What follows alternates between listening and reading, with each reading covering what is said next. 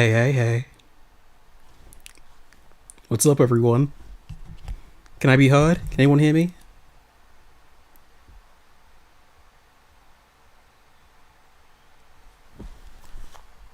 Let me switch the little old Sonic screen here. There we go. Okay, is everyone here? Ah, let's see who's in. Seven Stuff is here again. What's up, buddy? If I recall, you had a bit of furniture fall on you last time. I hope you healed. What's going on, JJ? Hi, Accelerate. Serious Sam, my friend. All the coolest people are here. Hope everyone's having a good weekend. Okay, I started slightly early so we can get the audio straightened out. So I'm hopping straight into Sonic 1. Right here. So if the audio is too quiet, send a £5 super chat to let me know. And if it's too loud, send a £20 super chat.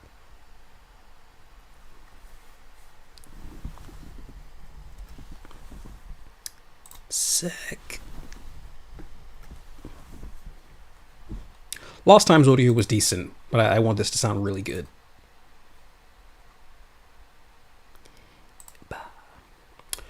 Okay. How's it sound? Oh, Emerald Chaos again. What's up? It's just right, so no super chat. Good. That works out. Okay, everyone, welcome to the classic Sonic Marathon that I'm doing today. And this is my first time really doing this. I have no clue how long the stream's going to be. I imagine maybe 5 hours max, because I know these games pretty well. But, we can't hear the game, but we can hear you. Oh, can you still not hear the game? Rats. Okay, I'll figure it out. Oh, I know why. One sec. There. Okay, now how does the game sound?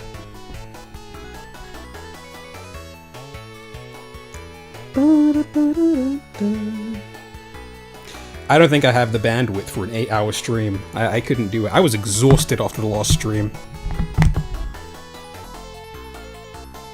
What's up, Gameringly? All the same people are back. This must be a good time to stream, I think. Okay, how does the game sound relative to me? That's the crucial thing. It's good? This is good menu music indeed. What's up, Palette and Lito and all these cool folks. Anyway, what we're doing today is playing all the Sonics back to back, the original Saga. But let me see if I can mess with the options here. I'm gonna play Sonic 1 and 2 with a bit of a twist, because this isn't really going to be a speed run, necessarily, but I also don't want to play quite overly deliberately. So, I'm going to try and do both, pretty much. Move through the stages really quickly, but also, you know, collect rings and get points and score and such. And I'm doing that by having a little time limit. Every stage in 3 minutes. That should be fun. Maybe not for Sonic 1, but for Sonic 2 that will get pretty tense, like, towards the end. And it will just kill you if you don't make it. The way I like to play Sonic 1 these days is no spin dash, no drop dash, but all the air caps and speed caps off. Because that opens the game up quite a bit, but without completely breaking it in half like the drop dash does. You still get to enjoy most of the deliberate design, though of course you can do things that you couldn't do before. And this of course is Sonic 1 Forever, which I don't have that much experience with, but the presentation's certainly good.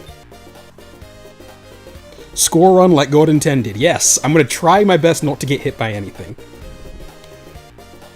Maybe slightly quiet will be better? Okay.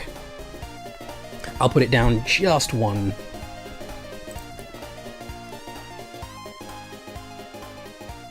Okay, how's that?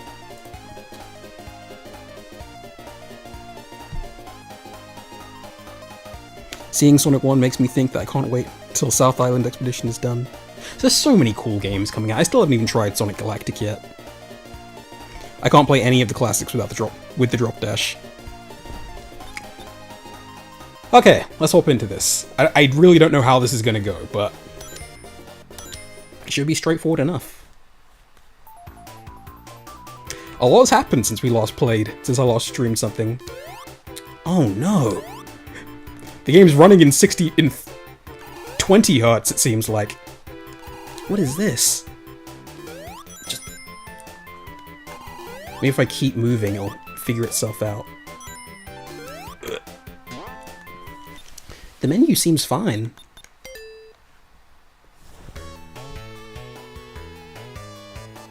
The sprite work polish in Forever is crazy. It is. It's all really quality. Ah, yeah, the frames. A little screwy. It's in PAL. There's no way it's in PAL. It's just running badly. Wonder what could be causing it.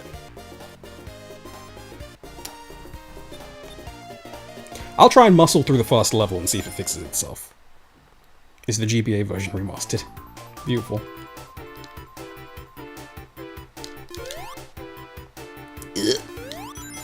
This certainly makes it easier to do everything in time, but I really want to play the real Sonic 1. Not relive the 90s in the UK.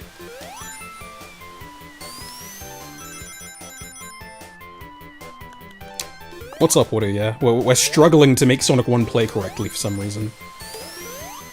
Even though surely this is much less complex than the insane Sonic CD Miracle Edition decomp I have. It could be the VSync. Let's try it. The menu's fine.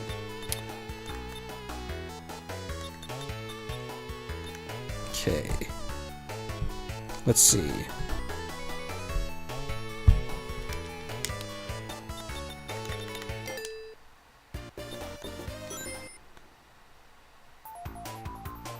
That seems to have done it. Okay, it was just VSync. My computer's too poor to handle VSync, apparently. Let's just run through here, make sure everything's above board and functioning.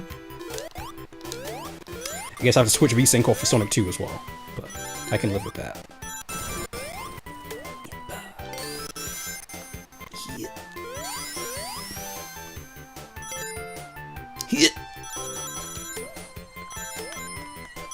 Used to love doing that as a kid.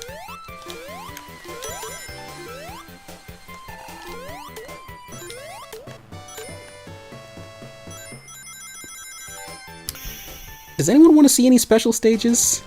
I imagine not, right? Surely. We're trying to play through 4 games today. I don't think anyone wants to see any special stages. Is this how bad your laptop is? Yeah, it's true. I'm guessing you guys can turn all the VSync on that you want, but not me. I can easily buy a new one. The reason I was using this same one for so long was just because I had to finish my video on it. But the video's done. I do want to show, where is it? Oh, I ran past it. Yeah, this bit of level design, which is pretty famous these days, but maybe not everyone knows about it, because you can't cheat it with the, spin dash in the original game. So what you have to do is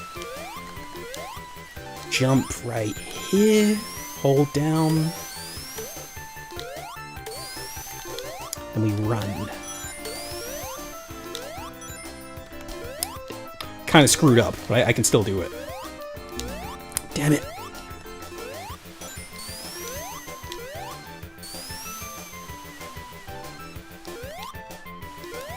There we go.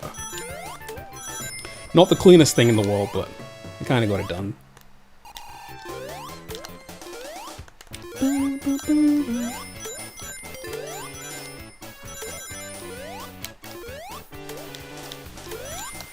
I think I'll do one special stage per game, just so we can remind ourselves what they look like.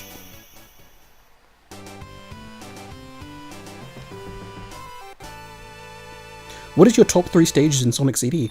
We'll find out. I didn't even really reveal the premise of this marathon. We're gonna play all the games, and then we're gonna rank all the zones, based on this playthrough and how fun they are.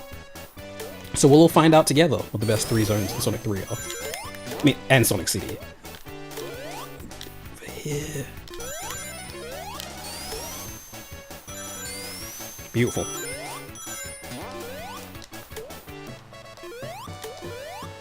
It's still in my programming to get 1-ups at all costs, even though I have zero use for them.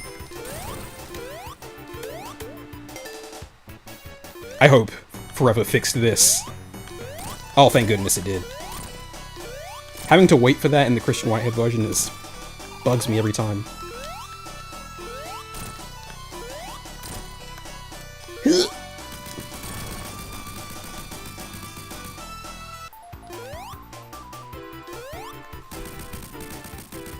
I'm curious if you tried out the Dubious Depths mod for CD. I played it last time. In my last stream I played it.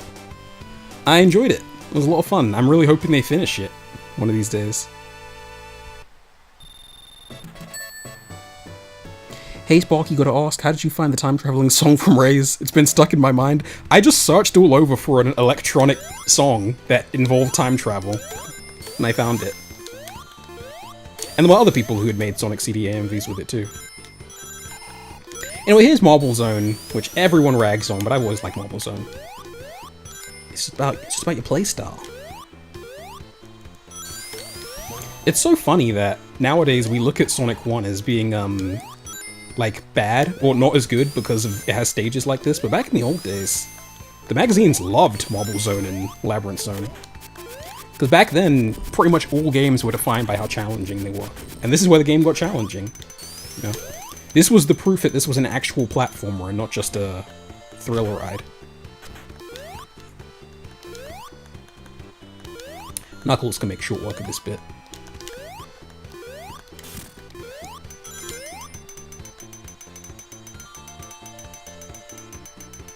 Marble Zone is cool and I'm tired of pretending it's not.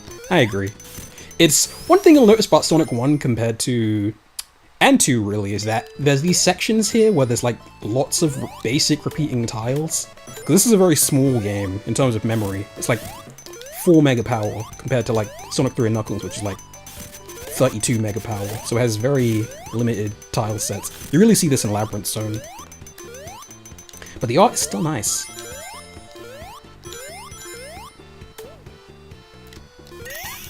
Okay, one special stage. Just for the fun of it.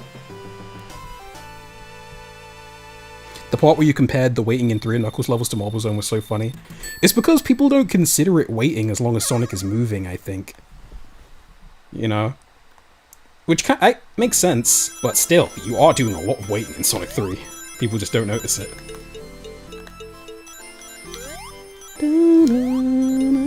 I love this song, dude. I'd love to waltz to this song someday. You kind of love Sonic 1 for stages like these because they need to approach them so differently. Yeah, that's kind of one of the cool things about Sonic 1, that every single stage plays differently. They're all built on different terrain and different gimmicks, so they're all a unique experience. Which is cool, but, you know, some stages are better than others. But the design here is good, you know? Apply Sonic's speed in clever ways, you can do all kinds of cool stuff. And I'm really trying not to get hit too. I'll even lose the shield, just to keep the stakes high.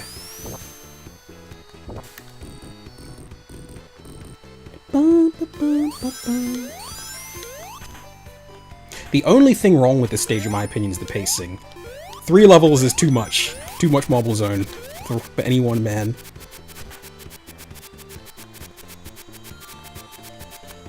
You want to waltz to this one day, I'll be invited to the JJ Wonder Woman wedding.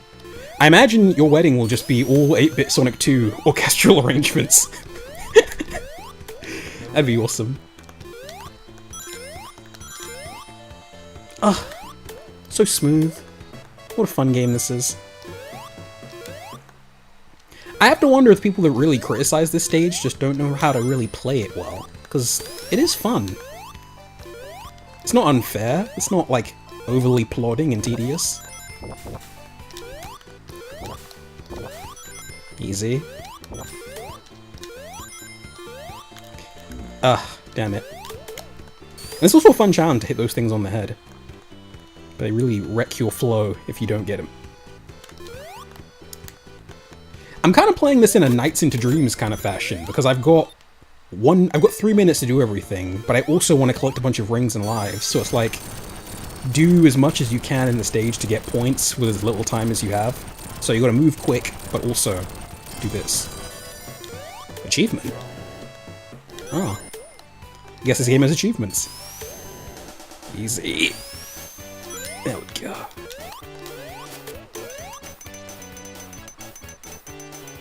Oh, what's up, Dubious Steps Radio? I was hoping you'd come. It's gonna be a while till Sonic CD, but hopefully you like these games too.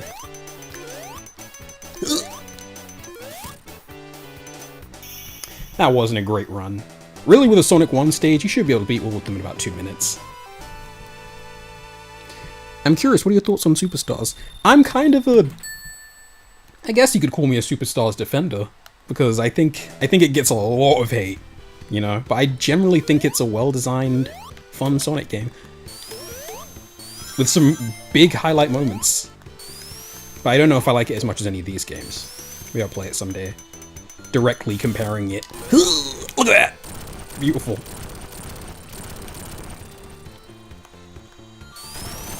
Yeah, the pacing's the only issue I have with this stage. Otherwise, I think it's tons of fun.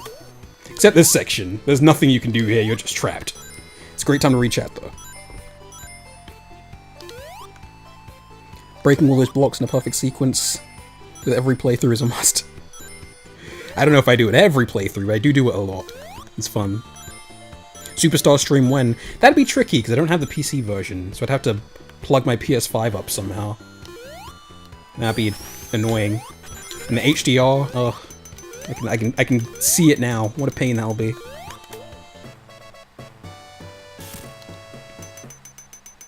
You'd love to hear a fully orchestrated version of the special stage. It's in the...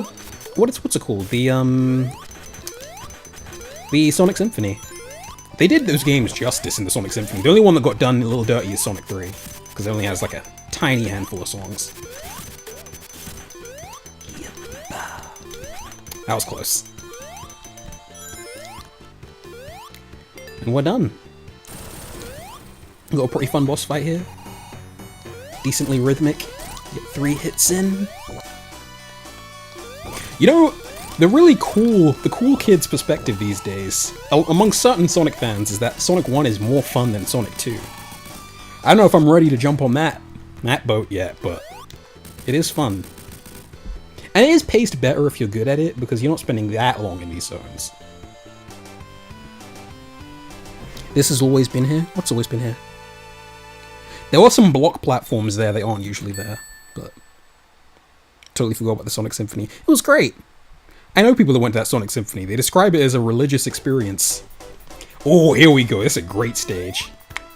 You can tell that this stage is literally just the prototype for everything that is Sonic CD, because this is just early Sonic CD. Not as good Sonic CD, but Sonic CD all the same. You can just snap this stage in half with some movement. Go here. Oh, beautiful. Give a little bit of this. Some of that.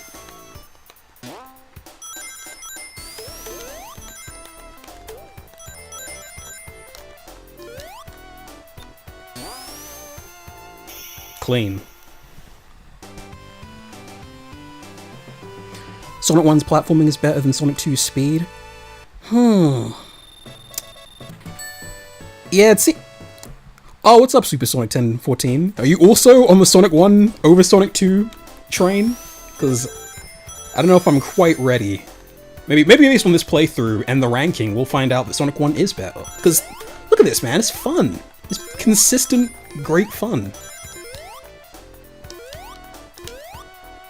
And there's lots of secrets to be found, too, that actually optimize the routing and make it more fun. And even without the spin dash, it's designed without to not require the spin dash, so it feels awesome to play when you nail it. These. Always want to get these. There we go. And this song's incredible.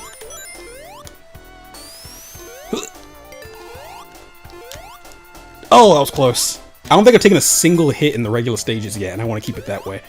There's the upper path here that you can take. This quality-ass platform. No! No! Oh! I knew it. I knew that was coming. Yeah, this is a great stage. I can still get my rings back in this little section. That was my first big mistake.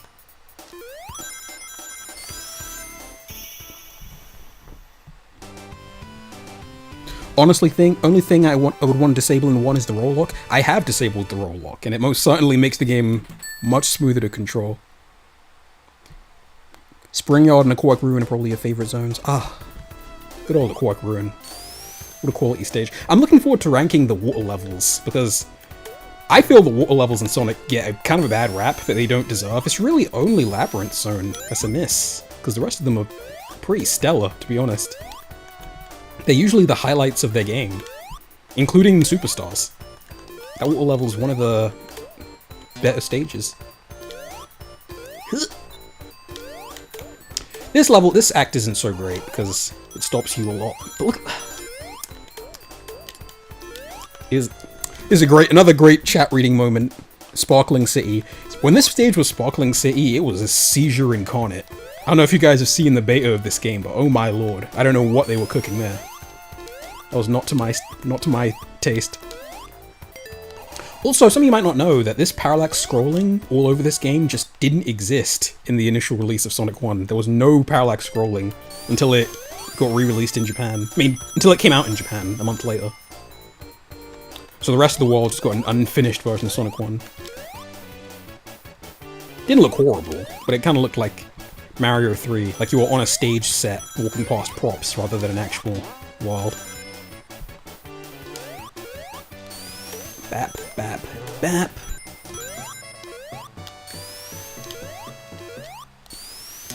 I'll have to take this route. Okay. I'm actually going to give that another shot. Here we go.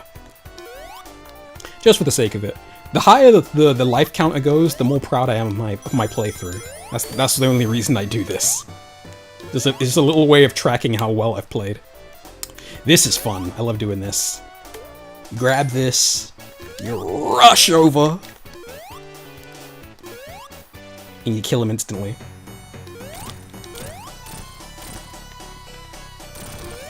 Yasuhara hadn't quite figured what Sonic's philosophy was going to be at this point, but he was still on it with a lot of all the little things he put into the stages, the little touches.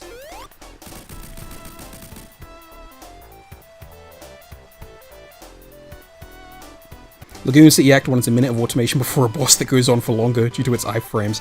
I think if you take the upper pots in Lagoon City, you have a better time. But if you fall, yeah, you do get sucked into a whirlwind of automation. Would not call 1 better than 2, but I think I'm used to 2. 1 feels... design feels like a bizarre novelty. It is, kind of. Alright, this is where it's going to be kind of tricky to beat these stages in 3 minutes. But I'm going to try my best. I'm not going to cheese anything. It's another incredible song.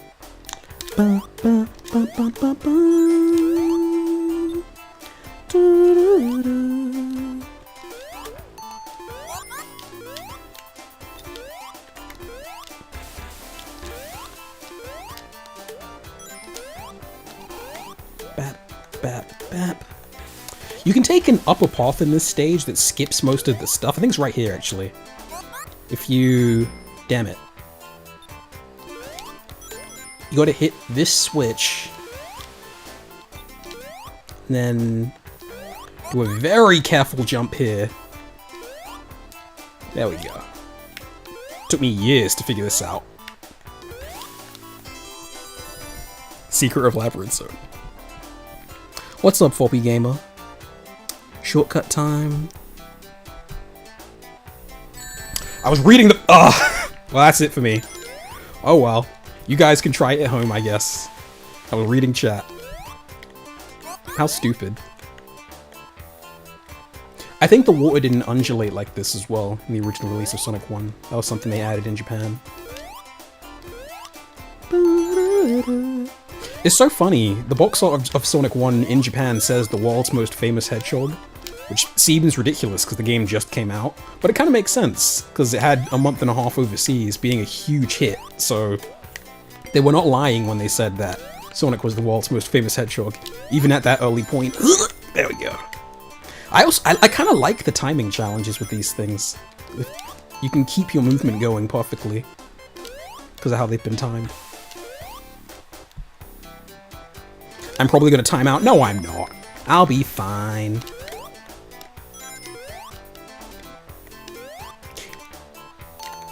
And I like how with good timing you can speed this up as well, but I kind of failed. Act 2 is where you need to worry about timeouting, honestly.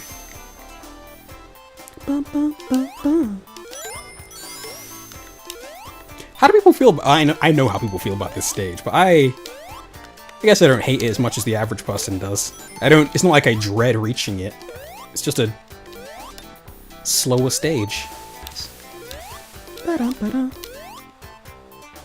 That was not a good run. That was very weak. Sonic had very little contest in being the world's most famous hedgehog. Oh no, you're forgetting about that guy that let Todd stay with him in the thunderstorm in Fox and the Hound. That beloved Disney character that we all know. From 1981. Okay, this is tough, and you need to use these invincibilities really cleverly and to get through stuff quickly, because otherwise you are not going to beat this in 3 minutes.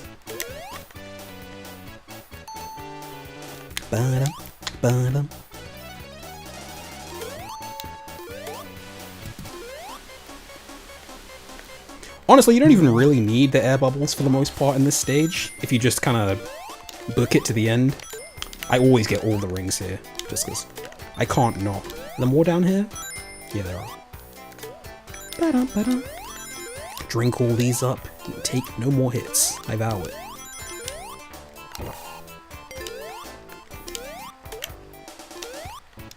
Did Shadow Generations come out yet? By the time that I'd last streamed? Did everyone enjoy that game? Because I very much did. I had a ton of fun with Shadow Generations. And I still haven't played the DLC level either. This is tricky.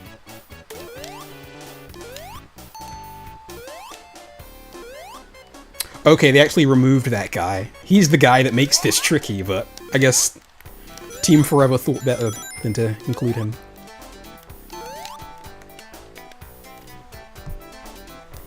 Shadow Generations is excellent. It really is. It's a ton of fun. And I still feel it's still in my PS5 because I don't feel done with it. There's so many great games that I've got recently that I don't really have time to play. Like Astro Bot is incredible, and I mostly watched my brother play it. Kind of want to see me do a stream of the Mega CD version of Sonic CD. I'd be down for that. I've got it. The Mega CD, for those that don't know, you can just print games for it because it has literally no copy protection. So I can just, if I ever wanted to someday just do a Mega CD stream, I could just play anything. All kinds of fan hacks and fan translations. But I do own an authentic CD disc, but I tend not to play it because I don't want to wear it out. That doesn't stop me from playing Burning Rangers. Some of you may know that I recently acquired Burning Rangers for the Sega Saturn. And that game, I'm kinda blown away by how legitimately good and fun that game is. I kinda assumed it would just be a neat idea, but extremely jank and awkward to play. But it's good. It's fun. It feels like a Sonic Team game completely. That's something I will probably definitely stream soon. Ugh.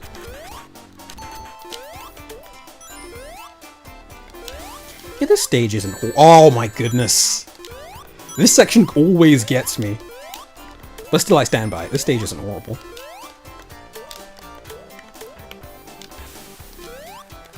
All these great goodies.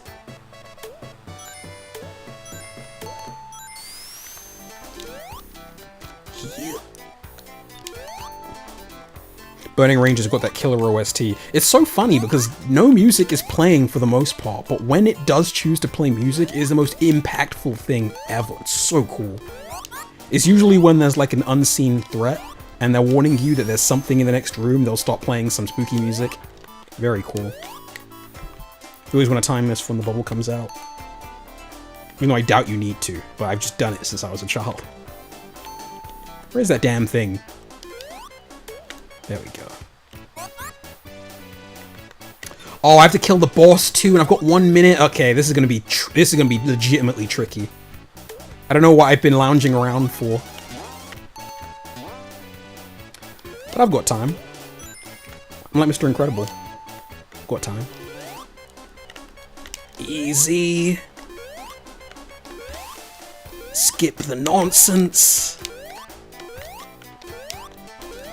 Bap, bap, bap, bap, bap. 30 seconds. It can be done. I've done crazier things. I'm gonna have to skip the shield, and I'm keeping the rings too.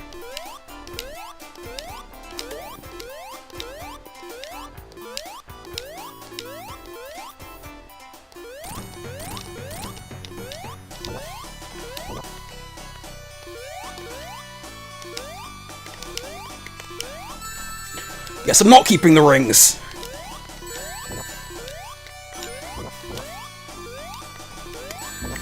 It's over. GG.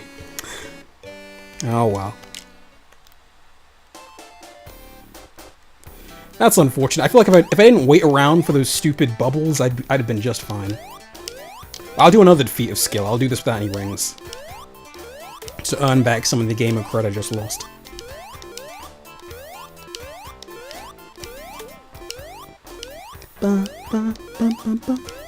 See, this is how you keep a game tense, with weird challenge runs, like a 3-minute time limit.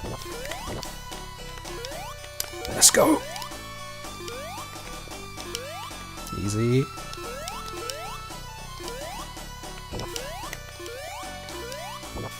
A lot of people hate this boss, but I've always enjoyed this.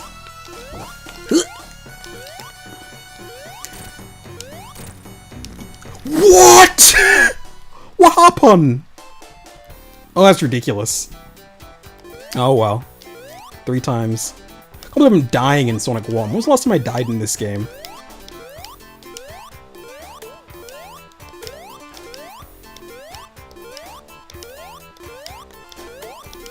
I will die of shame if I don't beat the game with at least 20 lives on me, so. And hopefully that was the last death.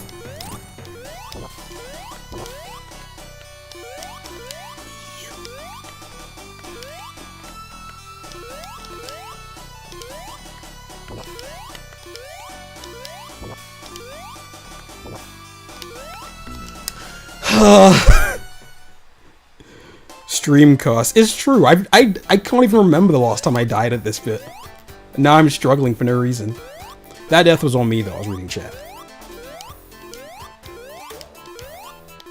Can you believe they want to make this level the second stage of Sonic 1? That perhaps would have been a decision that ended this series instantly.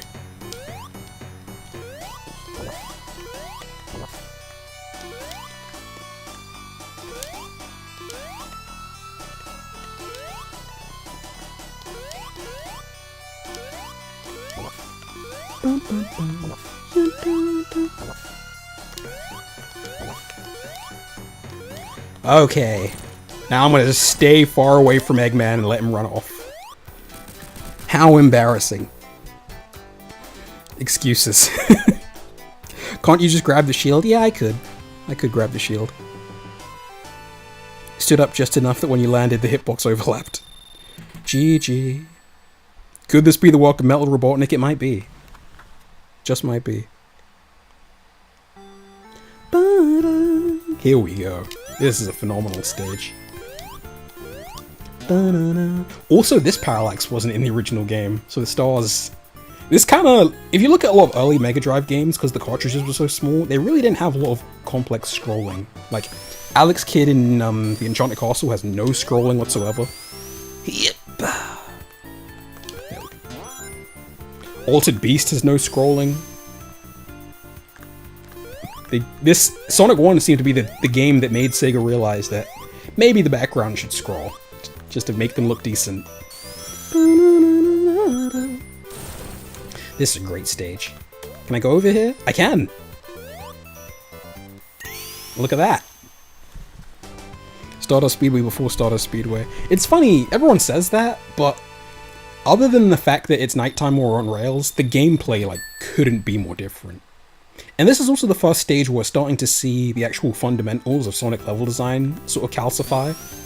Like, clearly the goal here is to stay as high as you can. And that's not really the case in the other stages.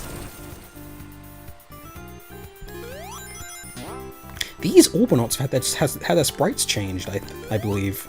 Is anyone else noticing that? They got a bit more of a metallic vibe to them.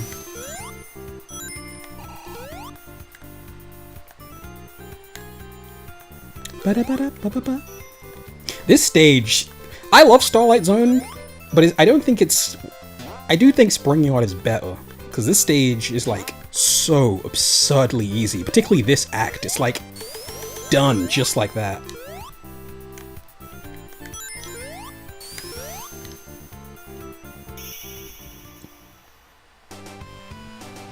The settings of Sonic 1 levels and CD have some similarities. For sure. Absolutely. It was built directly on top of Sonic 1.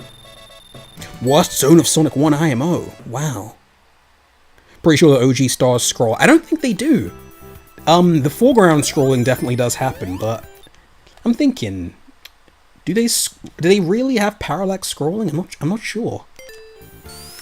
I'm pretty sure all the parallax scrolling in this game was added in the Japan release, which is what all the modern versions are based on, so you don't want to get shot too high at that bit. But yeah, this is a great stage. It's just very straightforward.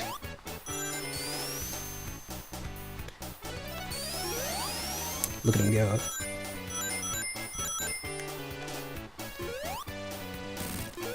I do like it though.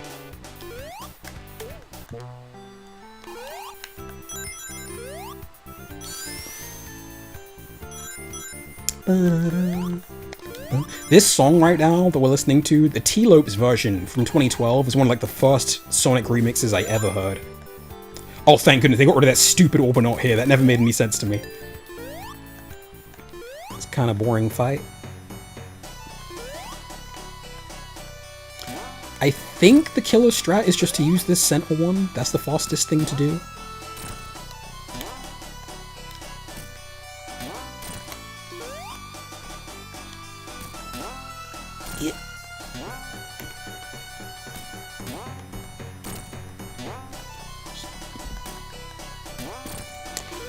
I feel like being super easy and inoffensive is worse than... Oh, you can get 2 hits, nice.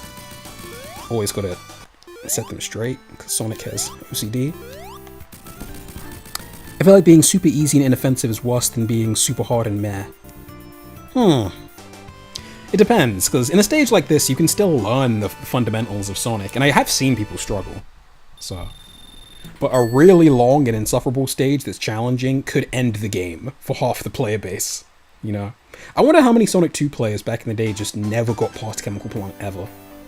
This here is a great stage, I think. This is even more than Starlight Zone. You can tell Yasuhara figured out what he wanted to do with Sonic design, with sticking to the top path. If you play the stage perfectly, you just cruise through the top path.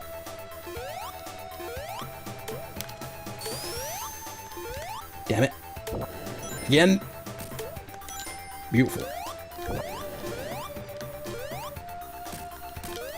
There's some kind of crazy blind jumps you have to do, but I think I can pull it off.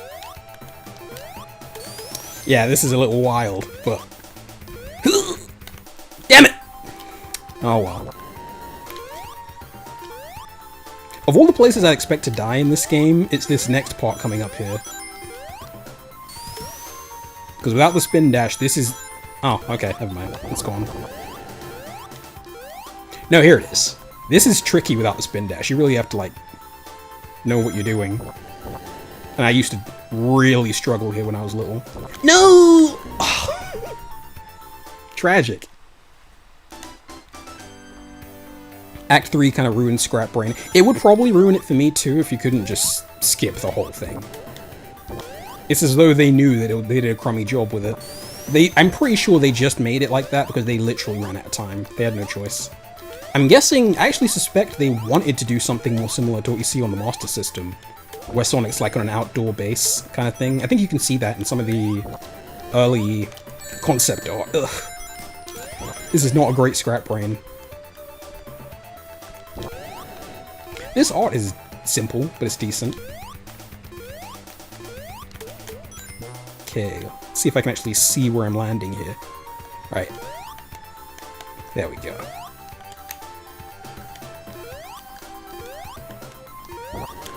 Ha!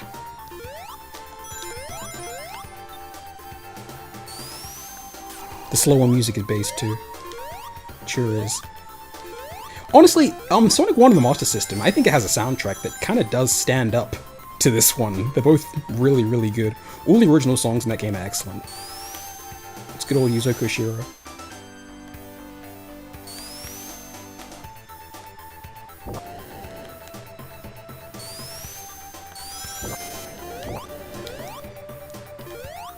Bap, bap, and we're out. You took the secret path on your first time through Scrap Brain Zone 3 as a kid and have never taken the main path. Okay, speaking of secret paths, I discovered something quite recently that I'm going to show off to you now. Hopefully, if I don't screw up. But if you play Scrap Brain Zone Act 2 really well and take no hits, there is a secret path, which skips all the nonsense. But you have to take a very specific, circuitous route through the stage. And these are much more useful without the roll lock. Okay, what you have to do is collect 50 rings, by any means that you can. Anything back here? Nothing. Damn it! What am I doing? I swear I landed on him. Maybe I can get 50 rings anyway.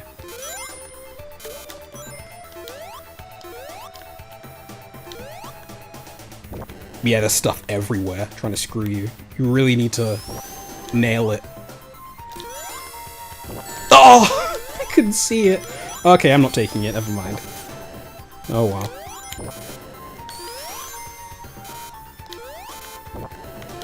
But basically, if you get to the end of this route with 50 rings, it takes you... Really putting us through the ringer.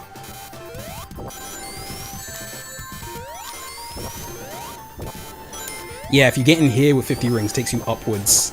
Even more upwards, and just beats the whole stage for you. Which is cool, but we don't get to do it.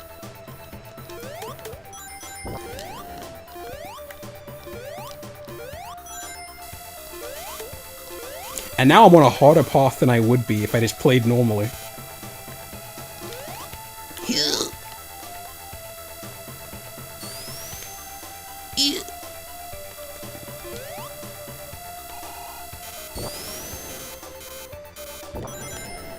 Those come right out of nowhere.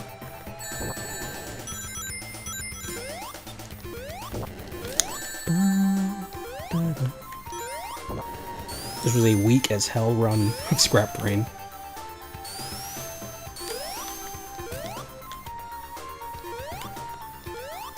These pigs come back so often in the series, I feel. Oh, here's a question. Which game do you think has the best badniks of these old Sonics? Because I feel like Sonic 1's the most iconic, but this is the only game that doesn't have stage-specific badniks, because they just couldn't think up enough, I guess. It kind of reuses badniks all over the place. Will you play the Knuckles quest with Sonic 3 Knuckles? Nah. There's no way. Will I play Knuckles Chaotix? I don't have the means to. I could emulate it, but... I'm not even good enough at Knuckles Chaotix to do a smooth, quick run of it.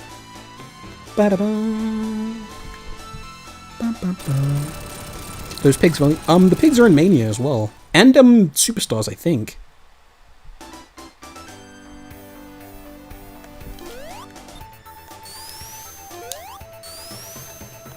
Okay. Let's just get right through this in about 30 seconds.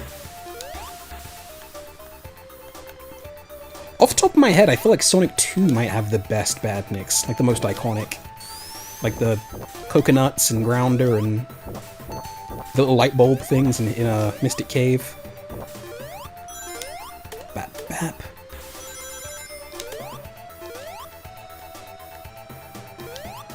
Yeah, I'm all for cool shortcuts, but... Oh! I love... Ah! Horrible. I love Superstars, no one can change your mind. No one has to.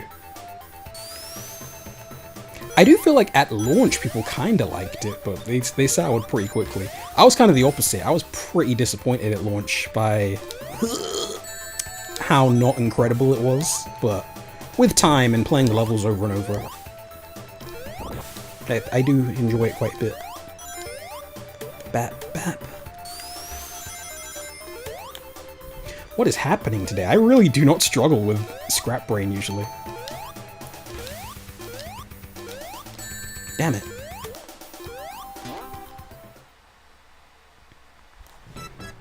Expert clout revoked. GG. I'll make up for it in Sonic 2 somehow. This is slightly harder without the spin dash, but in no dimension is it actually hard. Doo doo doo doo doo doo doo doo.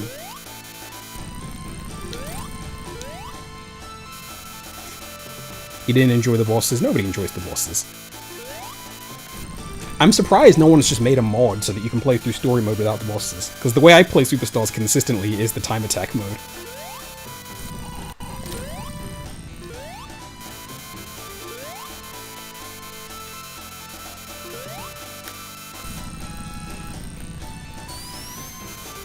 I love how 8-bit Sonic 2's badniks were named.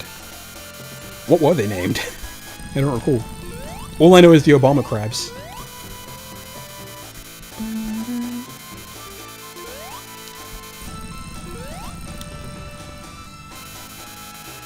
I wish I liked Superstars.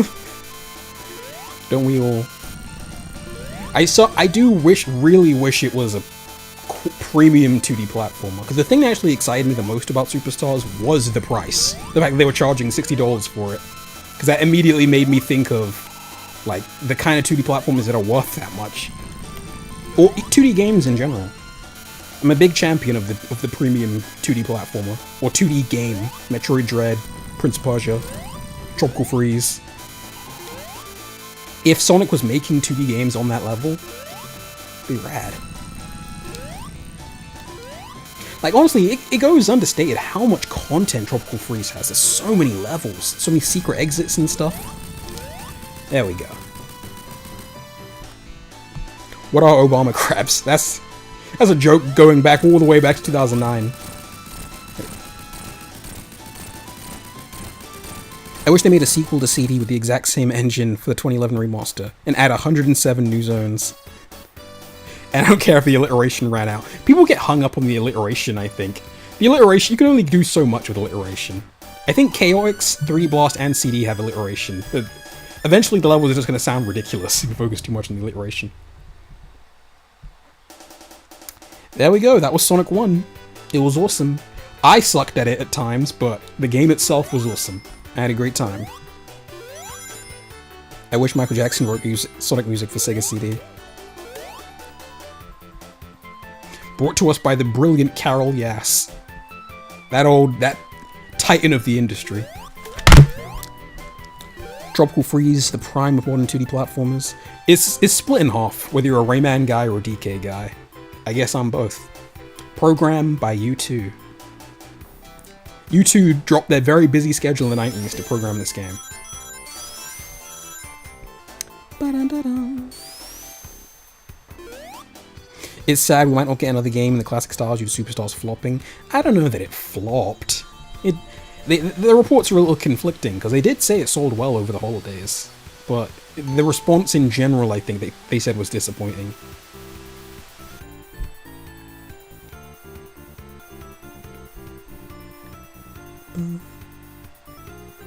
Sad that Superstars got physics right, but the game falls apart after a zone. I think my favorite zone in that game is the sand stage, but I honestly can't even... This is the one guy who has his real name in the credits, by the way, Masato Nakamura, because he's an actual... He was like a contractor, he's not a Sega employee, you have to give him his name. If you credit someone else under his name... I'm surprised Dreams Come True aren't credited here also. Jimita and Maki. Maki is someone called Yukifumi Makino, who was the sound director for this and Sonic 2 and CD and Nights, I think. He did all the sound effects. And he made the drowning theme.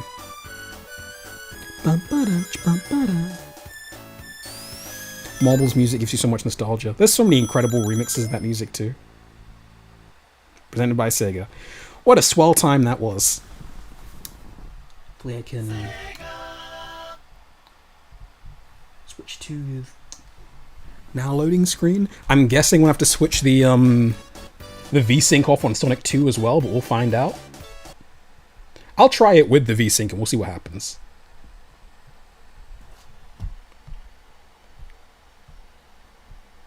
Sparky, what is your favorite music composer of all time?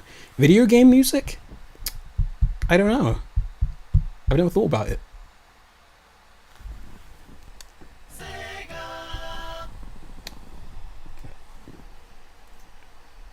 Okay, here we go. On to good old Sonic 2. I don't think I've actually played Sonic 2 Absolute at all, ever. What's that desktop background? It is... Let me get out of here. Won't let me out. There we go. It's Yui, which reminds me, I'm working on a new video. And I've been working on it since December or so. A new video which is not about Sonic and is about anime. But it is a video that anybody can watch. And it's kind of lengthy to work on, but I'm enjoying writing it. CD eats two. Not a CD after one truther. We'll talk about that. A lot of people love playing CD after one because I think it takes place after it. But when I was a kid, I was firmly in the perspective that Sonic 2 CD was like way after 3. That's how I always thought of it. Oh, I didn't even check the sound. How does the game sound? Is it good? Do I sound good relative to Emerald Hill Zone?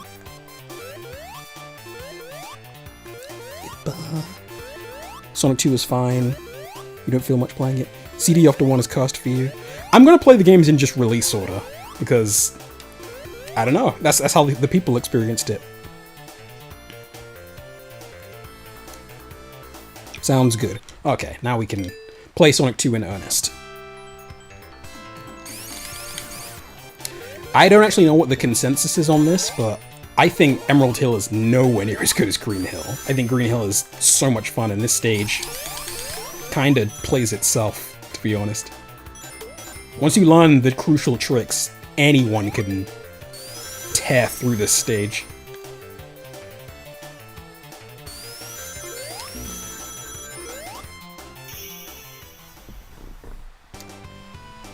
CD is technically after 2, according to Judy Totoya. Yeah, they've gone back and forth on it a few times, but my logic was just that I liked the idea that Sonic met Tails and Knuckles first, you know? And also I love the idea that all of these games are like a trilogy, right? If you look here in the distance here, it's easier to see in widescreen, but you can kind of see South Island there. Or an island at least that looks very similar to South Island. And Naka certainly likes to think of this as like a trilogy of games, one after another. But logically, it does make more sense to have CD come straight after one.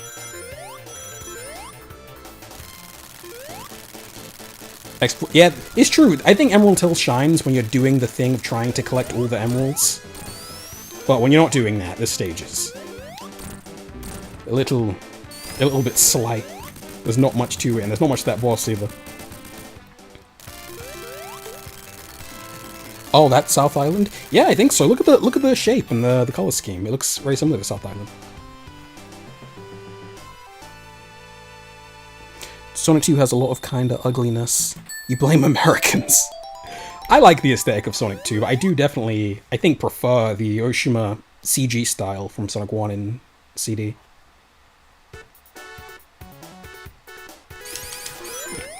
Here we are in good old... I have to keep reminding myself I'm playing these with the intention of ranking them later, so I really have to pay attention to the little details in these stages and how fun they are.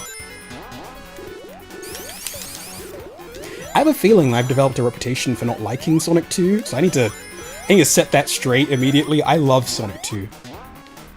in my CD video, I compared it negatively to CD because I think CD's better, but doesn't mean I don't love this game. This game's awesome. You just can't.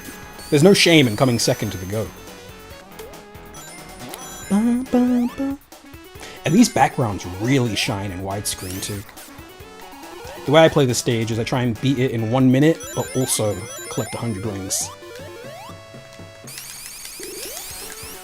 And keep tails. It was pure dev hell. It was. A lot of... It's a funny thing, Mark Cerny wanted them to start working on Sonic 2 much sooner, but Sega of America said, oh no, that's not necessary, we still have Sonic 1, you know, that game just came out. But then they changed their minds after the holiday season when they realized just how successful Sonic was. And if they gave them that extra 2 months of dev time, the game probably would have been way different. Probably a lot more finished. Also, who knows how these things work? You're supposed to jump into this thing when it's on an odd number to get the best route. Oh snap! What? Oh, the timer is wrong because it's counting down. But usually you're supposed to jump in on an odd number. Screwed myself. Chemical Plant is high-key nostalgia. Same. Is a level I was stuck on for weeks because of this section. If you play this stage well, you're not even going to see that pink water.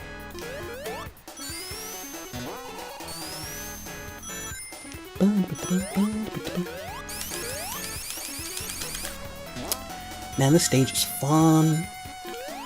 It's a lot of automation, but it is a ton of fun and amazing shortcut potential.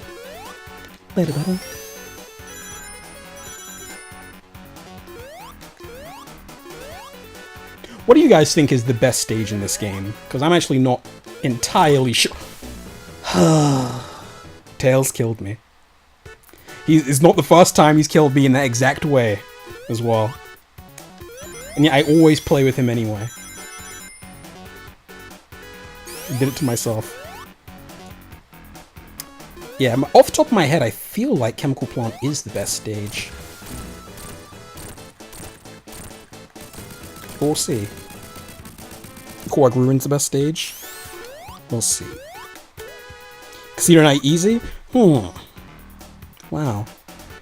I may have to drop some hot takes when I get to Casino Night, because I think Spring Yard's better, personally. I just don't think the platforming in Casino Night is as interesting. I can't believe Tails killed me.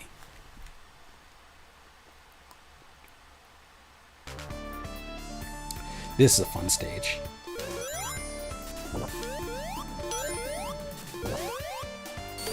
But it's another stage where it's like, when you get good enough to know what you're doing, you're really, like, just cleaving through it. Like, I am at zero risk of getting into the watery sections of this stage.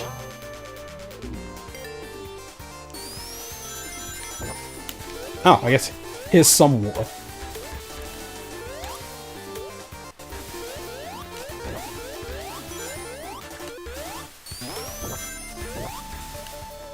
Damn it.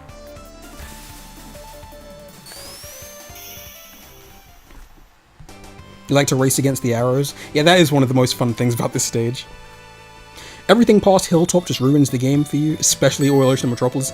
Well, you forgot about Mystic Cave. Mystic Cave is awesome. I love Mystic Cave anyway. Yeah, I guess I'm not on the team Sonic 1 is better than Sonic 2. I really do love Sonic 2. And I was talking to JJ about this earlier in the week, but Yuji Naka, as you guys probably know, he left Sega after Sonic 1 and started looking around other companies to hire him. And nobody did, and that's when he moved to America to work on this game. But I was just thinking, how different would the Sonic story be if he really did just leave and go work at Namco or something? Or Nintendo, like he was trying to. Because a gaming timeline without Sonic 2 is very, very different. Like, everything's different. Sega's market share, all the imposters that this game had around that time. This boss is a bit screwy in widescreen, because vertically it's not supposed to be like this. It's so screwy, in fact, I'm gonna get revenge by cheesing it. Like this.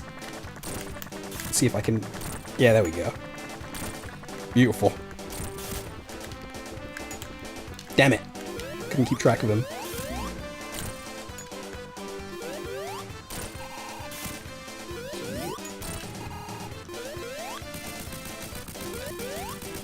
You think CD would have been made without Sonic 2? Yeah, CD would have been made and probably been a very similar game, because CD was actually in production before Sonic 2, if you can believe it.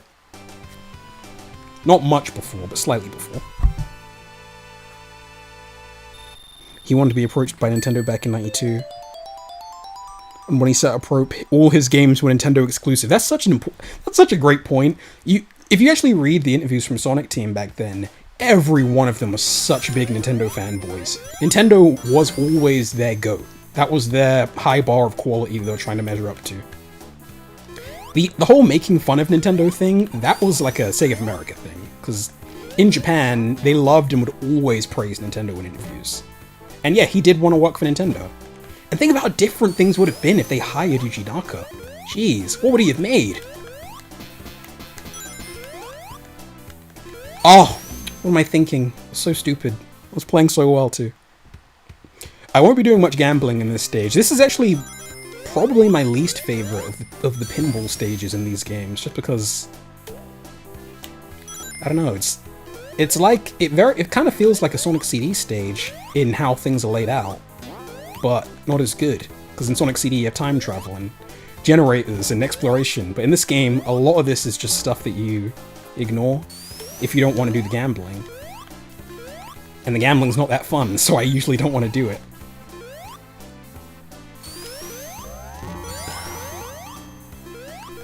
But it is still kind of fun to move through. I just think Spring Yard's kind of better. And the visuals are great. Can I beat the stage in 1 minute? I can. Amazing. This stage was totally designed for multiplayer, for sure. Absolutely. When you're not focused on running to the end, like, and zigzagging around with another person in split screen, you can tell that's what they were going for. Gambling's not that fun. Opinion. Invalid. It's just me, I guess. Other people really love doing it, but I guess just not me. The speedrun routes are kind of... they are kind of fun, though. Just going as quickly as possible with the high routes. And nailing the platforming. But you can tell that it's kind of CD-like in how they're de-emphasizing enemies and there's no bottomless pits. Oh, it's clean. But it's just not got as much going on as a CD level, so it feels kind of slight. But it is fun. I would not call this an S-tier Sonic stage.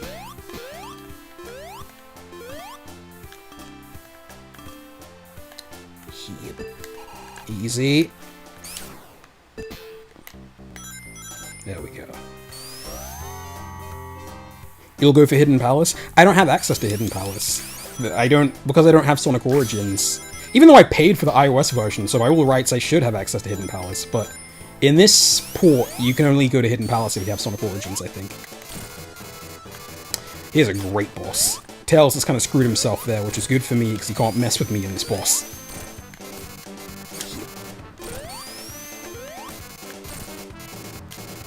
Damn it! You almost never want to land on those things, they're not useful. Ah! My rings. That was kind of weak.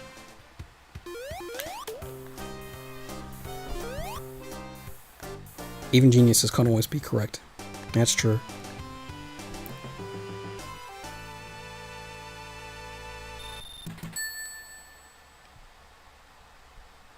Tails is carrying. Tails ain't doing jack.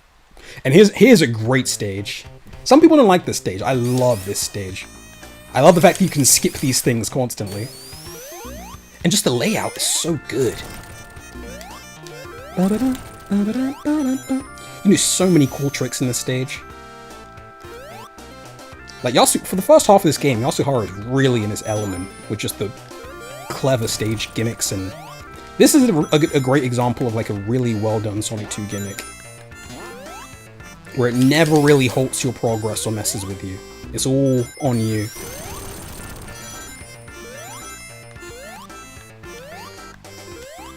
Clean ass level design, dude.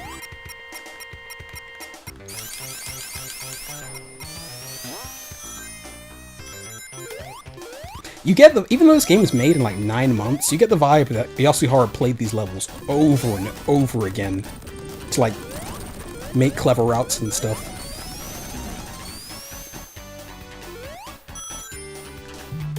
Beautiful. Look at that. You can beat the stage in 1 minute flat, I think, with 100 rings, but that requires some real movement. I love the music. The music is extremely divisive. Some people hate that music. Maybe this is a crazy opinion, but Sonic 2 is probably my least favorite of these soundtracks, even though I love the music, obviously. I just don't think it's as legendary as Sonic 1, or as clever as Sonic 3. And some of the songs aren't great. Wing Fortress isn't great, but for the most part, it's an awesome soundtrack.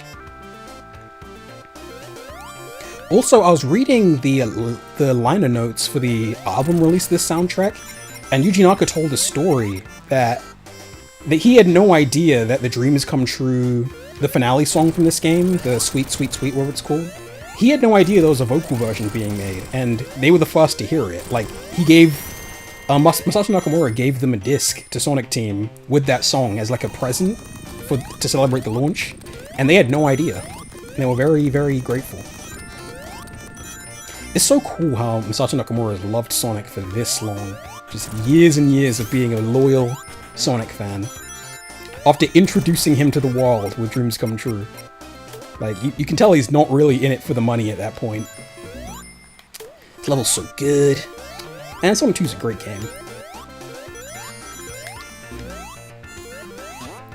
I do think for the most part these Sonic games just get better and better.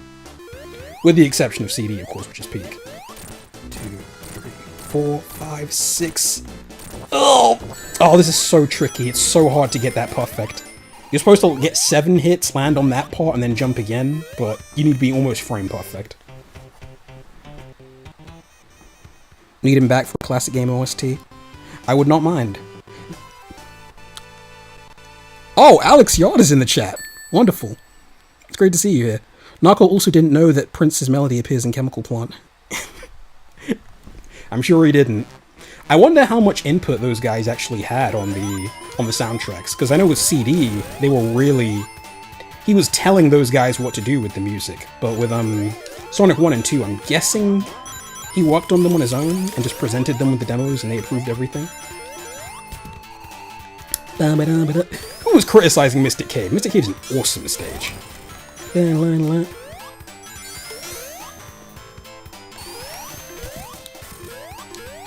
See? Beautiful. That's kind of a hard jump to nail, but it feels good when you do it. And the color scheme here is beautiful too. I love that purple.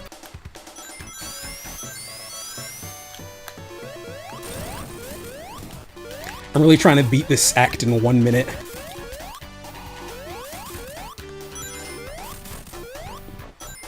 Some extra rings down here. Okay, I failed. Decent though. Mystic Cave, best stage for graphics and gameplay. It's definitely up there. I do think I like Hilltop a little bit more, but the graphics here are amazing. Very 90s. Your second favorite after Quark Ruin. Yeah, we have no hidden palace, sadly, so I'm just gonna have to stick to the top path like I typically would.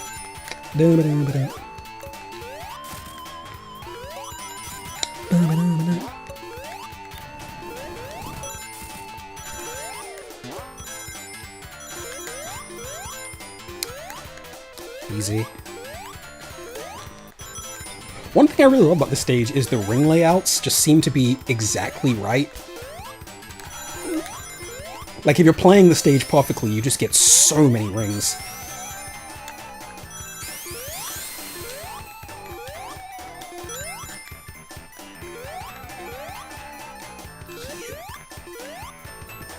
Okay, we're going up there.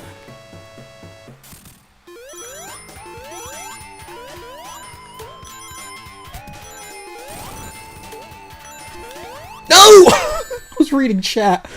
Oh. Wasn't Hidden Palace in this version? I could have swore it was the last time I played it. I think you have to do something to make it show up, because I did check at some point, and it was just spikes, like it usually is. Oh, we haven't done a special stage yet. I guess I'll do one Sonic 2 special stage if people really want to see it. 1, 2, 3, 4, 5, 6. This isn't too tricky.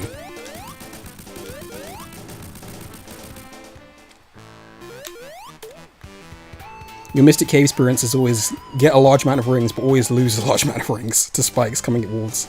I almost nailed that, but I was reading a very riveting chat.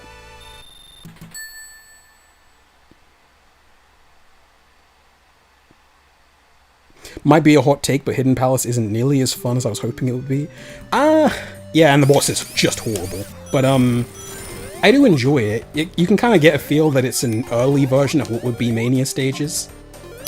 But now we have to strap in for some mid, because I don't know if this is a crazy hot take, but I think even Metropolis is better than this. This stage bores me to tears. I do not care for it. I just can't with the lifts. And the cannons.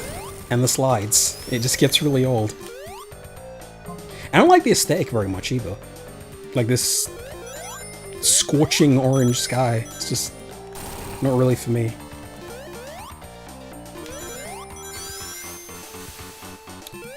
There's some decent skips though. It's still a Sonic 2 stage.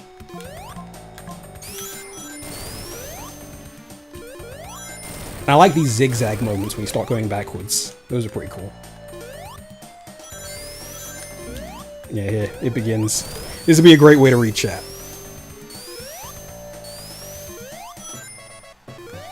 Bap. Bap. Can I go over this thing?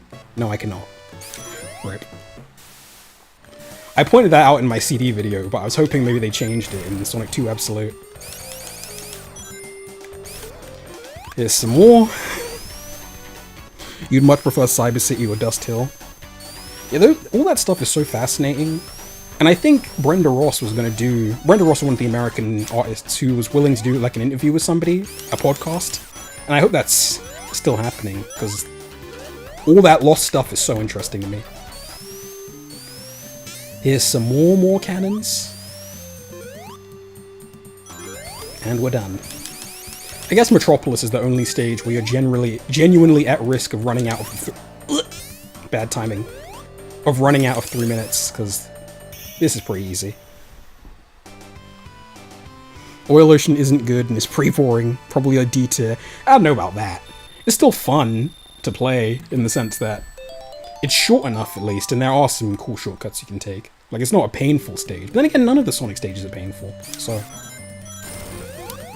we'll see. Damn it! You really don't want to fall down into the lower parts of the oil here. They get so annoying. Here we go.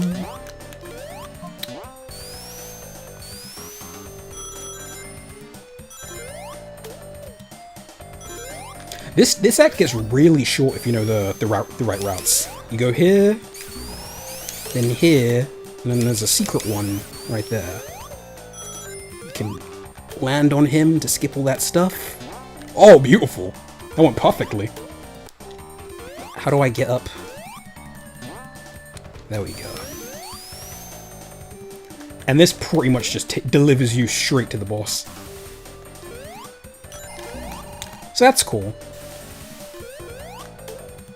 But the boss is awful, so that's Oil Ocean. Yeah, this level isn't too high up there. It's definitely the worst level we played so far. 2, 3, 4. Also, some of you may have noticed this, but the hits are very screwy for this boss in the Christian Whitehead version. Some things just don't connect for whatever reason.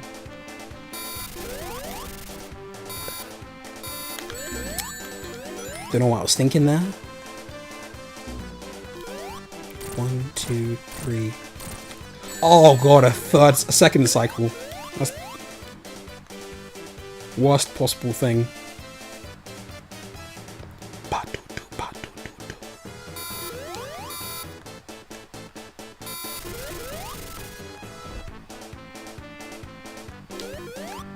You prefer 2's Oil Ocean to Mania. Jumping up the oil gets really tedious. It's so fun. I wonder what they were thinking with that. Putting Oil Ocean in Mania. Not only that, but bringing back all of the most disliked mechanics, like Sandopolis stuff. I wonder what they were going for. Shugul's recently posted a podcast that I haven't watched yet, but I did download, where him and some friends, apparently they convinced him of Sandopolis' quality. So, there are very few Sandopolis defenders in this world, so I look forward to listening to that. Okay, here we arrive in Metropolis, the most hated stage of any classic Sonic stage. Let's see how bad it is. Let's see if I can beat all of these acts in 3 minutes.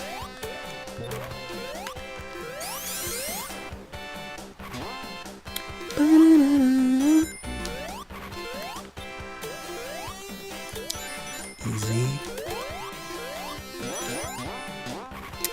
I kinda see the vision with the badnik placements and like you can kind of intuit them a little bit with how the slopes are laid out and such, but man, it's definitely a very unsatisfying stage.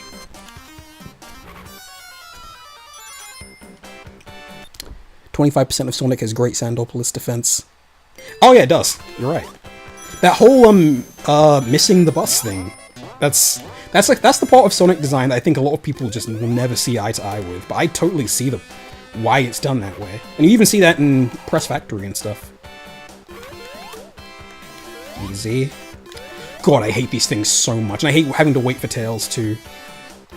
Insufferable. That has to be the worst gimmick they ever put in one of these games. Oh, I can't stand it.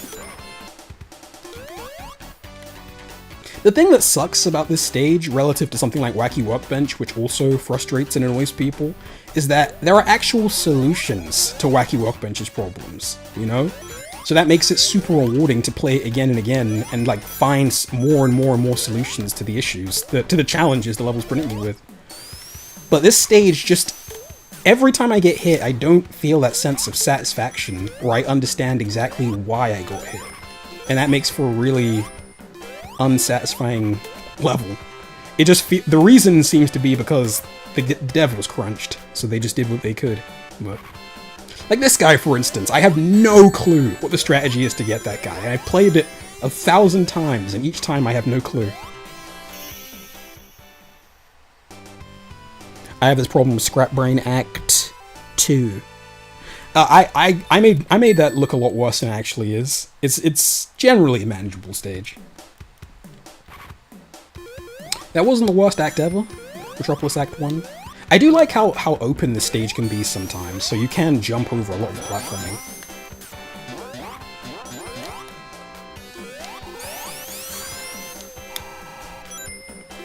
This is another one of those stages where you can see the limitations of the... Oh, here's a cool shortcut. Even the worst Sonic 2 stage does have cool things that you can learn to make it better. But yeah, you can definitely see the limitations of the tile sets when it's just... There'll be moments in this stage where it's just covered in those same green repeating tiles. It's not the prettiest thing.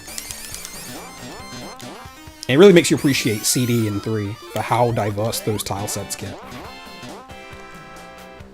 He's... Oh no. Oh, I can't stand it. Attacks on all sides, and a low ceiling. I do love these things, though. Being clever with those, and like... There we go. I don't have time to waste. I could legitimately run out of 3 minutes in Metropolis.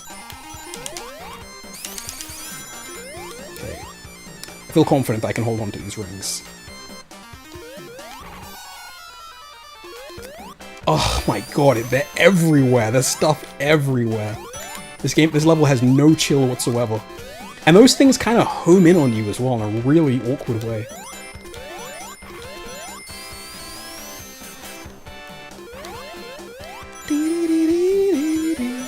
I think you can just spin dash right up here.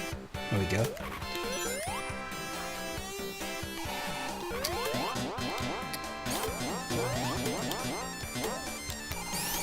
If you hit that just right and land on him, you can do a pretty cool skip.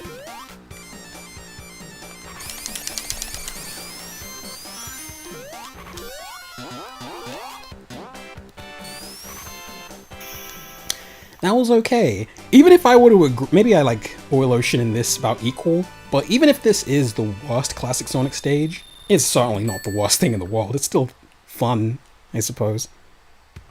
Everything despises you in this stage. It sure does. But I guess the difference is the Wacky Workbench, everything despises you in that stage too, but there's still an equal balance of obstacles and opportunities. This stage does have opportunities, but mostly it's obstacles. Even that's trying to trick me. Goodness.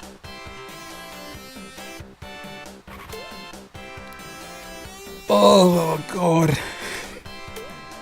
Please make it go faster. Am I in Act 2 or Act 3? I think I'm in Act 2. This is another stage like Marble Zone where the pacing really grates on you. Hearing that song... Oh, there we go. Hearing that song 3 times, you're very ready to leave this place. Sonic 1 and 2 are actually pretty comparable in terms of length, but this back end of the game really does kind of drag. Easy. Ha, I knew it.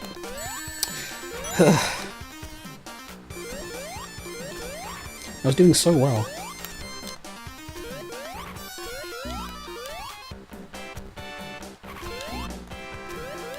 There we go.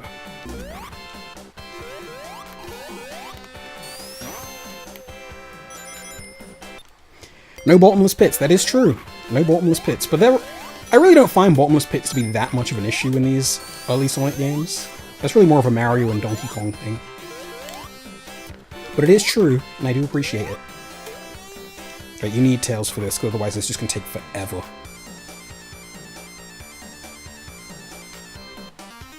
Just thrilling stuff. Oh, I need to hurry. This is Act 3, I've just realized. I need to move. This does kind of make it a bit thrilling. Oh! Thank goodness. If I fell, I'm pretty sure that would have really screwed me. Okay, 30 seconds to kill the boss. I got time.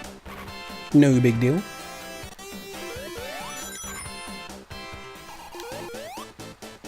Easy. Oh wait. Totally forgot about this. That certainly makes it a lot easier. I'm still running out of time though.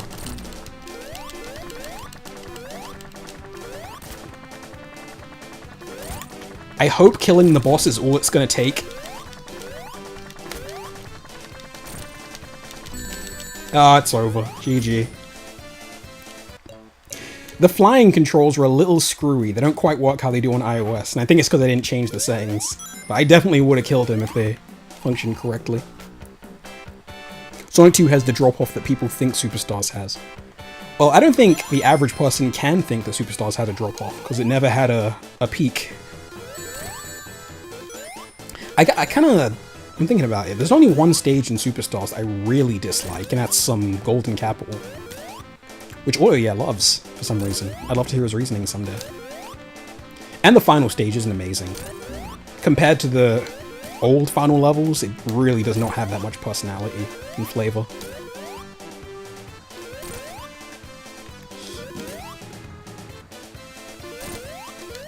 Okay, now we can kill him. There we go. I'm not gonna lie, the viewer count tripled or quadrupled since the last stream. I can't see the viewer count, so I'll have to just take your word for it. Oh yeah, this guy can kill you if you just leave him here. You can die before the next level loads, which has happened to me. I think I was just experimenting to see if it would happen.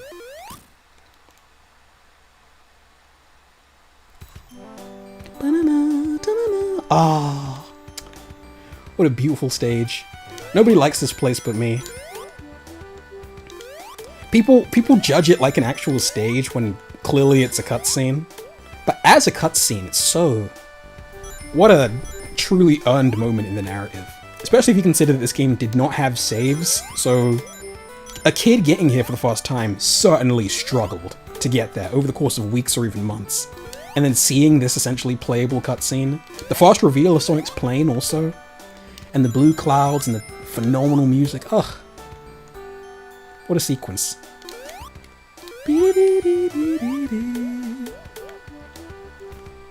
This is a great stage to get points. Yeah, you're right. We'll try and get some neat chains. And also, you'll notice that the Team Forever fixed the issue that everyone had with this stage, which is that the turtles just splat on the ground. They gave them parachutes. I always assumed they land in the water, so they'll be fine. Damn it. This will be good. See if I can do this. Nice. Accidental spin dashes. I think a very light one will be okay.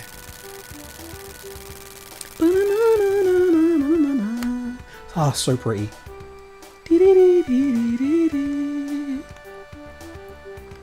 And this is also the first time in the game where Tails actually does something.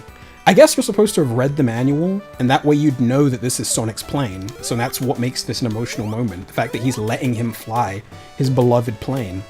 In the manual of Sonic 2, Tails showed interest in this plane, and Sonic told him to get away from it. But now he's letting him fly it. It's rad.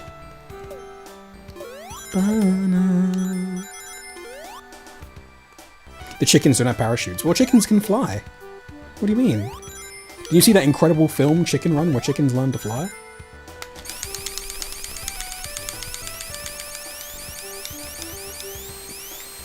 There we go. Only after Mania I found out I can spin dash off the plane. I did it all the time as a kid. It was horrible. Also, if you come here with Supersonic, it is torture. Because Supersonic loses his mind on that plane.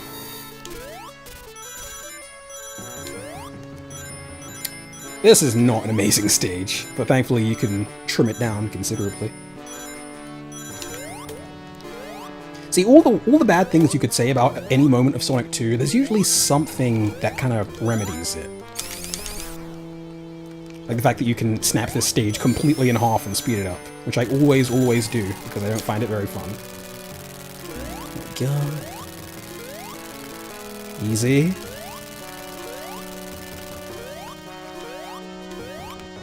Easy.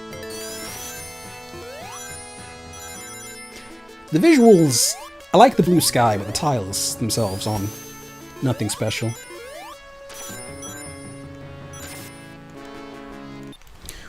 With how iconic the tornado is, rather than kart races, they should have tried to make a plane racing game. I mean, All Stars Transformed is goated. If they tried something like that on the Dreamcast, I wonder how people would have responded. People don't like this boss. I kinda love this boss, because it's really precise and specific. 2... Oh, damn it! 1, 2, 3, 4, 5. Yeah, he's done. Put a fork in him. Oh, what am I doing? That was whack. Could have been better. Extra life over here. I wonder which playthrough took longer, this or Sonic 1. Because they're about comparable in terms of length.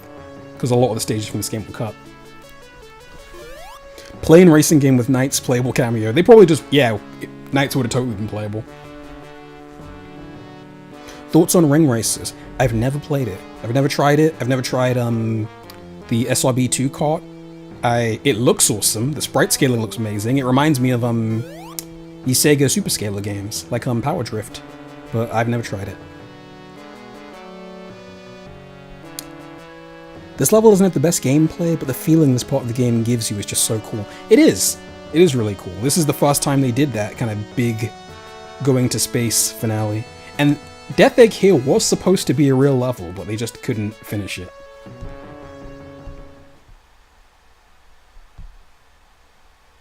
Those platforms were such a hurdle as a kid.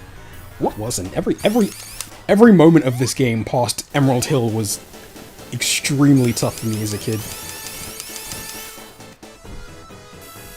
One thing about this game, this fight that isn't super clear is that Eggman's actually controlling Mecha Sonic back there with a little remote. He's not actually a sentient creature.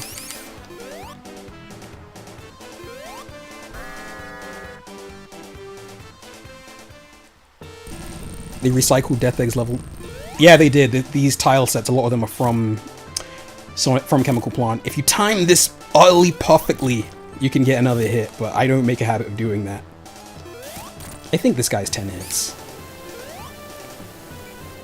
This is definitely a cooler finale than the first games, but man, was this misery as a kid.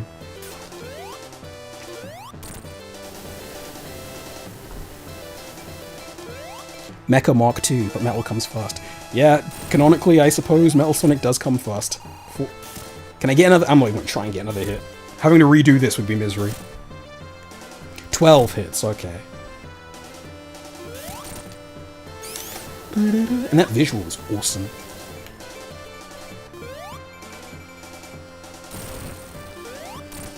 It's kind of amazing that this game turned out as good as it did, because it really did have like a 10-month development cycle. A lot of the Japanese staff flying to America couldn't come for like a month because of visa things. So the Americans in Naka were working on the game very understaffed at first.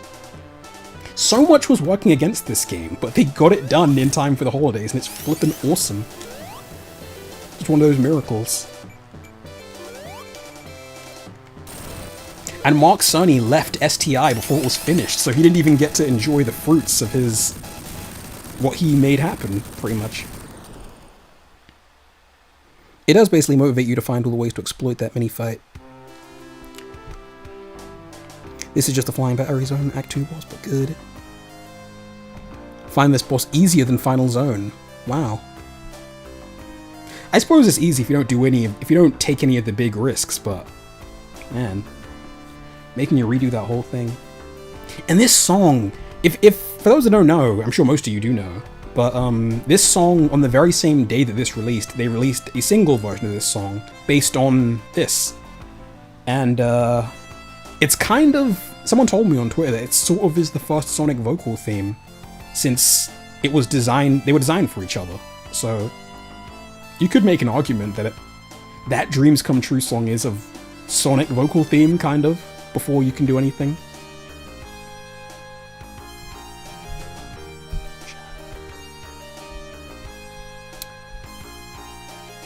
If you know the timing, you can hit him so often in a short period of time. Yeah, people can kill that thing on the first phase without it ever flying away. I can't. And I've never tried. They also remixed this song for Sonic Story in 06. Don't remind me. Don't remind me. And that was Sonic 2. And I kind of feel exactly the same about it as I always have. I have a general idea of where the zones are going to go. I still do like it more than Sonic 1, but it has flaws. Hot take, the good ending is just as good as the bad ending. Tails still checks on Sonic either way. The way it should have been done is that Super Sonic should have been flying along, but then right before Tails shows up, then he runs out of rings, essentially. You'll notice that people have real names now. Yuji Naka, because they didn't want a repeat of what happened with Sonic 1. They've got the real name and the pseudonym, because Naka made a big fuss about not being properly credited. It's like Stranger in Moscow. Kinda, I guess. Sonic 1 is more consistent. I don't know, because people will tell you that Sonic 2 only falls off towards the end, but realistically, the end of the game really is 50% of the game. You know, that set of amazing zones up through Mystic Cave does make up about 50% of a playthrough. And I'm sure this stream will be evidence of that. Most of the game is spent in Oil Ocean, Metropolis, and Wing Fortress. Oh wait, you're doing CD first. That's right, as soon as these well, I'm gonna take a break so I can shove an apple down, but yeah, CD is coming next. I didn't originally intend on playing CD today, but I know what the people are here for. This is an audience of... Does anyone in the audience not like Sonic CD? I imagine they all do, so... Even though we played it 3 times already, so I imagine... We have to play CD. Can't not. Sonic 2 feels like a more consistent experience. Yeah, I agree. Because Sonic 1 is so many... The reason Sonic 1's design philosophy is so odd is because they really were coming at the game from completely different perspectives. Like, they've told stories about it. Naka and Oshima would throw things in the stage to make it more congested and platform-oriented, and then Yasuhara would remove them because he didn't like it, and they'd do this back and forth, and as a result, the game is just kind of very at ends with itself with two different kinds of stages. So Sonic 2 leans into one of those design philosophies, and CD leans into the other. So they both end up being much more consistent, enjoyable experiences, I think. This screen is new. This screen did not used to exist. In the original Sonic 2, nothing bad happens if you don't get the Chaos Emeralds. Anyway, that's enough of that. What a swell time that was. Close that. Put this here. Go with this. Okay. In, I guess, a CD. I don't know what kind of CD playthrough I'm gonna do, but we're gonna play Sonic CD for the 4th time on this channel, and I'm very much excited for it. I'm gonna go grab something to eat and use the bathroom, and you guys enjoy the break. 10 minutes until peak, so I'll see you in 5 to 10 minutes. Maybe I'll come back a little earlier, but enjoy the break.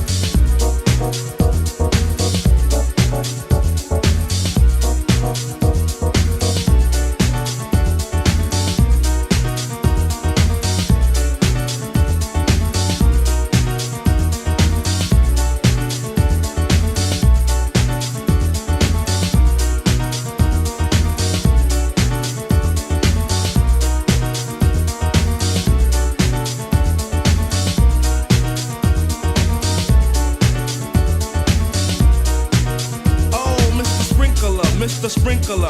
Wet me for one, Mr. Sprinkler. I'm heating high five and a day's no split. With a yawn, I trip to the dawn. Out comes the bodies following the one idea. It's clear, rattle to the roll. Hold back up the track, grab your roller skates, y'all, and let's zip on by. Zippity dude, I let's zip on by. Feed on the weed and we're feeling high. Sun is on thick and the cheese is rolling thick. Come on, it's no time to hide. Season is twist, spinning and winning. No hack and sack, let me in. Spill on the bottom away, but it's okay. It's a Saturday.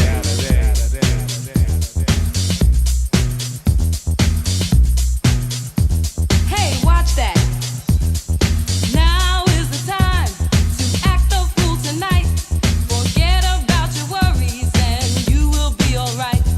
It's Saturday, Saturday, Saturday, it's Saturday, Saturday, it's Saturday, Saturday, it's Saturday.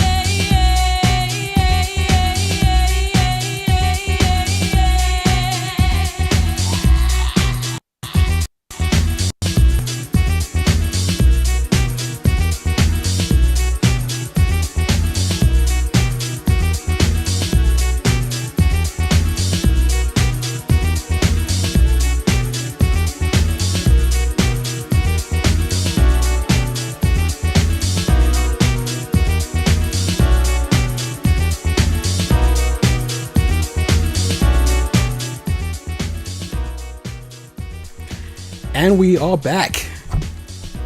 Hope you enjoyed the break. Can everyone hear me? He's got the CD OST taste. That's exactly right. Unironically, that's exactly right.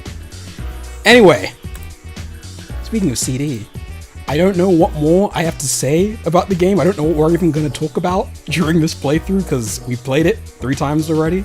And I've said most everything I can think to say about Sonic CD, but I'm still excited to play it again. This CD era of my life hopefully will end with this stream. With this final playthrough. Where is it? Okay. There it is. How's the game sound relative to me? We've had very few audio issues today, thankfully, compared to last time. Someone give me the go-ahead that the game, that you can still hear me, but we can hear a respectable amount of CD, because I'd hate to speak over this soundtrack too much. The CD era of one's life never ends. It kind of needs to end, because my CD era has been going since March 2022. So hopefully, this will be the end of it. Audio is a tiny bit quiet. I will bump it up. How should I do this? Okay, let me try this.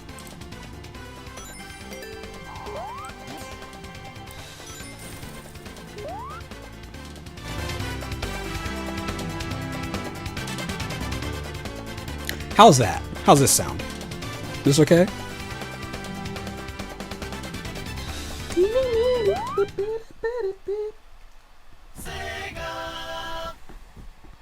It ends when they announce CD 2. Sonic DVD, it's coming. Well, it was coming, but it got cancelled. Much better. Okay, now we're in. I honestly don't know what this is even gonna be in terms of like theming and what kind of playthrough I'm gonna do. I think I'm just gonna wing it. We'll just play CD. I'm always down to just play CD. Oh, we can talk about, I guess, the big news that a Sonic CD movie is on the way. How does everyone feel about this? It kicked off some pretty heated discourse amongst the Sonic faithful about whether a Sonic CD movie will do justice to the film, to the game. And personally, I don't know, man. I'm perfectly happy to just watch a movie with a handful of little references. Of course, it's not going to be an authentic Sonic CD adaptation, but whatever. Oh, the game's cutscene is kind of struggling. It's buckling under the weight of the peak. I'll let it play anyway. How does everyone feel about Sonic CD the movie being announced? Pretty much.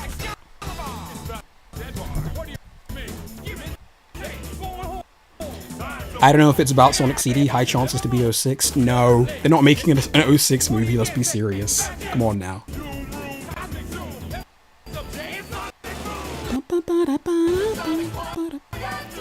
What's this game called again? Not entirely sure. This is your favorite vocal theme, and even if it's chugging, and I'm gonna skip it. I'm gonna mercy kill it because it's too good of a song and too good of a scene to mess with in that way. I'm just gonna wing it. We're just gonna do whatever. Let's just play the game.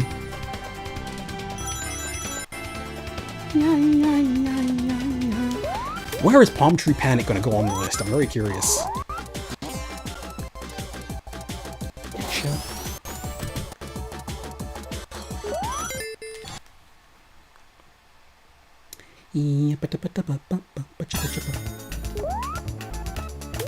Beautiful. Man, it really never gets old to play this game. I'm so very fond of it. Now we can see Amy. What a clean run that was. Let's go to the good future, actually. Just for fun. Maybe that'll be the theme of this playthrough. Seeing the good futures.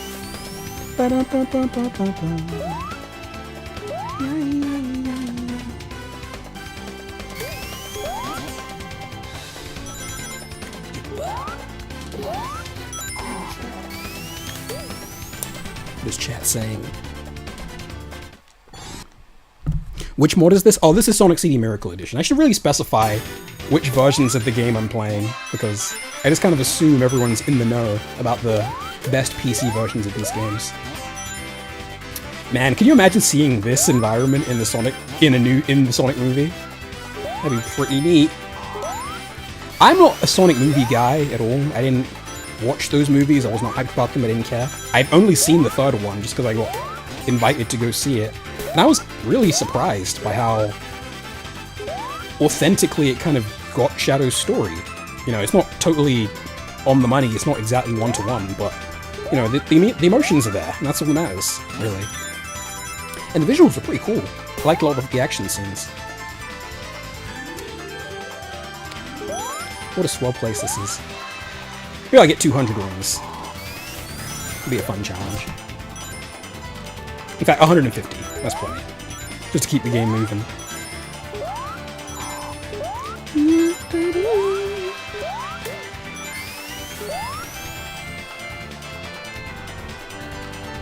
You're intrigued by it, but you need to learn more about it before you can say how you feel. You were pretty satisfied with movie 3, thought it was genuinely good. I mean, the vibe I got from movie 3, I didn't watch 1 and 2, but people were complaining about things that weren't really present in movie 3.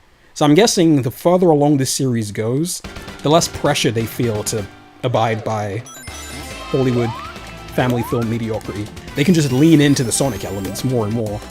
And that's what people want, so... Honestly, I think they should have done it from the very beginning, but... hey. And I'm also blown away this film is actually as financially successful as it's been. Like, it's outperformed, like... oh, damn it. It's outperformed all the John Wick movies. Jesus. I did not know people cared that much about Shadow.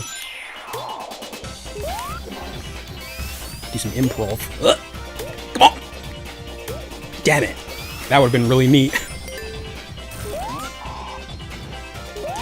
That's one thing I will say about this stage. Even though it's the first level, you can absolutely fail. Unlike, Emerald Hill, which has, like, no challenge whatsoever. This stage, as far as, like, learning the time travel, you can make mistakes and screw up. Even if you're pretty good at the game.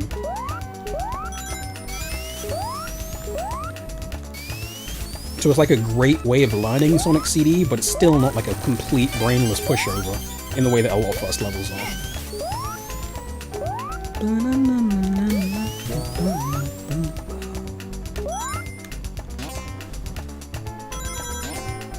Just hop back in and we're finally on Miracle Blue. Yes, indeed we are.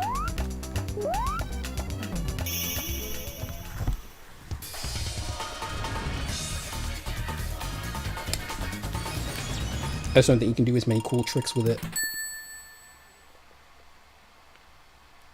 Execute parts of his character better in the movie. Yeah, people say that about Sonic X also, because SA2, as much as people loved the story, it was very, you know, rushed and kind of not presented very well. So things like Sonic X and just being able to have a second pass at it does typically make it better. I'll try a cool trick here. If you hit that ramp just right, you can... There we go. That's fun. That's gonna be my new way of killing that guy.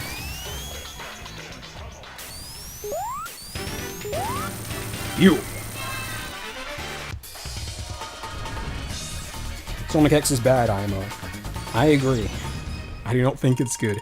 It kind of frustrates me to no end that they made a Sonic anime, like an action show for kids, with production value that bad. It's kind of mind-blowing.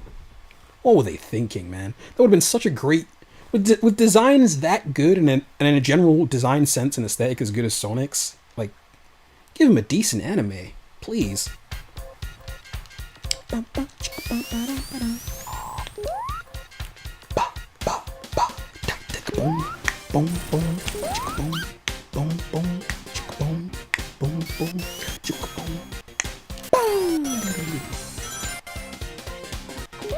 Sonic deserves another anime.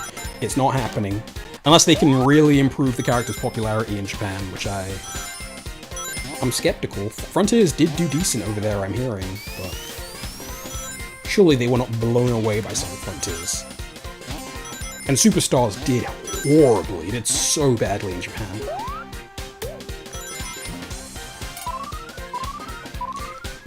I want to show you a cool trick I learned here. I'm hoping that dumb ways to time travel in Sonic CD will do this soon. Look at that. Oh, I destroyed the rings. If the rings are supposed to be here, it'll bounce you to the future. I mean the past. Oh well. Find another one.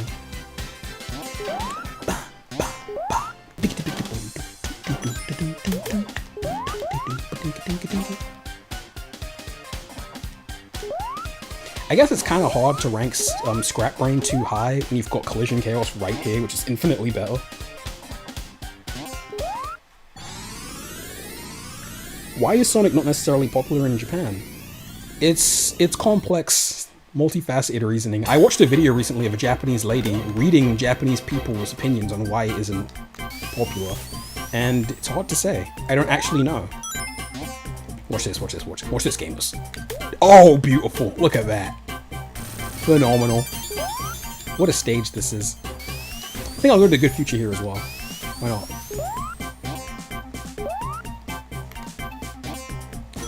I think you can just run here.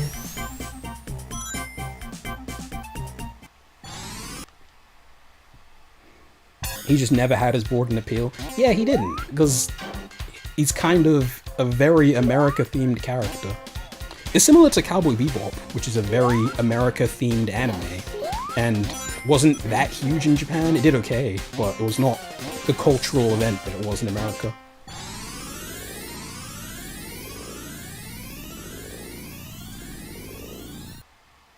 I feel certain series just aren't that popular in Japan, period. It's so funny because other Western characters, like Crash Bandicoot, if I'm not mistaken, I think the original Crash was the best-selling Western game in Japan ever. So they're okay with like a Warner Brothers-y sort of character in the right context, but also, all of it is just cultural circumstances. You know, Sonic couldn't have been popular in the classic era because Japanese people were not playing Mega Drive. You know, they loved Sega, but they loved Sega in the arcades, and they liked Nintendo at home. And Sega games. There were arcade ports on the Mega Drive, but they were not arcade perfect. Whereas the Saturn, its entire marketing strategy was bring the arcade home. And not just the old arcade, but the new Model 1 and Model 2 games as well. So that was the one console that was a big hit in Japan, because it gave Japanese gamers what they actually wanted, which is a way to play their favorite Sega games at home. But the home console stuff, like Sonic and Streets of Rage and Michael Jackson's Moonwalker and Mickey, they just want... I don't think I'll go this way. I'll go this way. Once. And then the Saturn came out and was an actual hit in Japan, and it had no Sonic games. So, what can you do? There was no chance for him to really be popular during that era. Here's my strat from the Sonic CD video. Oh, I messed it up again! Infuriating. Oh well. If I don't want... I think I'll go to the left. That's be another boss sign this way somewhere.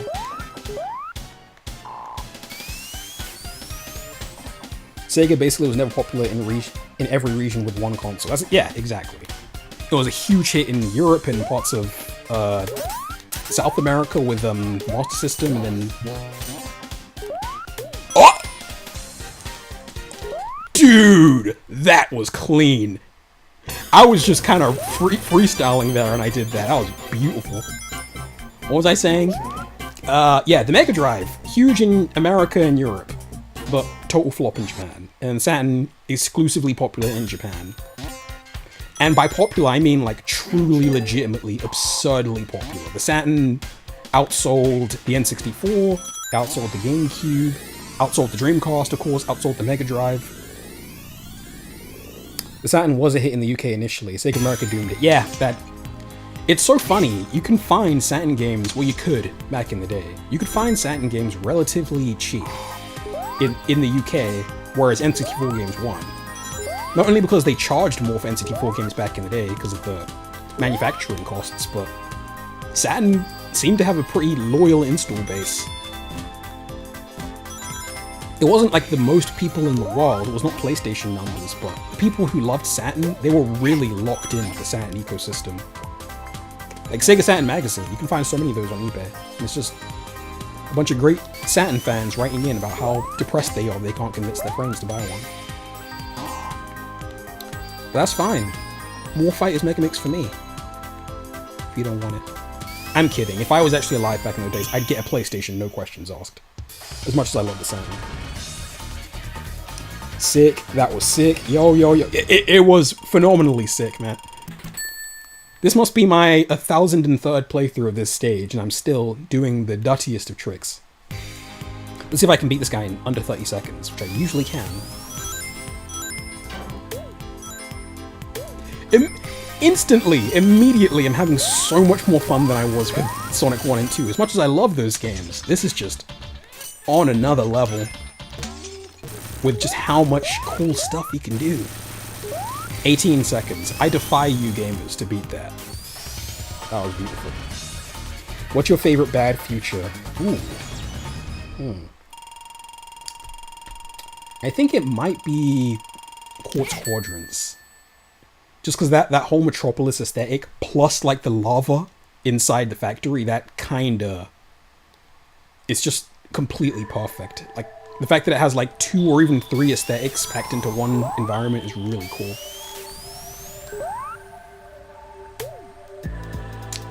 Gaming. I'm gonna do this, and maybe I'll go to the Good Future here as well, because there's a lot of cool secrets in the Good Future. Go here. Kind of snapped the game a little bit, but oh well. This stage, as much as I enjoyed Aquatic Ruin, Tidal Tempest is on another level. And I'm excited to rank this game against Hydro City and see which one I like more.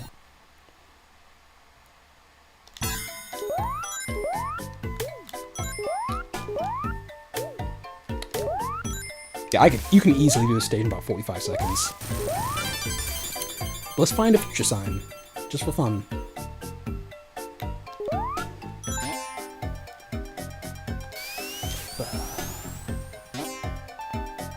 I swear there's one here. He's been moved. What could it be? There we go. Now I can just instantly do this. Right. Need to get it just right. If you hit it too harshly, it won't work. There we go.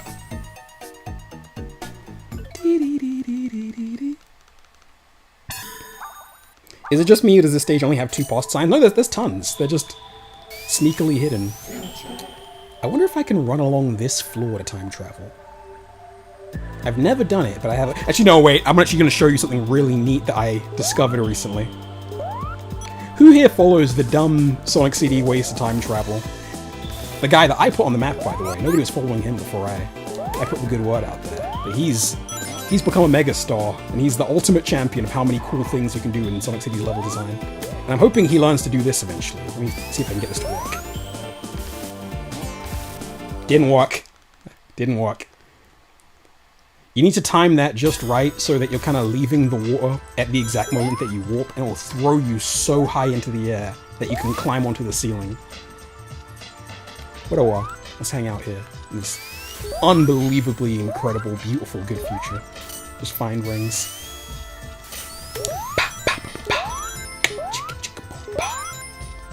I follow him, every video is peak. They sure are. I keep thinking he'll eventually run out of things to post, but this is Sonic CD. There has to be a gazillion ways to time travel.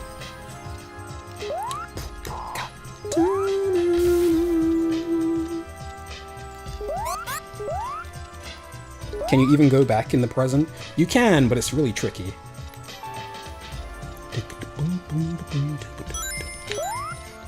This is just ring central. If you're doing like a ring playthrough, or like trying to get an insane score, there's just rings everywhere here.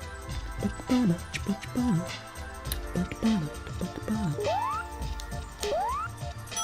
we go. Didn't suck me in. Are there checkpoints in the GF? No, there's no checkpoints in any of the alternate time zones. I don't know why, but the stages aren't that long horizontally, so it's not really a big deal. No! Oh, damn it. You have to hit the top one to get the rings. But this is cool, too.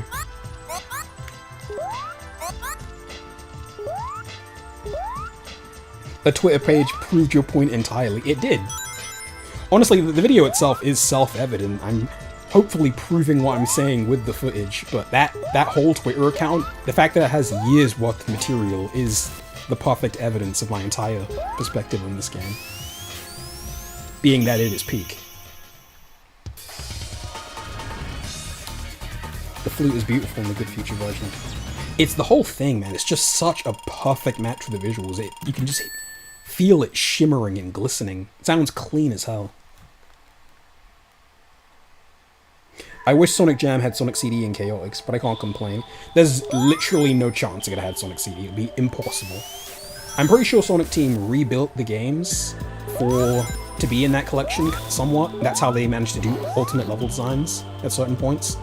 And you cannot put Sonic CD on the Saturn without remaking the game entirely. And also the game's huge, it's a CD game, so...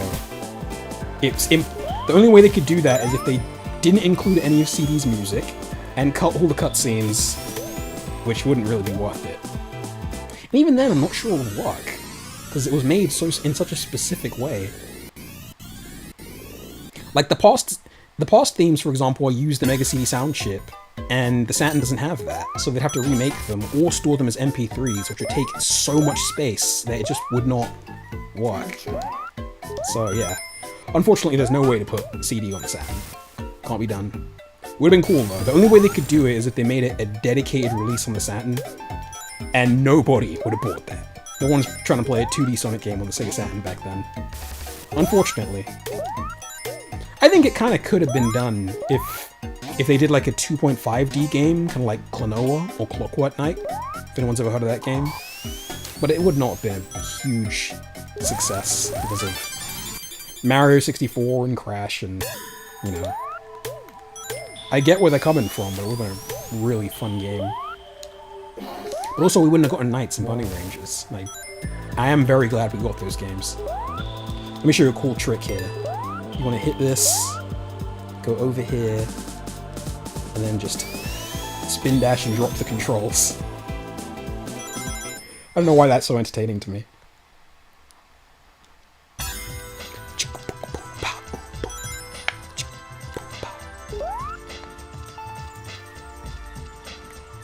Just beautiful. And also the thing I mentioned about in Sonic 1, how every stage is built on different terrain and different gimmicks, that's also true in CD, except it's also built on different timelines, where there's unique geometry and unique things that only exist in certain timelines, so it's like just a metric ton of content crammed into this one game. Sonic CD 3D remake for Saturn, that would run like such unbelievable ass, but it would still be entertaining, I guess. Jam runs off the Saturn, meaning they could have easily made a new 2D Sonic on the console. Yeah, for sure. Well, yeah, a 3D one's kind of out of the question, but a 2.5D one, where you're kind of crisscrossing into different environments, that totally could have been done. It would have been awesome. I mentioned this last time, but I didn't show it off. You can get 100 rings in every one of these boss acts, so I'm gonna try and do that this time.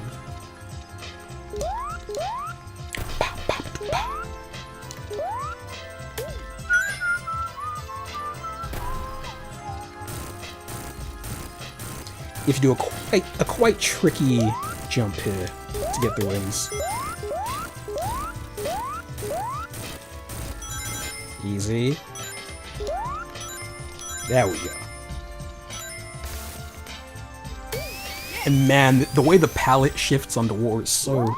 Playing this after playing Labyrinth Zone, it is unbelievable how much detail and, like, stuff they crammed into these tiles.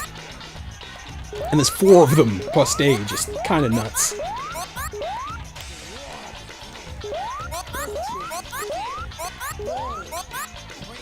This damn jump. Yeah, I screwed it up last time. Kinda wish I was aiming right now.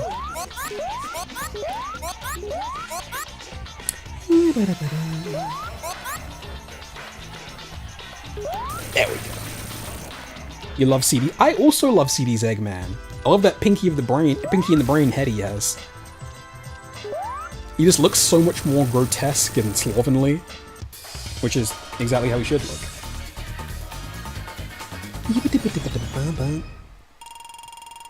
You can't get 100 in Wacky Workbench. Oh? I'll raise you double. We'll see if I can get 100 in Wacky Workbench. I bet you can.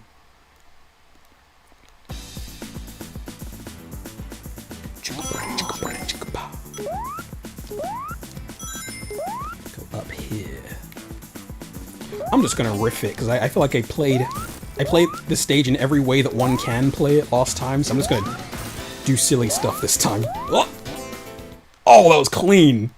That was good. See, this really is a Sonic game for me, in the sense that it gives me infinite ways to keep having fun. Also, let me show you something neat down here. Easy. You'll see this is a unique flower that was originally in the game in the beta version, which I've reactivated. These are the beta flowers. But for some reason with Miracle Edition, they only work in Quartz Quadrant, and I have no idea why. But every stage used to have unique flowers where they cut them. I'm guessing because the tiles kept getting corrupted or something.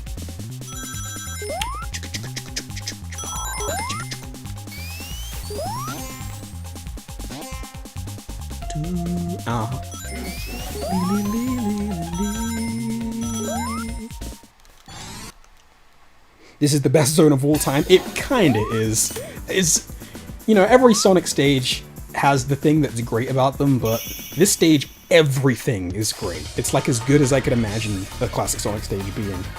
It's really, really good. Fun is infinite. That's exactly right.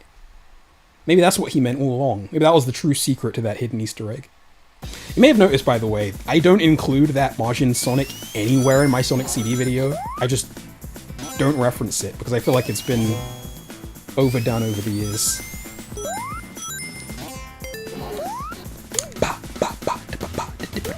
Ooh! What a swell time I'm having.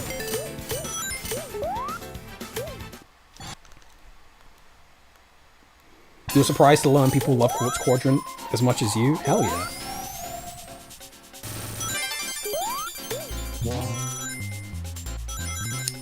I'm actually gonna go to the good future here. I don't think I went to it last time. Could Frontiers have been like CD in any way? If it was... The thing about Frontiers, a lot of people compare it to CD, because it's like a kind of a jungle gym kind of game, where you just do whatever kind of stunts you want. But the big difference is that it fails at the fundamental thing that Sonic 1 got so right, which is that every stage is built on different geometry and different gimmicks, and therefore the game is always changing and getting more interesting, because it's all about where you are, like the environment, and what you can do with the environment. Frontiers' environments, generally speaking, have nothing to do with the gameplay, right? The gameplay exists in the sky as random geometry, which is identical. Even if you're, whether you're in the desert, or in a volcano, or wherever you happen to be, the gameplay is pretty much exactly the same every time. And that's something it gets so wrong compared to all the classic Sonic games. To me, the thing about the environmental stuff in classic Sonic is that it's all about like the Mushroom Hill thing, where in Mushroom Hill, everything is mushrooms. You know, you bounce on mushrooms, you glide on mushrooms, you eat mushrooms. You know, it's not Mushroom Hill just to have the exact same gameplay, but mushroom in the background, you know? It's a kind of a complex idea, which I think could make for a really great video, but I won't make it, because recording a ton of Frontiers footage sounds like a hassle. Oh. This is probably at least my second favorite Good Future. This aesthetic, this gold, is utterly perfect. I'm talking like you guys don't know this. You've all played this game.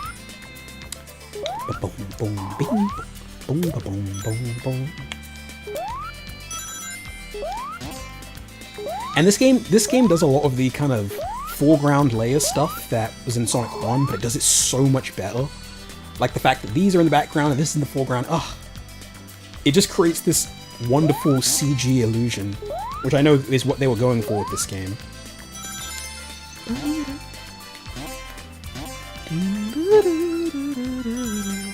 This would be a cool stage to see in 3D, I think. It'll never happen, but... And even if it did happen, it'll be like a boost level, which would not be as good, but... Man, I love it here.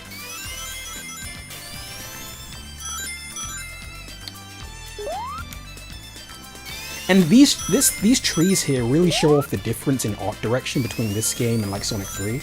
Like, in Sonic 3, you go to Mushroom Hill, and those are just real trees in the background, like real oak and real tree trunks. But here, the trees are like these vertical scan lines, which you can only discern because they're colored slightly differently from each other and just looks so flippin' cool. It's beautiful.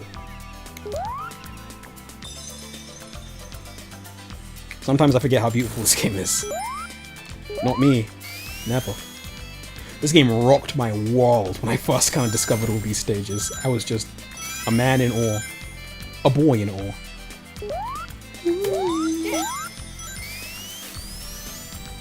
If I could add any city level generations, which one would you add? Probably this, I guess. Yeah, for sure, because I think even the boost formula, I think the conveyor belt switching could have been a fun gimmick. Yo, the beta flowers. Yeah, of course you'd know about the beta flowers. Sega, please kill the boost formula once and for all. I agree, but that last game sure was good. But I also feel like it's kind of the final statement on that style of Sonic. We don't really need to do another one, do we? Get up. Yeah, beautiful. Collect my 100 rings.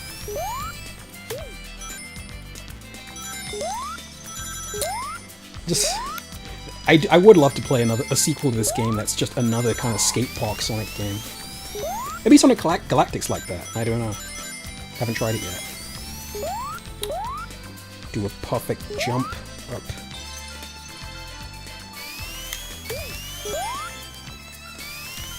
Kind of get moving. Not leaving without my 100 rings. It's usually easy. There we go.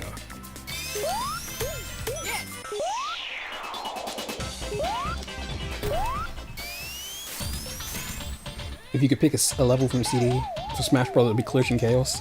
That would be cool. Especially if the timelines change during the stage, that'd be really cool. As like Smash Bros levels do. Boost formula is expensive. It is expensive, but I don't know if it is as expensive as making like really complex momentum-based physics system. Like a Sonic game that I'm imagining where you can like bounce off of stuff constantly, Tony Hawk style. I imagine that would be even more R&D development time. Certainly more so than like Frontiers. Greed moment for real. There he goes.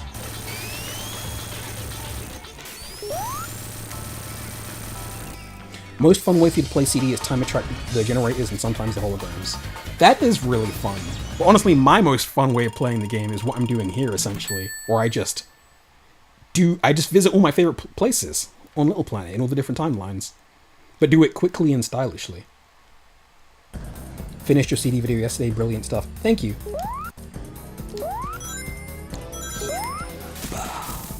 Where do I want to go this time? I took the top route a lot last time, I'll take the bottom route. Here's the other most hated level in Classic Sonic. Let's see if this level has more fun stuff going on than Metropolis Zone. Let's pray to Christ this works. Yeah! That was rad. Look at that. You never know where you're going to quite land when you do that, which is what makes it so thrilling. Damn it.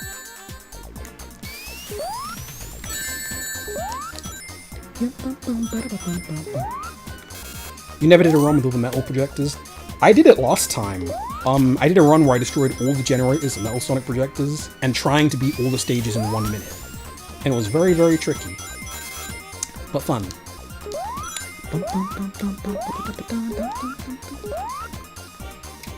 I will create Sonic CD the sequel. Many have tried, but none have quite succeeded.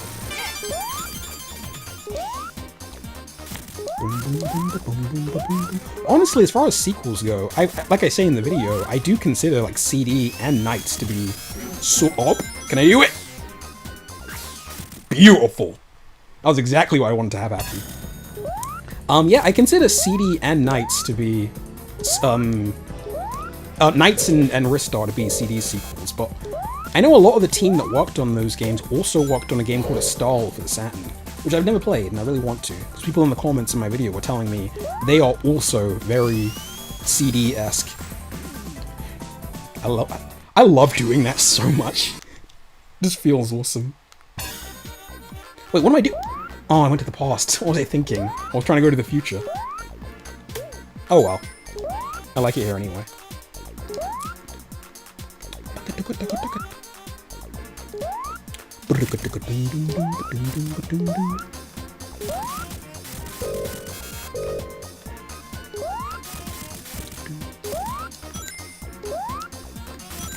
Give him one of these.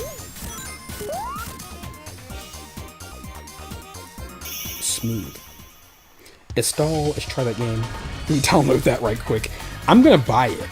That's what sucks about me being a Saturn boy. I have a physical Saturn which can play games from all over the world, and I love it. And I have a beautiful, beautiful PVM to play them on, but I have to buy them, and Estelle's kind of expensive.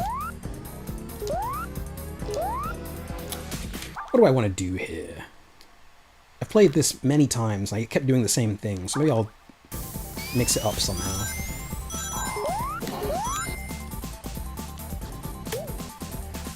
Ugh. Damn it. Force myself in. If you time it right, you can just brute force your way in. Let's see if I can land on it. It is so hard to place this. GG.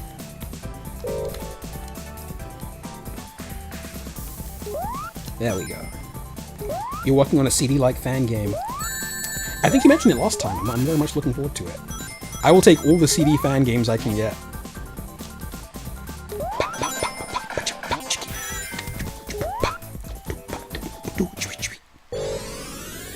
Great spot for bad Nick bouncing, it sure is.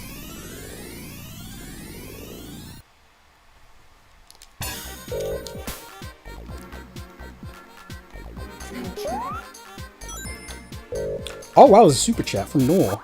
Thank you. Have you heard about the Saru for Sega Saturn? No. Never in my life. What is that?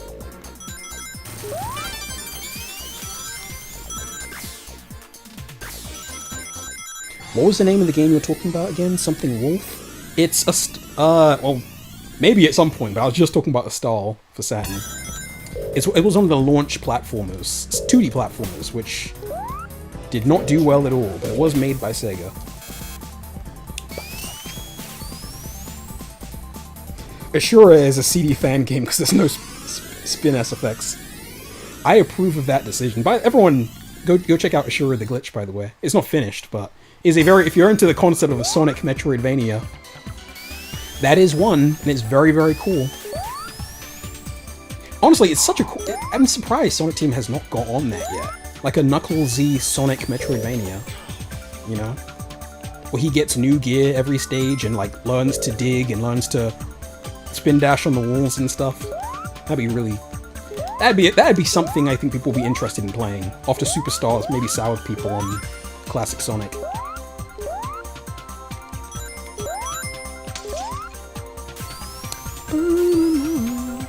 I really love it here. This is one of like my favorite places to just be in this game because almost nothing can hurt you. I think this can. Can you backtrack here? Yeah, you can. But yeah, you can just peel out in any direction and you can't really get hurt because all the electricity is gone. You just throw yourself around. And the fact that you maintain your momentum like that is so good.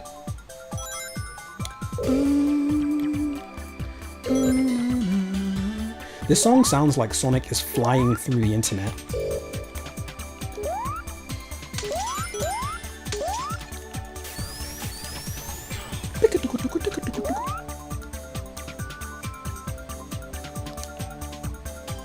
Beautiful. Only Saturn game you own is a JP Virtua Fighter 2. Virtua Fighter 2 is unbelievable as a showcase of the Saturn. Like the texture mapping, the fact that it runs in I think 480i, a perfect 60 FPS, all those AM2 fighting games, not the original Virtua Fighter because it has very simple graphics, but Virtua Fighter 2, Fighting Vipers, Virtua Fighter Kids, Fighters Megamix, they're all just amazing showcases for what the Saturn could actually do in 3D. And they totally stand up to stuff like Tekken. I say it looks better than Tekken even, Fighters Megamix. Anyway, who said that there's only 99 rings in Wacky Workbench? Let's find out if that's true together. Because I count it like 107 rings, if I get them all.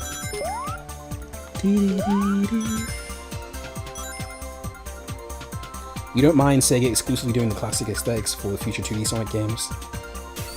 Just wish they developed the formula in more interesting ways. Yeah, for sure. Nobody's really asking for another take on 3 and Knuckles, as much as I love that game. It's been done. It's kind of... You play these games, and it's easy to forget that they were all released like 1 year apart. Like, the amount of evolution that the original Sonic team got through with these games in such a short amount of time, it's crazy. They were geniuses.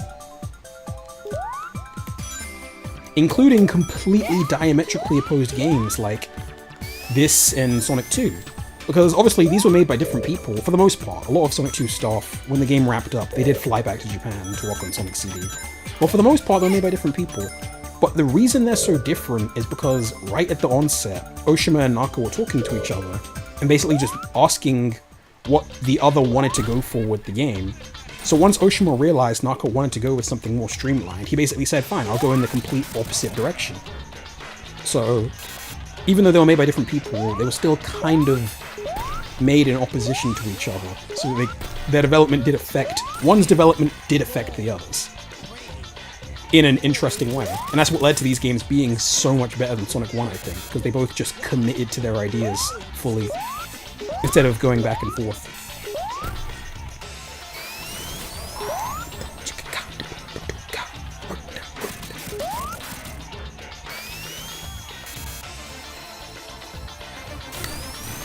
Nice. The way Eggman reacts to being hit in this boss is so funny. It is. I do think this game has the best characterization for Eggman. He's just so stupid.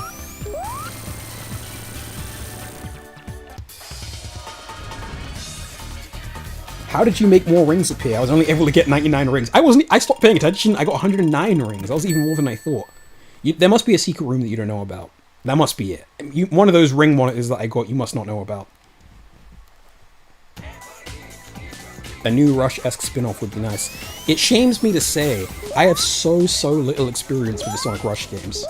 I have them both, and I intend to play and really savor them soon, but currently I've played almost none of them. Oh, watch this game. Watch this right here.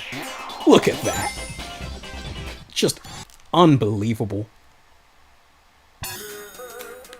And there's the thingy right here. I honestly don't know what the fastest route is through this. Because there's so many choices. Just for fun, let's go back to the future.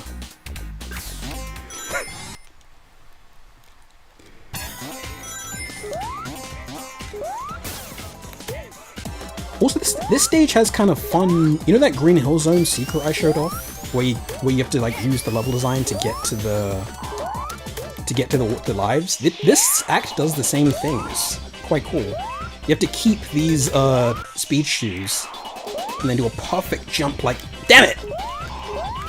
Not giving up. I can still do it. You really have to commit to the jump arc. There we go.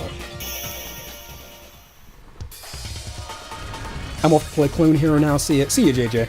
I'll talk to you soon. Hataya the genius. The invincibility theme kicking in there is to fit those gamer skills so well. That's exactly right. Where should I go this time? Yeah, that'll do.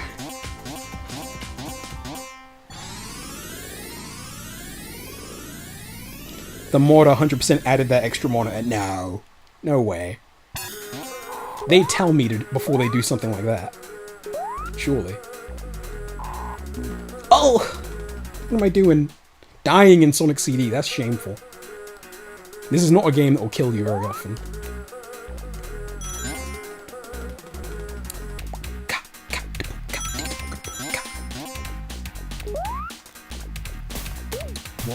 Let's just head to the good future as soon as possible.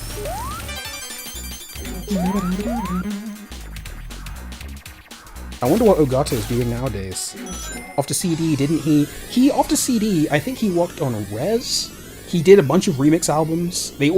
Both composers for some reason could not leave CD in the past. They made tons of CD extra songs and did a remix album in 1994. But Ogata, I'm not 100% certain he's even working in the industry. Because nobody's heard a peep out of him since, like, maybe the year 2000. He might not be alive, for all I know. I certainly hope he is, though.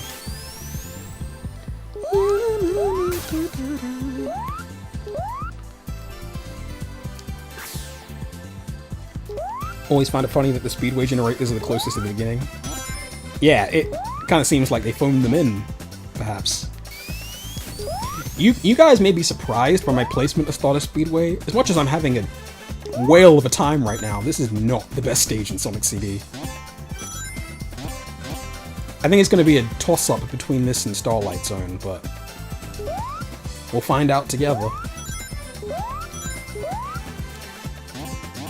Ooh, I do want to do maybe one special stage from Sonic CD. I'll do one. I'll get some extra rings.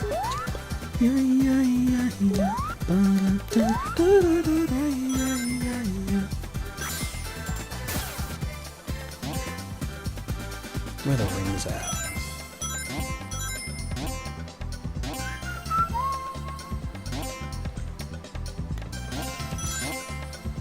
Just a wee bit more. There we go.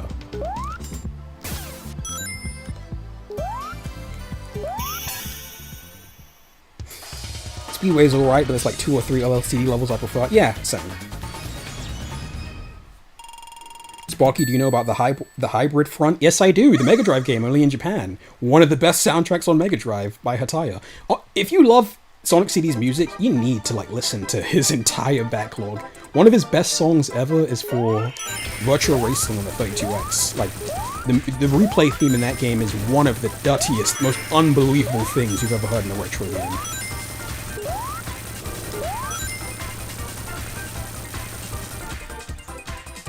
I once heard the most beautiful remix of this song. I've heard many beautiful remixes of Stardust Speedway Good Future.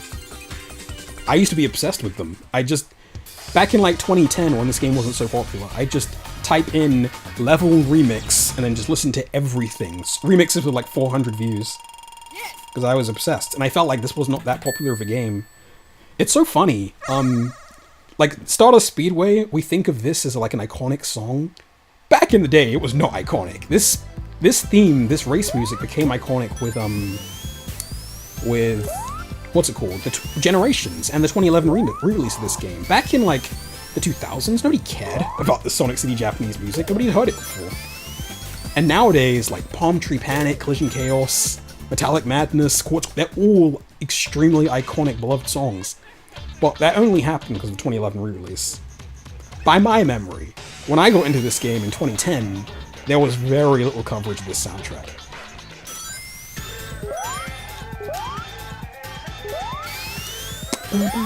See if I can do this hitless. There's no greater shame than taking damage on Metal Sonic.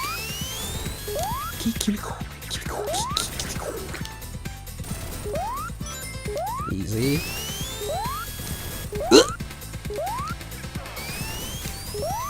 Top path. Why not?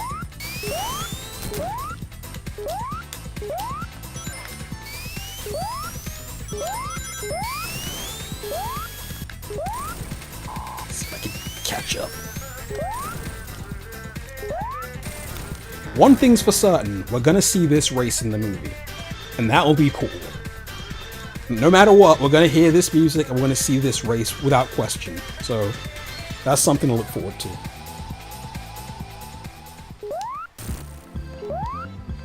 Hello, Sammy. May I ask what zone ranking? We're just gonna... This is exactly what it sounds like. When I'm done playing Sonic 3, we're gonna rank the zones and see how things work out. Hataya is such an inspiration for you. Yeah, he's generational talent. And it's so crazy because he was so young at the time that he made this soundtrack. And it was literally just a case of listening to house music and then deciding that he'd make his own. If you listen to his other stuff from earlier, like on, I think he did music for Golden Axe 2, it doesn't have that sound to it. So it's not like that was just naturally where his tastes led him. He just heard the music and somehow did his own spin on it. That was really, really authentic sounding. Like, I think if you slipped some of this stuff into, like, a club session in place of a Frankie Knuckles song, some people back then may not have noticed. Grab you. Let me just book it to the end here.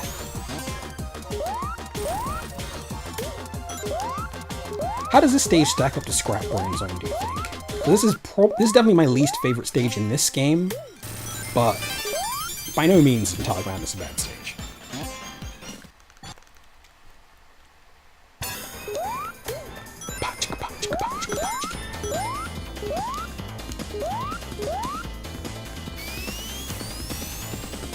Last time I suffered a very unfortunate death here, but now I learned to look before I leap.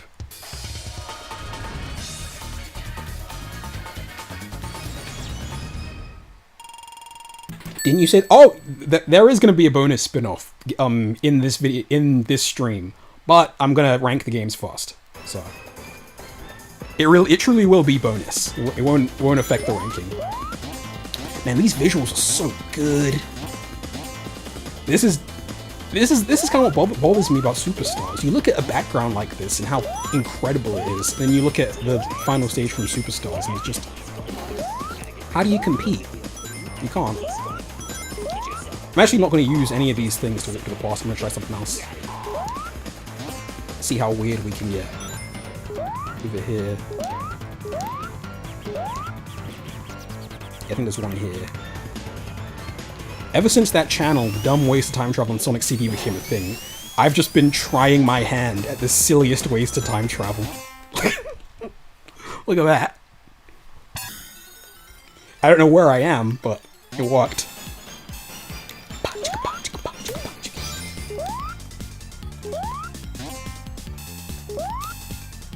The one thing you dislike about CD is the final boss.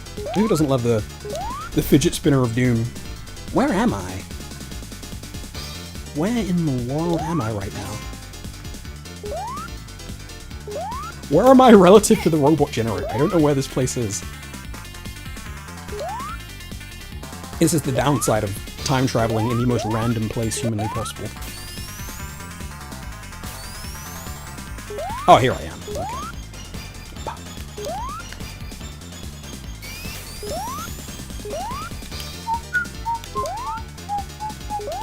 All I did was give myself more work by having to backtrack here, but I'm happy.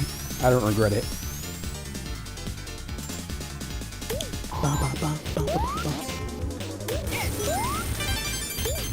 And that's Sonic CD.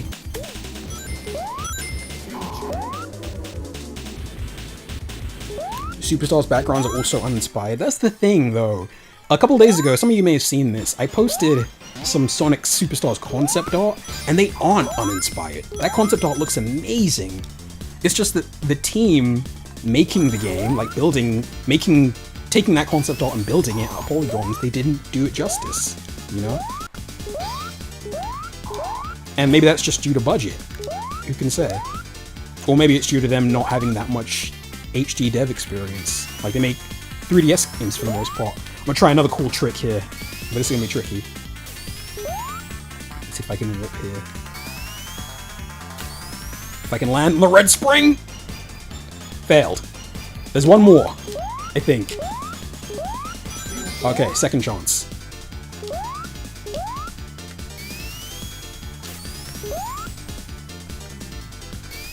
It'll suck so hard if I fail to do this. Come on! Beautiful! It's not really worth doing in the practical sense, but I enjoyed it. And we can skip Chibi Sonic, because I did last time. There we go.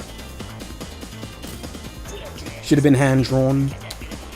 You're telling me. But the thing about a hand-drawn game, much more so than polygons, is that it really does come down to the individuals working on it and what style they can bring. So if you're going to make a hand-drawn Sonic game, you need to get the best and the brightest on the job.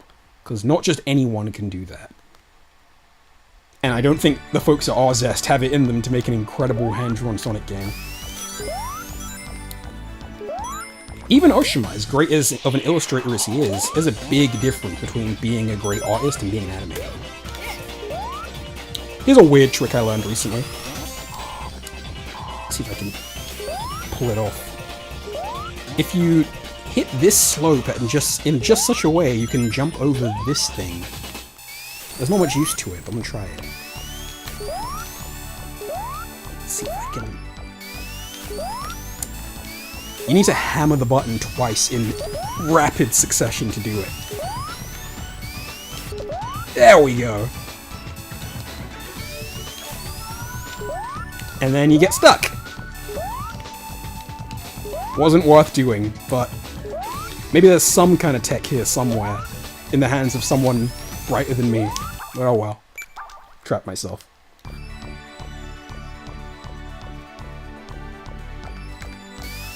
Cool. These square tile things are so pretty.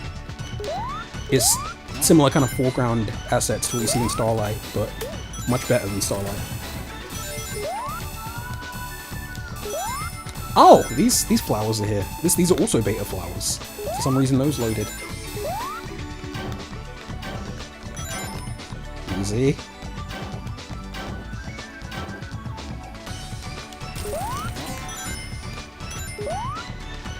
There we go.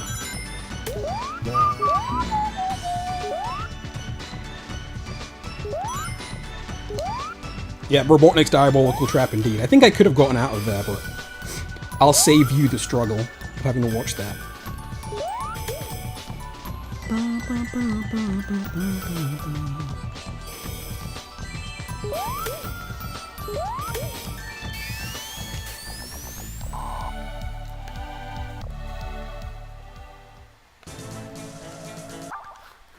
If you were to choose in which zone of the good and bad futures, which one would you choose? Like my favorites? This is definitely one of the best good futures. The best good future is Star Speedway for sure, in my opinion. And the best bad future would be Quartz Quadrant. The real final boss, yeah, the pit. And the fidget spin is just here for decoration.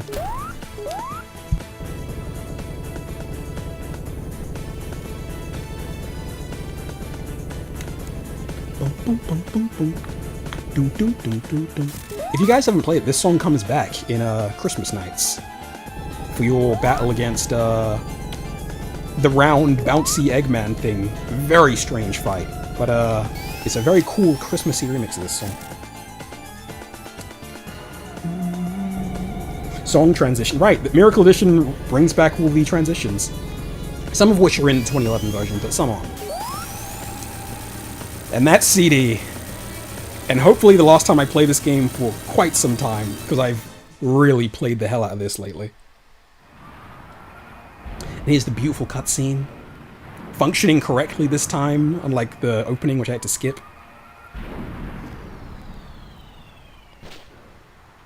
I fumbled that question so hard. I suspected you did. This song is goofy but awesome. Yeah, that's what they were going for.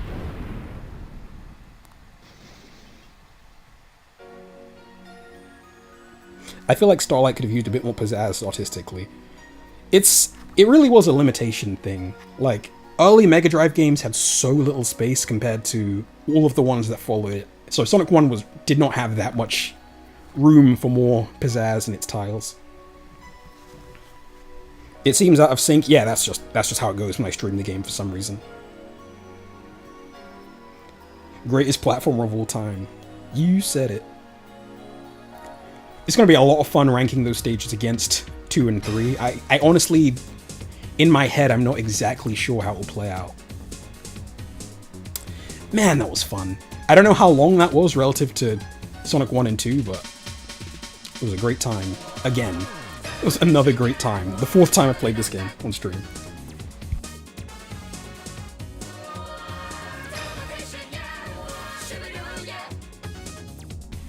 Also, I know I pointed this out before, but the fact that it plays the teleportation yeah as like the song you've been hearing over and over again whenever you achieve something in the game, whenever you succeed, it plays that. And now, at the very end, after saving the entire planet, they play like a whole song version of teleportation yeah. It's so flippin' clever. And this was actually the first song they worked on for this soundtrack. So, they nailed it right out the gate with vocal themes. Dubious Depths referenced. I wish I could play Dubious Depths in Miracle Edition. Hopefully when that mod is finished and they've completed it, they will make a way for you to play it. Because I find that mod really fun. Cosmic Eternity was done first? Yes, it was. They kept... Hataya basically... They both had to make one theme song and use them as pitches for their ideas for the soundtrack. And their theme songs just kept getting rejected because they were like namby-pamby or too corny or too straightforward. And this was the song that was like the thing that said they were making progress and that maybe this soundtrack would be good. And that's probably why you can hear remnants of this song in other songs as well.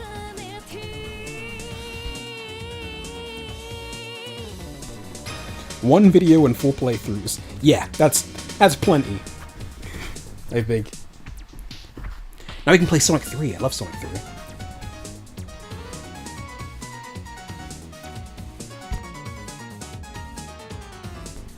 Where they are technically called transporters. That's true, and something that a lot of people don't know is that in the manual for Sonic CD in Japan, they don't explicitly tell you how to make a good future. What they do is they very kind of cleverly, they basically pique your interest. It's at the very end of the manual, and it's basically these lines of text saying that you can find things in the past, but nobody knows what they are or what they do. And they don't even show you what they look like. They just tell you that there's a machine in the past, and if you mess with it, something will happen. And also, Oshima said in interviews around the time that he wanted that kind of element of the game to be a secret that people discovered with time. Which is interesting. Because for me, I put that front and center, but the way they do it is very artful, you know? Here's the Mega CD thank you for playing screen. I don't know why it's in such crummy quality. They could have captured this in RGB if they wanted to. One question, do you have any other video projects on the back burner? I do. I revealed earlier in the stream, I'm currently working on a new video. Writing a new video, which will be hopefully very accessible and enjoyable for everyone.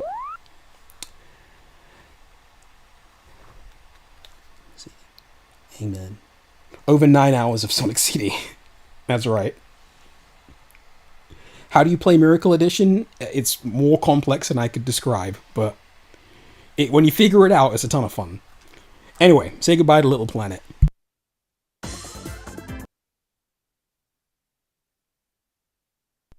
One moment.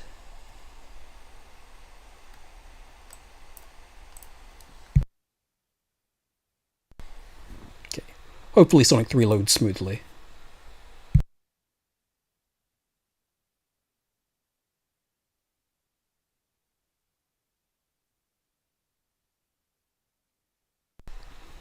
what are my opinions on Sonic R? I haven't actually played Sonic R in a really long time, so... It's kind of hard to say, but my instinctual opinion is to say that it has much more authentic Sonic design than people give it credit for.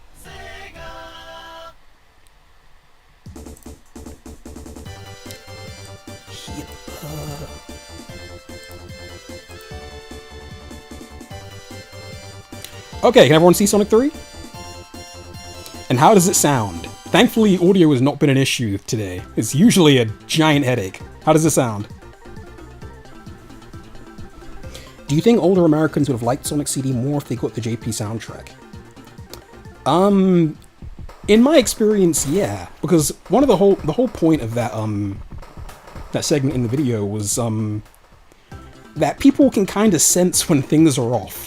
Like, I was talking to JJ, he was playing Sonic Superstars a couple days ago, and he was saying how he loves the Lagoon City Act 2 music, but it doesn't quite sound like it fits the level. And he was right. He didn't know he was right, but he's right. That music was written for Sonic Mania, and was like a leftover. So people can just kind of sense when things aren't exactly as they should be. You know, so people I've spoken to, I've gotten comments, I get comments all the time from people saying, essentially, I played Sonic CD, but I couldn't get into it because it was really kind of creepy and grimdark. And then they say, I only learned from this video that it even has a different soundtrack, and immediately that went away. So I have to assume tens of thousands of people have had that experience. Because it does feel a bit off-brand and unusually grimdark when you get to Collision Chaos and the boss fights and stuff. So I have to assume that people would have liked it more if it had the original music. Pretty good audio. Is it too loud? Is it too quiet? Is it louder than Sonic CD?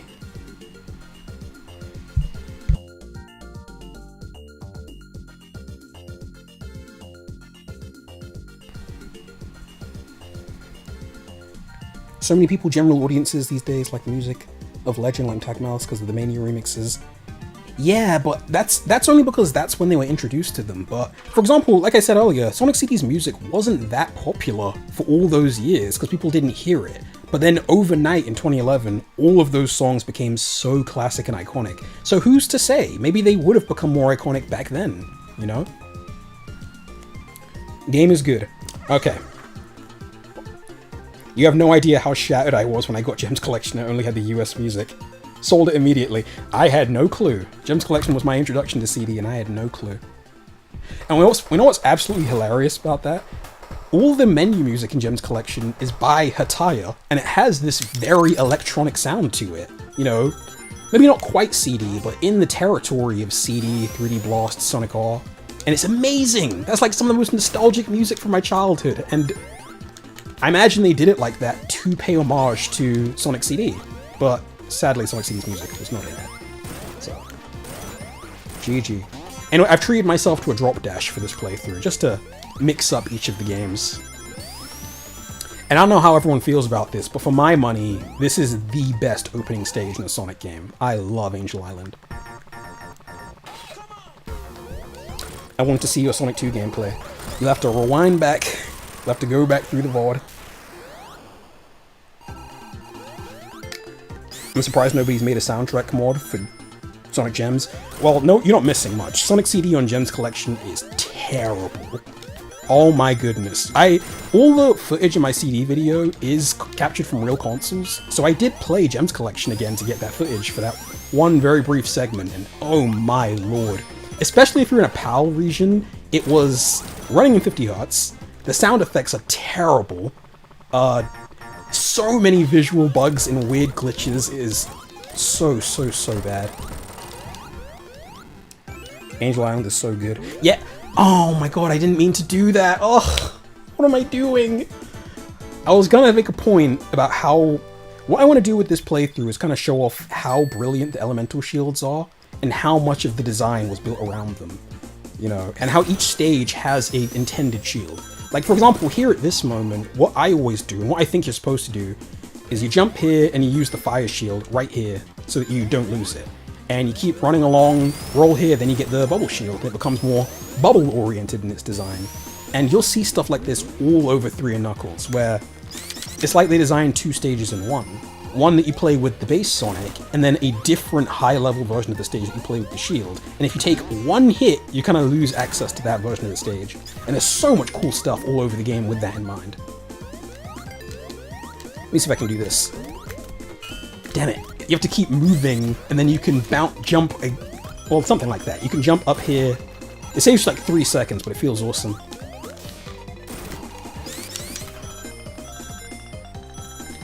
That's what you... Yeah, it's... I imagine lots of people absent-mindedly start picking up on that stuff, because it just feels so deliberate in the design. And then there's the fire shield here. That worked out okay. And if you can use the fire shield to do an insane strat on the boss, which I hope I can nail. I would only want to play CD with an older feel, but Gems kind of screws it up too much. Yeah, if you want to play the old CD, I'd recommend just playing the Mega CD game, even with its horrible frame rate. Gem Selection CD is weird. I remember there was an entire tile missing at the end of Palm Tree Panic Act 2. Quartz Quadrant is what I'm remembering. Like, some of the scrolling is just broken in certain timelines. It's a shame. Okay, hopefully Tails doesn't mess with me here and I can do this. Bap, bap, bap, bap, bap, bap. And that is Angel Island with the fire shield. Love it. What am I doing? I was trying to figure out how the Tails controls work in this specific port. Because it's different. It's kind of different in almost every version, and I killed myself. But oh well.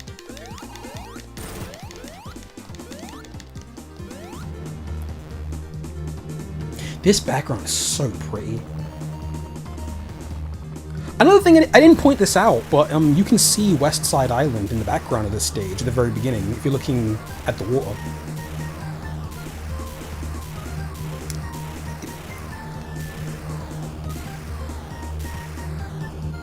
That was incredible. Thank you, Warrior, and I'll try and do it again without making a complete fool of myself. And the scrolling here is lovely. You can tell immediately, Sonic 3 and Sonic & Knuckles, they're both 16 megabyte games, which is huge for the Mega Drive, which is why they have such complex and beautiful tiles.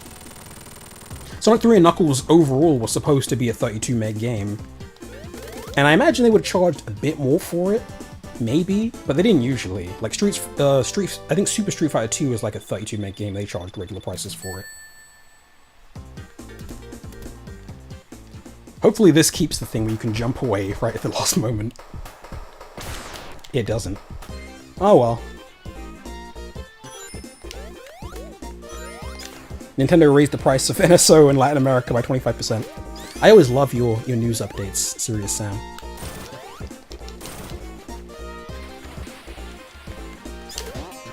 Okay, we played Tidal Tempest, and we all saw how phenomenal that stage is. Let's see how it compares to Hydro City, because my stance on this has always been that maybe Hydro City is a more fun stage, but Tidal Tempest is definitely the more impressive stage in terms of level design. And the use of Sonic's mechanics. Like, some of the stuff you can do in that stage is just so nuts.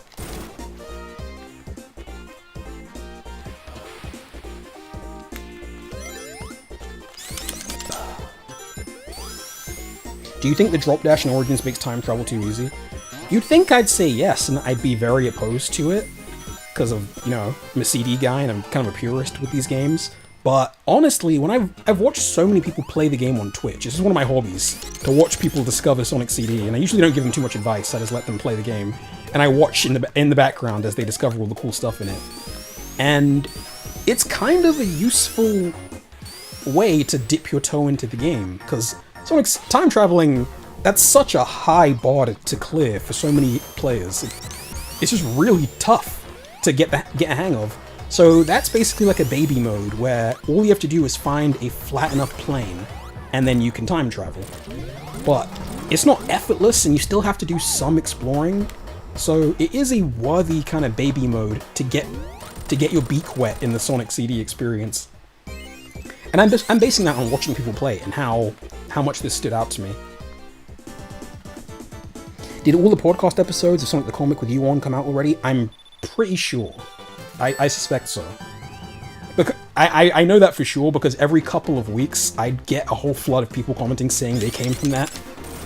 A lot of people must love Sonic the Comic because there is a very die-hard fan base for those comics. And that show was a ton of fun also.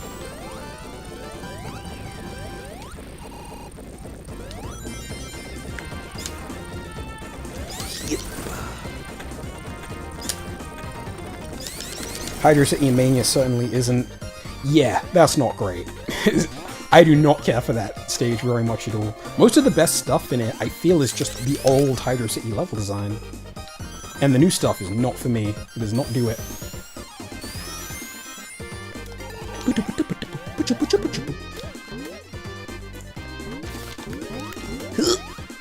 Okay. Getting a bit too ambitious there. This ain't Sonic CD. Always have to remind myself. Yeah, I have to wonder if people love this stage so much because it's kind of... Here's the thing, because I guess the reason people love it is because it's a water level where you don't have to deal with the water and everything's fast. And it's like... And the same thing with Aquatic Ruin, but... I feel like the best water level is the one that makes the water fun. Surely. You know? Because that's no easy feat to make trudging around in water in a platformer fun. And the fact that Tidal Tempest did it is just... It deserves all the praise in the world. As fun as this also is. But we'll see. We'll duke it out. I'm sure there will be some hurt feelings in the zone ranking. Yep. Stage is fun though. Never take that away from it. Would you stream Mania some other time? I'd have to stream it from my Switch, because I don't have the Steam version, but maybe, if people wanted me to.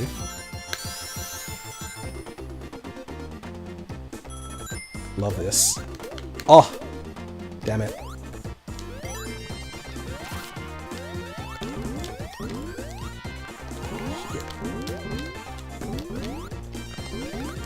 Damn it. I could have really done that a lot cleaner.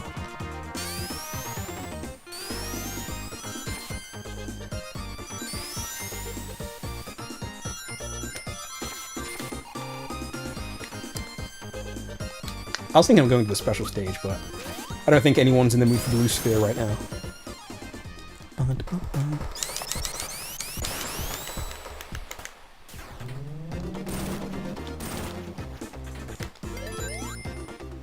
Okay, let's see how quickly I can wipe this thing out, the bubble shield. 1, 2, 3, 4, 5, 6, 7...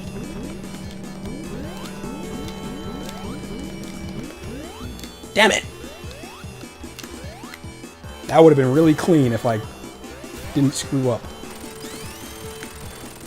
I haven't really been using the drop dash. My muscle memory is not prepared for the drop dash in this game. Even though it's a perfectly good fit, because this is essentially... Mania is really just 3.5.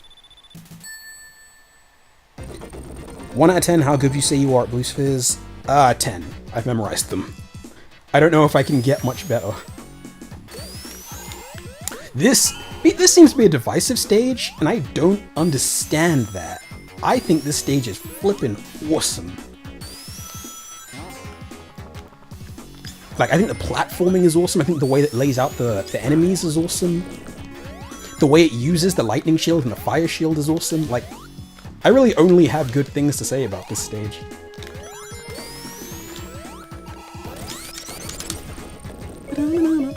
Let me...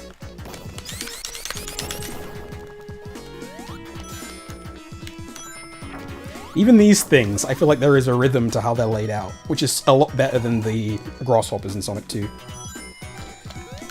Auto yeah loves Marble Garden. Auto yeah, what is your least favorite stage in these Sonic games? I'm curious. Because I know you're a big fan of Sonic 1 as well. I know you love CD, so... Which popular stage do you think is the one that you don't jive with, that everyone else does?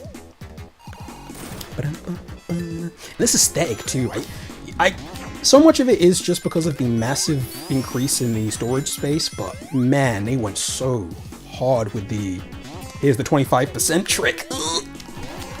I took that to another level. I don't know if you can make it up here without the lightning shield. That was clean as hell. Yeah, see, those spikes make it so that this spike ball isn't as much of a nuisance as it could have been. I think this was just a very smartly laid out stage.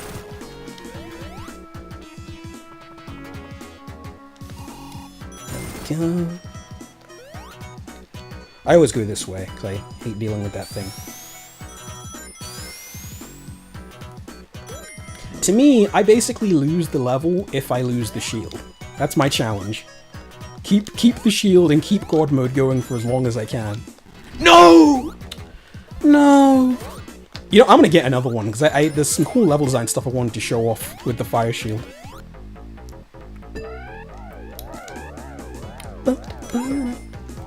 It's so funny how this is, like, easily the best one of these bonus stages. It doesn't even come close. Like, you can get so many rings here. It's kinda ridiculous. And if you're patient, you can just keep farming until you get what you're looking for. I really hope they give me a fire shield. Damn it. No! Keep moving! Easy. Maybe this will have one. No! Please, I just want a fire shield.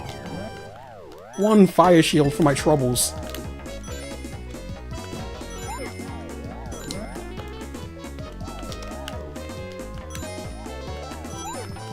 Nothing. It's over. And here you can just get the fattest ring bonus in history. Oh, an achievement. Yeah, I completely agree with you on that. Oh yeah, I cannot adjust to the way those orbs control in Superstars. It's just not acceptable to me. It just doesn't feel as good. It's not just that it's different, but it doesn't feel as logical and good.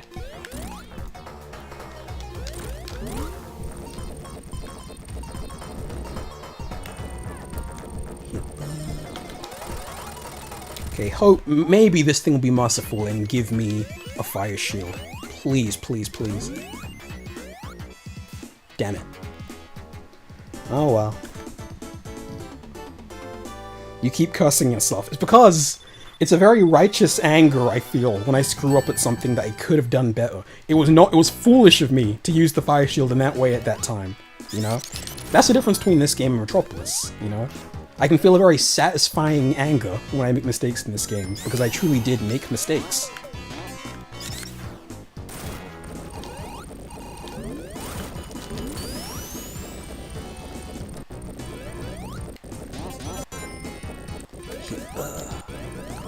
Upper route here.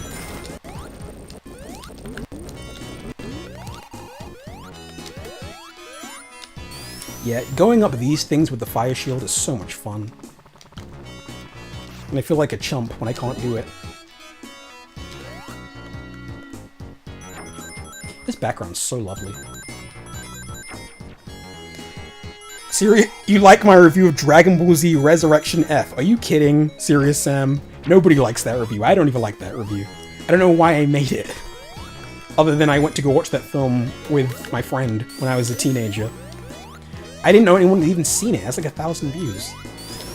That is like a video with zero appeal that I can even think of. That film is pretty cool though. Definitely one of the better Dragon Ball movies.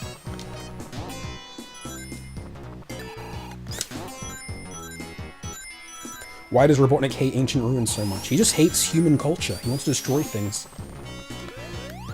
He's just that kind of guy. Yeah, having the fire shield here lets you skip the, I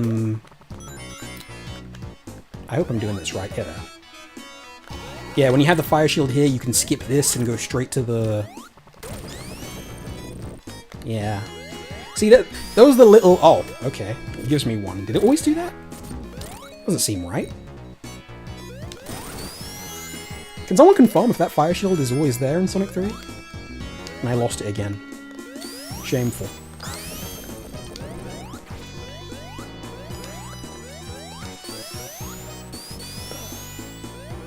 Yeah, I really don't understand people who think this is like a crummy stage. I think this is awesome.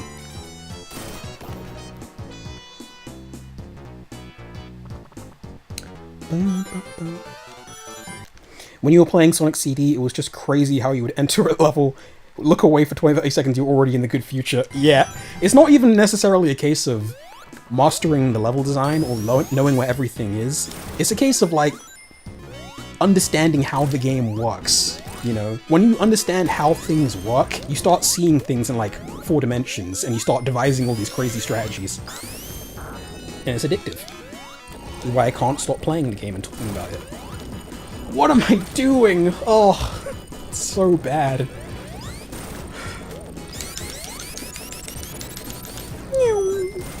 This section is weird in Origins, and I can't quite place what's wrong with it, but it bugs me every time.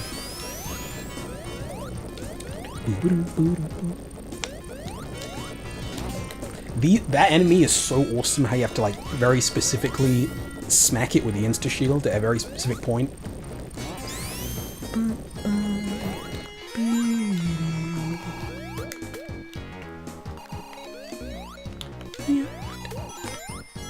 Love it. It's so... the way the level design evolved so much from Sonic 1 and 2 to where you're zigzagging back and forth, but it still has that authentic Sonic design. 1, 2, 3, 4, 5, 6, 7... Oh! That's horrible! I guess that was my fault. 8. That was just awful. It was a pretty good playthrough of Marble Garden, but... man. You lose fire shields like their car keys. Speaking of losing things, I lost my Mario Kart 8 recently. Yeah. Very devastating. These small Switch cartridges, I just cannot find it. JJ was doing a big stream on his channel where he was playing against his viewers in Mario Kart 8, and I was so excited. I was looking forward to it all week, and I just lost the game. I don't know where it is. I never lose games. It wasn't me that lost it. It was kids at New Year's that lost it. Like, and you're not gonna find a Switch cartridge in a place that's dense with lots of things. You're gonna be looking around forever. So, and it can get vacuumed up. Ugh. I don't even want to think about it. Anyway, here we are in Carnival Night, and this is another S-tier stage as far as I'm concerned. This level's awesome. I don't know what the consensus is on it, but I think it's amazing.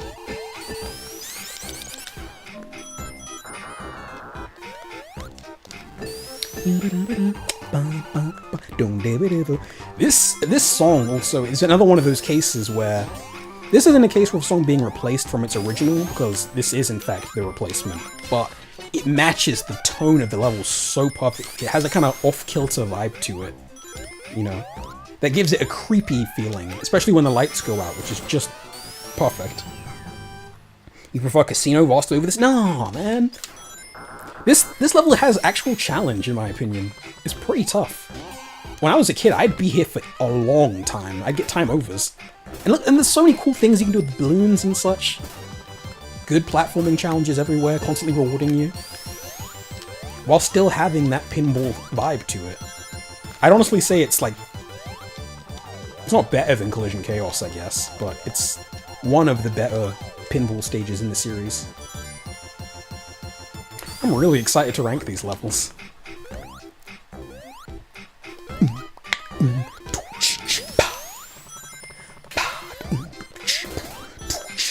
And I love how you can kind of hear the balloon popping sound effect in the music. It's just, it gives it such a unique and cool soundscape, which the prototype version, as good of a composition as that is more of a generic kind of funfair theme that doesn't have that same off-kilter 90s edge to it.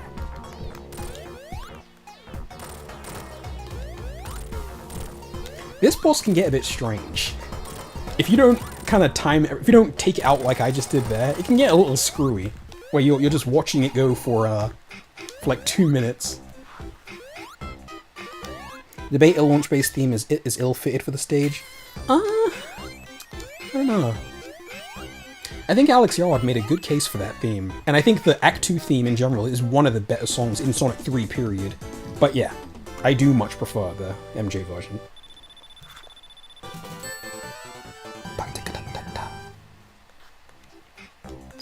You think the reason that the Carnival music sounds so fitting is because Brad played the levels? Really? Is that an assumption? It might be. Who knows? I'm not entirely sure if that's the case, but I believe it if he said so, because these really do fit perfectly. Bap. I love doing that.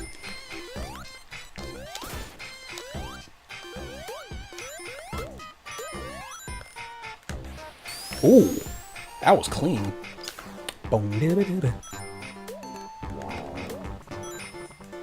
It's an assumption, yeah, but it's an assumption that makes sense. Especially considering 3 was pretty deep in production. They contacted them in the summer to make those songs. And 3 was still being made.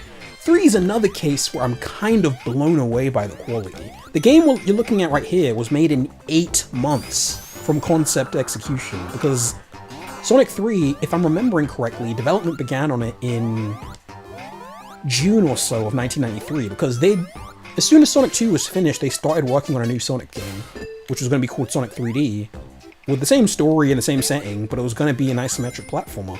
And they decided that was not worth it and it was a stupid idea. But that means that they were left with very little time to actually make the game, which is why it didn't make its Christmas release, and it came out in parts instead.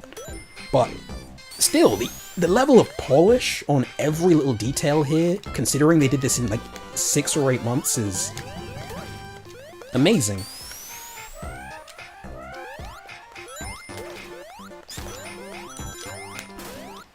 And this is also Iizuka's debut. This was, I think, Iizuka's first real game working with Sega. He got hired, and I think I read that he did some debugging for Sonic 2, but this was because Sonic 3 needed staffers, because they stopped working with STI, they stopped working with the American staff, they shipped in a lot of Japanese staff, including the guy who designed Knuckles, Takashi Yuda, I think his name is. But yeah, Iizuka had no experience, he hadn't done anything before, and suddenly he was designing levels alongside Hirokazu Yasuhara. And nothing about this game feels amateur. It doesn't feel like you're watching people experiment, it just feels peak. It's kind of mind-blowing.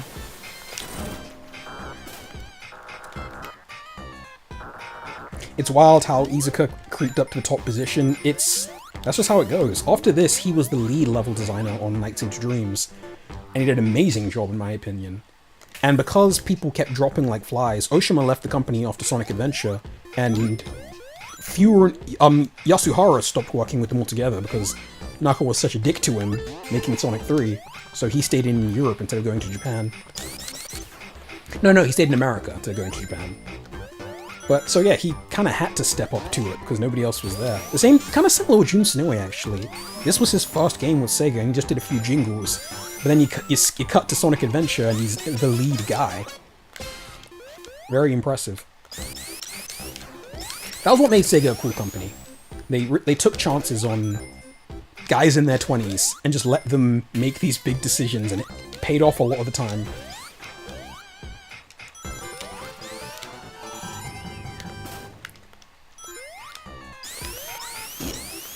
Damn it! I love this whole section when the lights are off. If this game was made today, they would have made it so the music changed somewhat for the lights on, lights off version. And that would be awesome, but even then, what we have is awesome. And Jun made all the worst songs for Sonic 3. I don't remember. No, he made the dun dun dun dun dun dun dun dun dun dun, one of the most iconic themes in franchise history. So we can't rag on him too hard. And then up between this and Adventure, he did Sonic 3D's music. Good on him. I'd say that's a pretty incredible track record.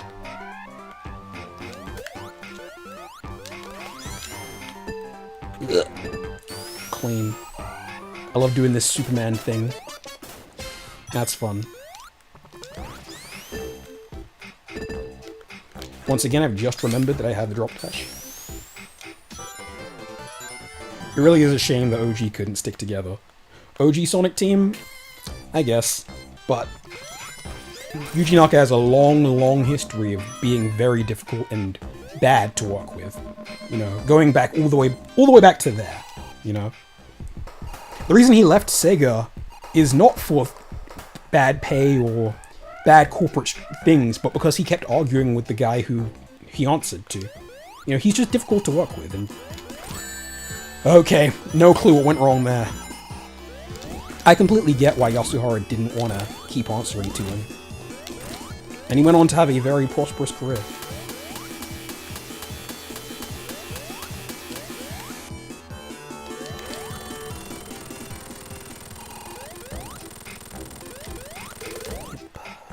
Man, I hate this boss. It isn't great. The collision is not great, but it's a great stage. Yuji Naka in jail? He's not in jail, he was never in jail. But he is dead broke and unhirable. So, that's the end of his story, I suppose.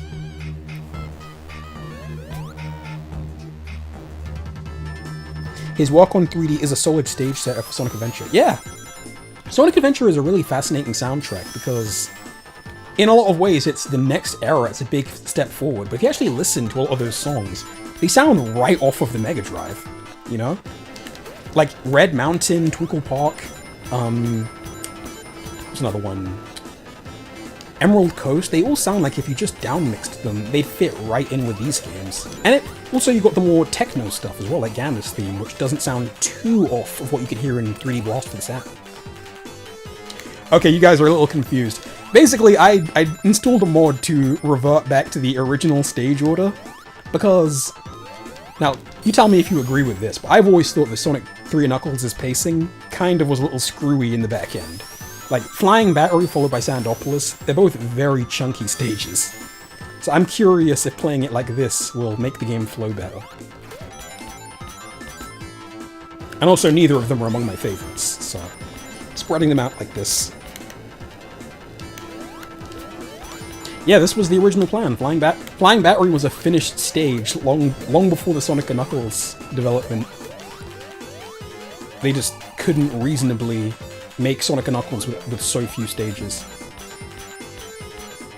That's what's funny, because they had an 8-month window to develop Sonic & Knuckles, they had way more time than they needed, which is why that game I think is so polished, and why they put in so much more care than you'd expect from really any company back then.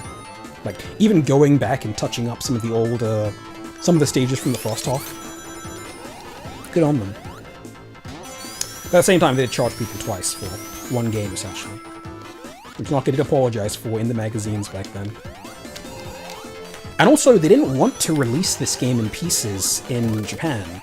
Sonic 3 released in February in most of the world, but they didn't release it in Japan because they wanted to release the entire game when it was finished.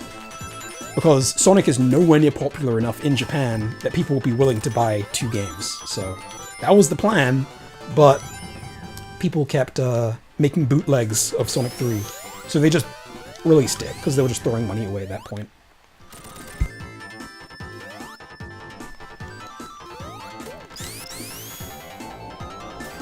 Yeah, Sonic 3 Limited Edition. I don't remember if that route's up there is any good.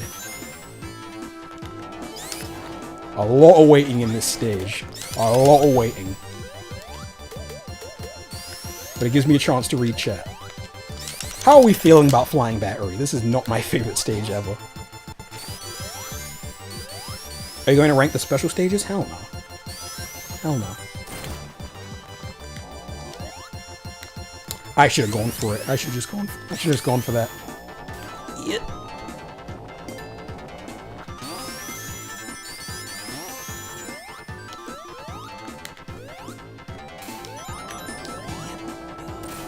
Down here.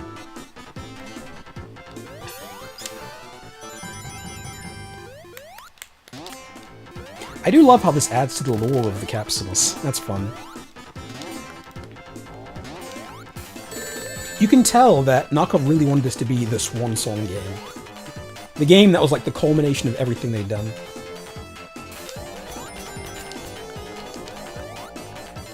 I don't think this was the fastest route at all.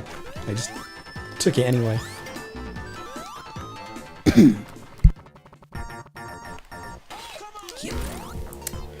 Let's risk it all. I'm a gambling guy today.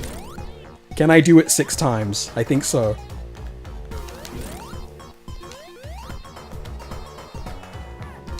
Ugh. Damn it, that was close. That was a little much. Beautiful. 200 rings. I joined back for your Marble Garden. Did I miss the spin-off game? No, of course not. How good are you? I'm playing the same game. Insta-shield supremacy indeed. It is legitimately so much better than the flying or the gliding.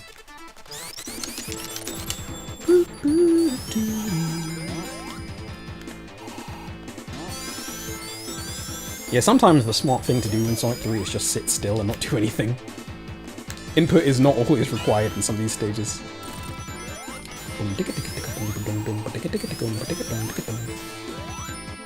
Yeah.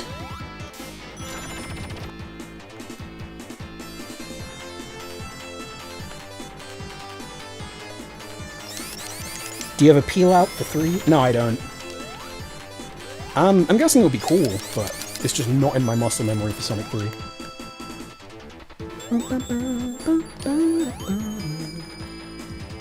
These segments aren't hard in the slightest, yet I somehow often manage to die.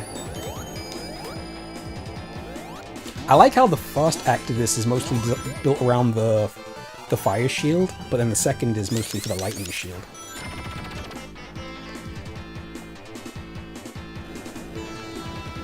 There's still some fire though. Oh my goodness.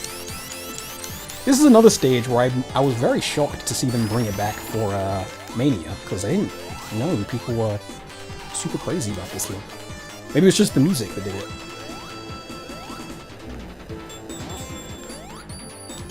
Bap, bap. You're so used to peel out constantly that you used to do it in other games, other than CD. It is a bit shocking that they didn't bring it back, but I know why they didn't bring it back. CD was programmed by a different guy. The guy who programmed Strider for the Mega Drive. Great game. But he was not at all up to the task of programming a Sonic game. That game's programming is screwy.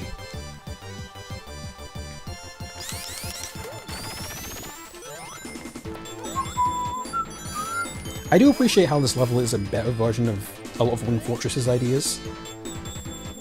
And even some Metropolis Zone ideas.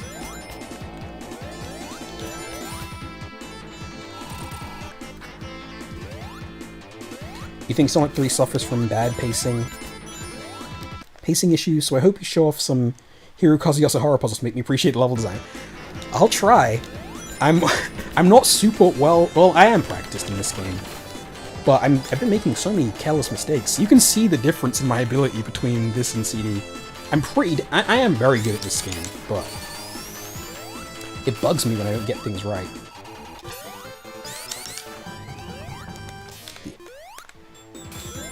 Wow, that was a pretty effortless run. 1, 2, 3, 4, 6, 7. Yeah, I prefer this in Sonic 2. With the moving platforms, that isn't just a waiting game. Die, damn it!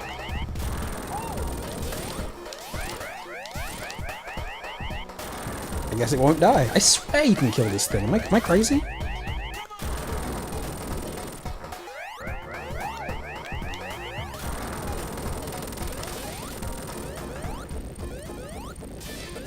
That was a pretty smooth flying battery, I'd say.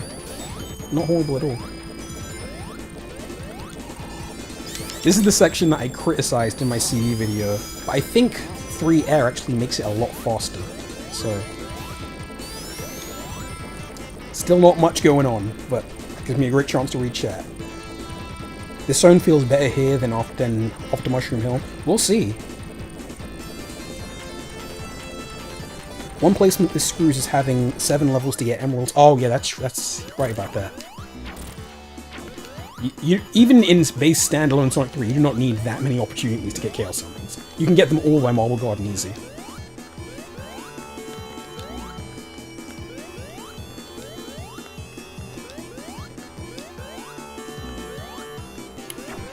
Bap, bap. Bap, bap.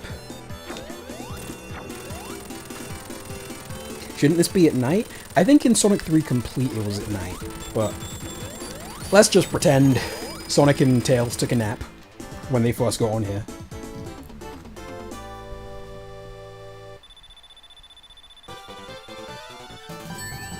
The zone transition to Ice Cap with the dual flying batteries, a snowboard, was used in SA2. Yeah, you're exactly right.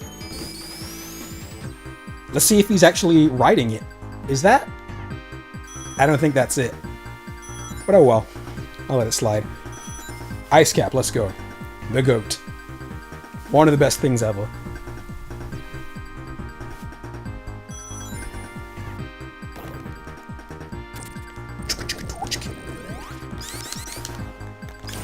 It is a real shame this stage seemingly is going to live forever with its changed music. Even though I don't hate that song at all. And even though it's nostalgic as heck for me, because I grew up with the Sonic & Knuckles collection as well as the Mega collection. Yeah. It's not Ice Cap. I need to hear this when I'm playing Ice Cap.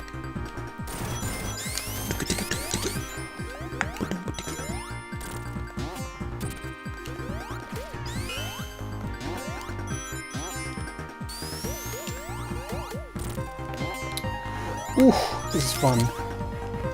It's not the most complicated stage in the world. It's very linear and kind of straightforward, but man, it's fun.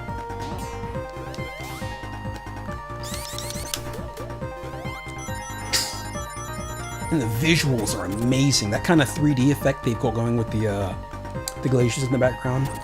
Very Ristar. Here's that kind of level design that you only get with the shields. This is how I like to travel through here. Bait, jump.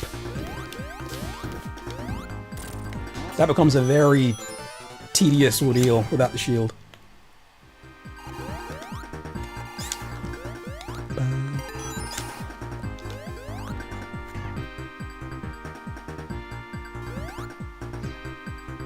The Jetsons are pretty obscure. I doubt it would be that expensive. No, because they technically... It's the whole soundtrack that's an issue. I do think... the theory I subscribe to is that MJ and Sega had a spoken agreement that was not on paper. But ever since he died, and people started talking in forums and getting emails implying legal action, that just... Sega was not ready for that at all. They didn't want nothing to do with that. Because in Discovery, the question would... If it did turn out that they were culpable to be paying people for that music, they hadn't been for 20 years. So it's like, how do you even determine at that point how much money people are owed? If a courtroom decided that Sirocco Jones deserves this much for every copy of Sonic 3, Sega's in no position to pay it. They'd sooner never release Sonic 3 ever again than do that.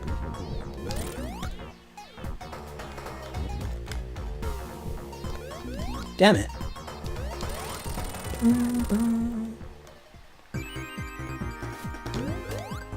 Sega didn't pay Crush 40 for reusing Live and Learn. I don't understand that whole conflict. Did the guy who sang that not realize they've been using it since 2001? Like, did it just not occur to him? Did no one tell him? That's not news. They've been doing it this entire time. Okay, I really want to take the upper part here. So let's...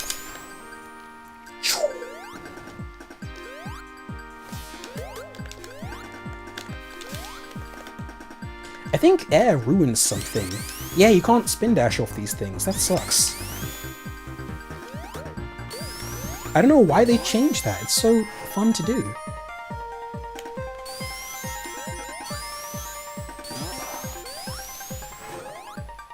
Dude, this background, this music, every last detail of this is so perfect. And the level design is excellent too.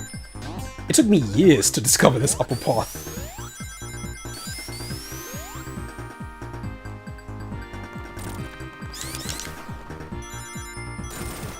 He extracted the shield.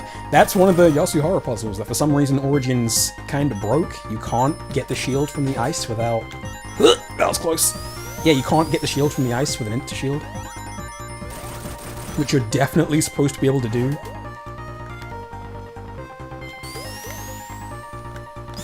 This seems to be the kind of Sonic level that most fans are looking for. More streamlined like this. They don't want to be playing in these circuitous networks of pods and tunnels.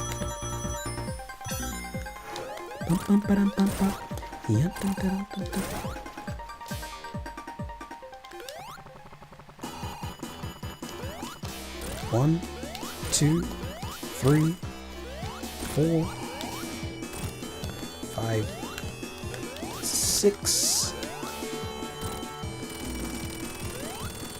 CD has legal issues? Didn't know that. CD does have slight legal issues in that the two theme songs were made with like as a collaboration. So because of that, it's been very difficult to release You Can Do Anything and Cosmic Eternity outside of Japan. Since Gem's collection has been an issue. What do you think of Time Overs in CD? I think nothing of them. I can't remember the last time I got a Time Over in CD. Do this right. That's what it's all about right there. Another S-tier stage. I love this level.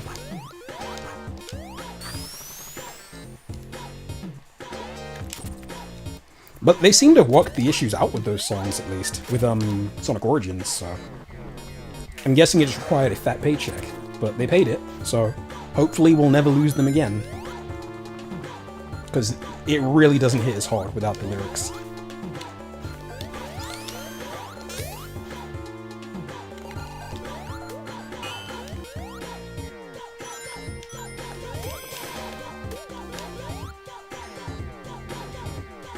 There's a video out there explaining why Sonic 3 is a score attack based game. I recommend. I've seen it. I've been using those tricks all throughout this video. I mean, all throughout this Let's Play. Stream, whatever we call them these days. I don't think the term Let's Play is in vogue anymore.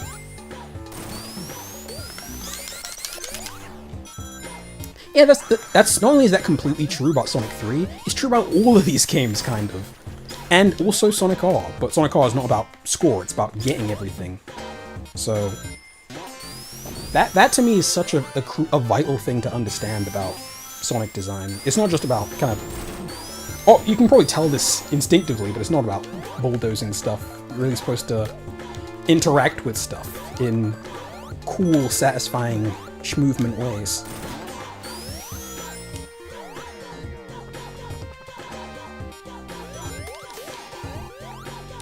Ooh.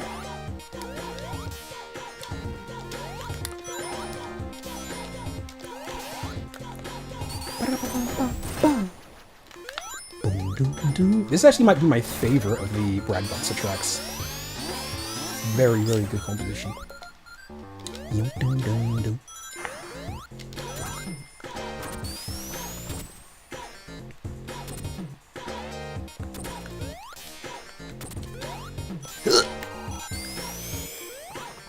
I love skipping all of those thingies with the lightning shield.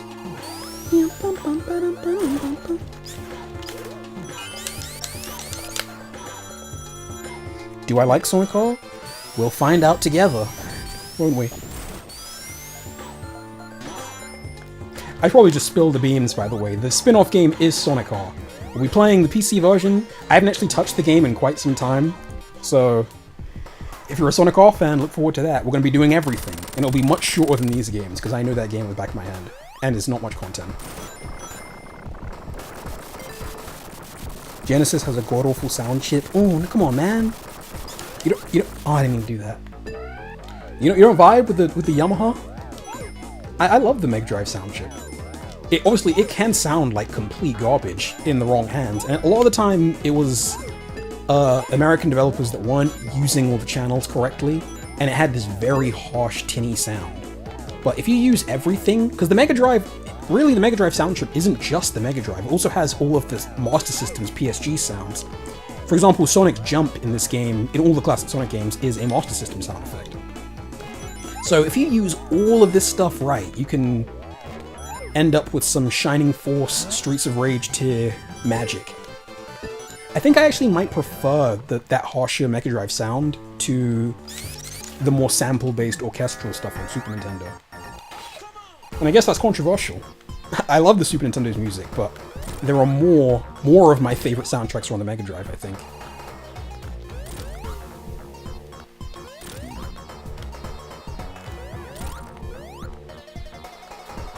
There we go. Let's go. Oh, everyone's excited for Sonic R? Nice. Did you know there's a restoration mode for Sonic R? That's what we're gonna play. We're gonna experience the best of the game. Because the Saturn version is so stunningly beautiful, but it runs like garbage, and the frame rate, the draw distance is awful. And then the PC version runs great, and draw distance is awesome, but you got none of the cool visuals. So, typical Sonic, the only way to play the best version of the game is to play a fan version.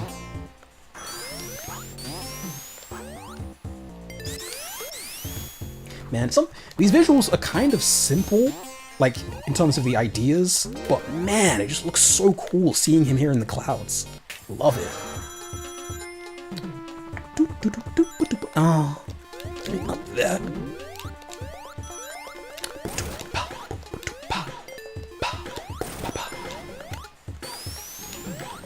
Easy.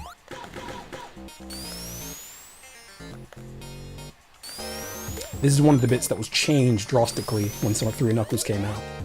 I actually remember Izuka confirmed this. When they heard that they were going to be splitting the game in half, they intentionally went back to launch base and added a bunch of nonsense to it to make it feel more like a lost stage.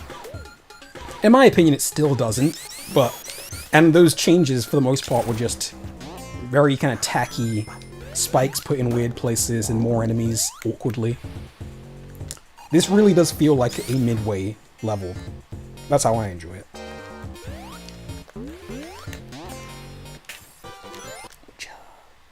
What settings do you have on? For Sonic 3? This is more or less just Sonic 3 and Knuckles. With the drop dash. That's it. And as far as visuals, I've got it on super duper sharp. I'm all about those sharp pixels. Nearest neighbor scaling all the way.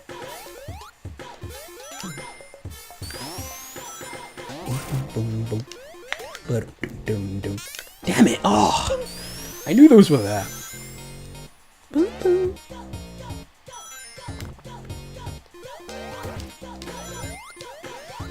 Oh! Clumsy.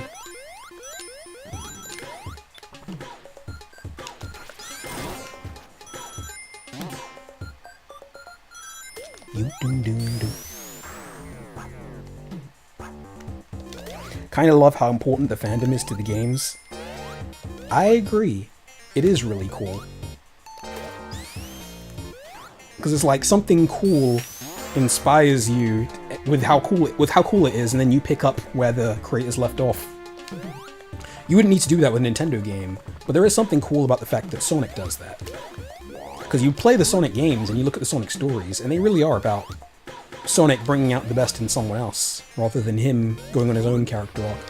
So it's appropriate. What the? There has to be another way up there. There has to be. Or I have to do the Metropolis nonsense. Ah, yeah. Okay. What an indignity you have to walk back to reload that. You want to see my Superstars gameplay someday? You're probably better at Superstars than me, are you? I could do some cool stuff that would impress you in Mania, but Superstars, I'm very much a layman. This boss is kind of ridiculously pathetic. Like, what are they thinking with this? What is that? Come on now. I know it's the first of 3, but man, that's so stupid. Would have been interesting if you used the extended CD-style camera system. That is an option, but I've never ever felt the need to, because this game is already been made widescreen, and I'm already so used to the original. That's what I play typically. I just play the cartridge. So I'd never need to see that much of the screen.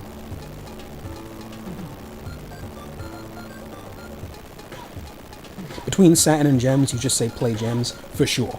Absolutely. I do have the Saturn version, but not only does it look, is the draw distance so poor, but the camera is also more zoomed in, and it controls much worse. Imagine a universe where Sonic R controls worse. That's what it is on the Saturn.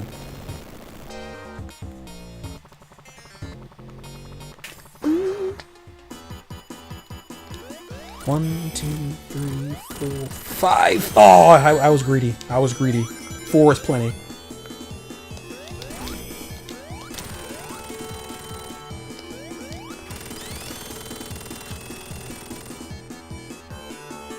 You can fast forward this, by the way. What's the fast forward button? Maybe I don't have that saying. Oh, sweet, to get big on. Nice. This is one of my favorite bosses in any classic Sonic game. The amount of ways you can use the insta-shield is pretty awesome. It's much less fun with Knuckles and Tails, but with Sonic it's awesome.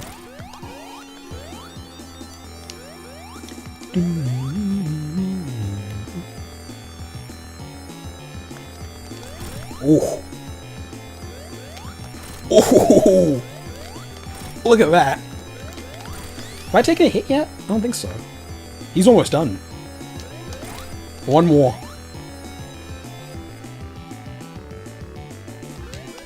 Nice. That was a very clean Big Arm. Best classic boss. I think I'd still say I prefer the Casino Night boss. And Metal Sonic. Maybe even another one that I'm not thinking of. The one in... There's the Death Egg Act 2 boss is really good in Sonic 3. Oh, also, I don't know if anyone noticed this before, but that Big Arm theme is really interesting, because it's like... It's the only Sega theme that seems to reference the MJ themes.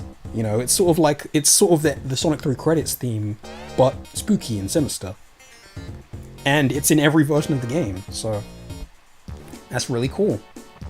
Or maybe it's just a coincidence, who knows. And this is another amazing level.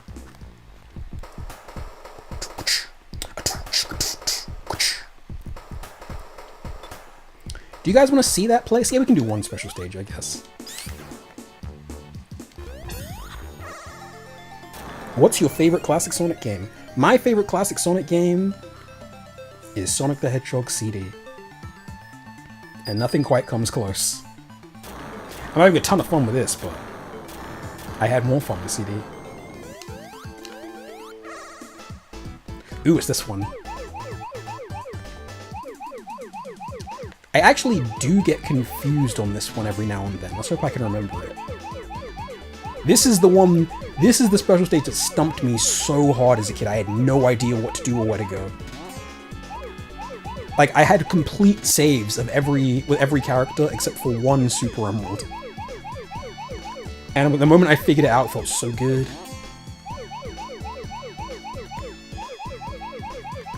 How do people feel about these special stages? Because for me personally, I guess they're probably my favorite of these 4 games anyway. Just because it feels really good to go zen with them.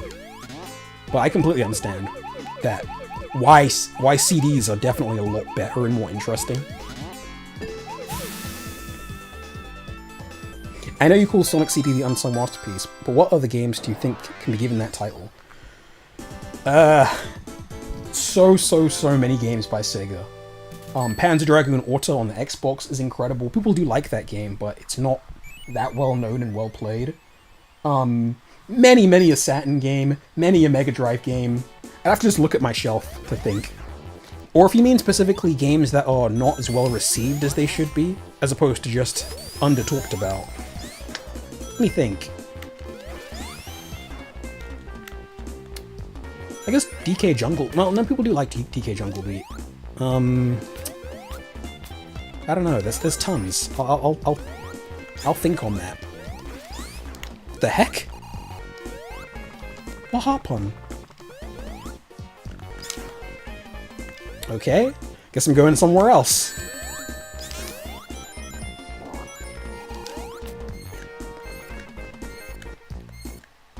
Only other Sega game from Sonic CD is Yakuza 4. I so dearly want to get into the Yakuza games because they're so much fun and they're clearly where Sega's. They're really putting their all into those. What is happening? What in the world? I'm in the Twilight Zone right now. What could this be? Guess I'll find another route.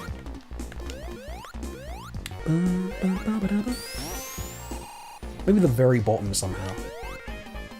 Can't believe a peak stage like Mushroom Hill is getting ruined by nonsense.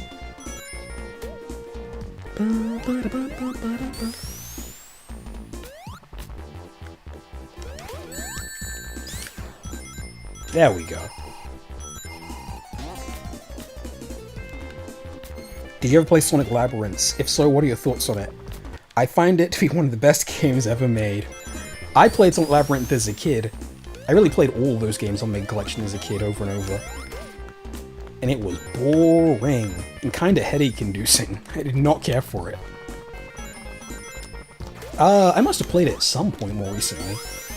But I do know some people do like it, and it does have kind of cool pinball physics, but I'd rather just play, like, Marble Madness or Cubby Dream Course. That game's great. Maybe if it was on the Mega Drive, it would have been a better game.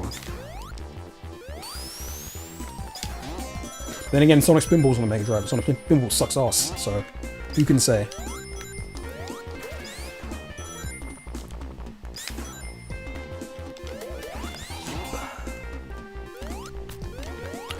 Yeah, this is one of the best stages in not only this game, but in these games in general, in all of the Sonic games. Bap, bap.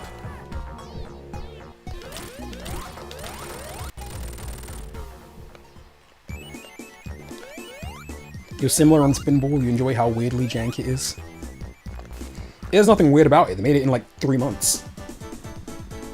I don't know why they didn't make it a Christmas release, to be honest, because then they could have made a much, much better game that ran at a good frame rate. That game is a disgrace to the Mega Drive. There is literally no reason that it runs as poorly as it does, other than they wanted to finish it very, very quickly, so they programmed it with inferior coding language.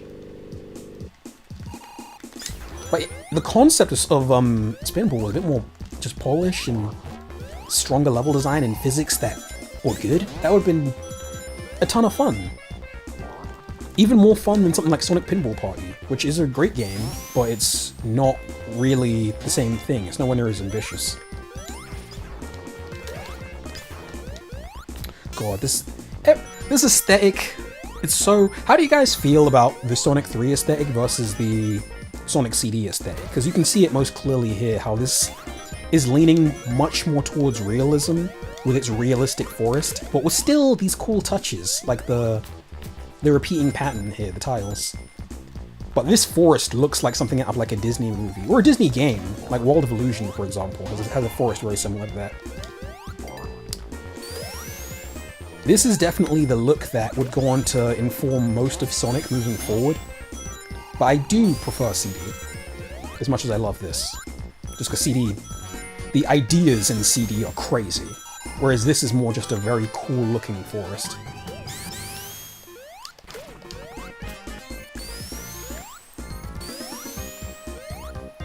Three more sober, CD more unrealistic and punchy. Yeah. It's more, it feels, you know, it's what they were going for. It's supposed to feel like an alien planet.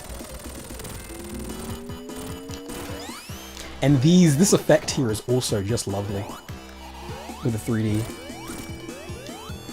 There's so many surprisingly wonderful 3D effects on Mega Drive. Especially in like the treasure games. How did I get 99 lives? I have no idea. Have I had 99 lives this whole time? That's an accident. It must be the sayings. Alice in Wonderland ass level. Yeah, World of Illusion also has literal Alice in Wonderland levels that look just like this.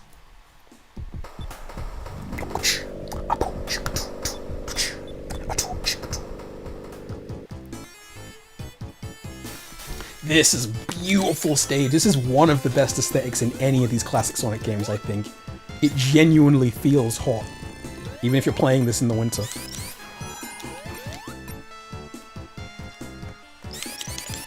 Whoa, whoa, whoa, whoa, whoa, whoa, whoa. What am I seeing here? I don't really understand the appeal of Ristar. I only played a few levels, but it seems super slow and uninteresting. Mods? Chaos Master Zero. Drone Strike. Finish him. I want him dealt with now. I'm kidding, I don't have mods. Some people aren't into Ristar, I guess. It's funny, in the video, lots of people were very willing to play Knights, and they thought it looked awesome. Ristar is not for everyone. Ristar is almost Nintendo-like in the way that it's designed, and a lot of people don't really vibe with the slower-paced, more exploratory Nintendo platforms. But I love it, and I love how Ristar is that kind of game, but also with Sega-esque mechanics, with bouncing off the walls and stuff. So, Ristar is great. You tell him, JJ. I'll go down this time. I'm extremely curious to hear the defense of Sandopolis. Actually, I think I saw someone make a video about why Sandopolis is pretty good. Who was that?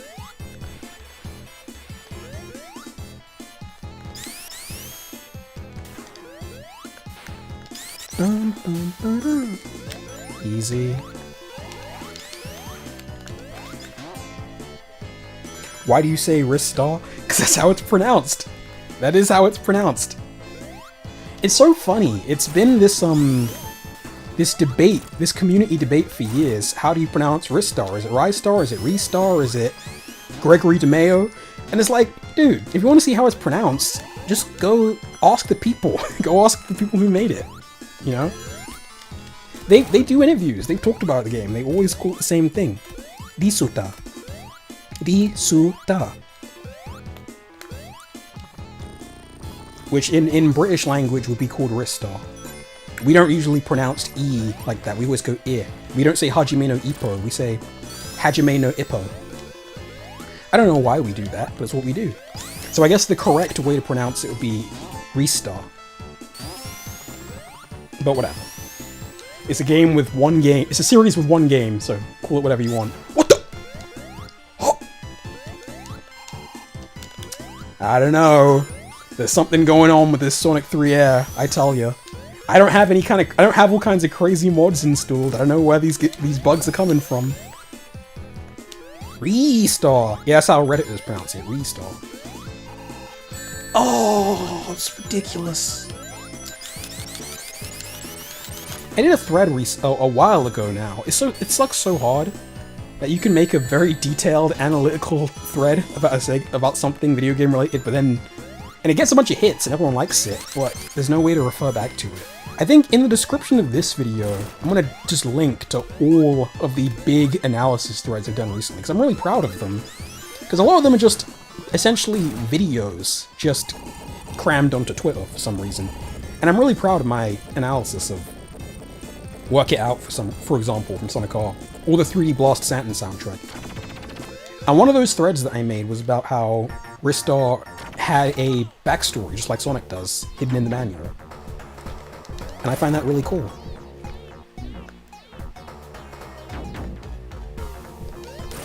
That clipping moment looked like the moment you start Act 1. Yeah, maybe it was intentional, who knows. Maybe that was the vision for all these years and it just took me this long to find out.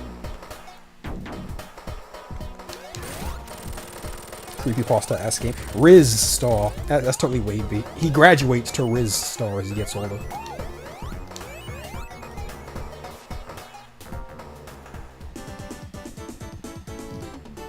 There's also the GG game, which is different enough to where you describe it as a different game.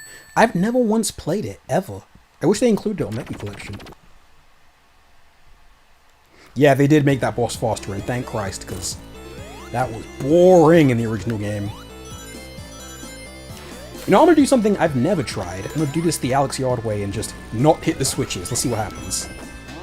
Because people absolutely hate this stage, and I'm not really with them.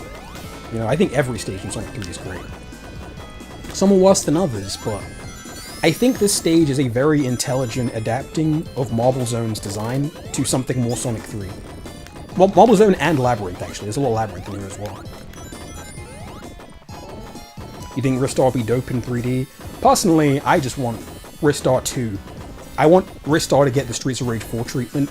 Give me Ristar 2 with widescreen and the hand-drawn art, and get T-Lopes to do a bunch of remixes of the music. You know, we've waited long enough. I've been good, I've been patient, I've spread the gospel. Give us Ristar 2. People describe it a lot as like an overlooked gem, or like a forgotten Sega game, but in reality, it's actually one of the more played games on Mega Drive, because they keep porting it. They're clearly very proud of it, so make a sequel. Or allow someone else to make a sequel. I'd play the hell out of that game. Incidentally, where is this Shinobi sequel I've heard so much about? I've been waiting patiently. Get Arzest on the Ristar sequel. Unironically, what they might be working on again, it really could be Knights. I would not be shocked if Iizuka and Oshima decided that now is the time to make Knights 3 with them two together again. Because Oshima's always insisted that his favorite game he ever worked on was Knights. And I know that Naka said the same thing also, so now that Naka's been dealt with, perhaps now is the time to finally do the Knights sequel that 7 people have been dreaming about. This color scheme is so lovely in and when the lights go out.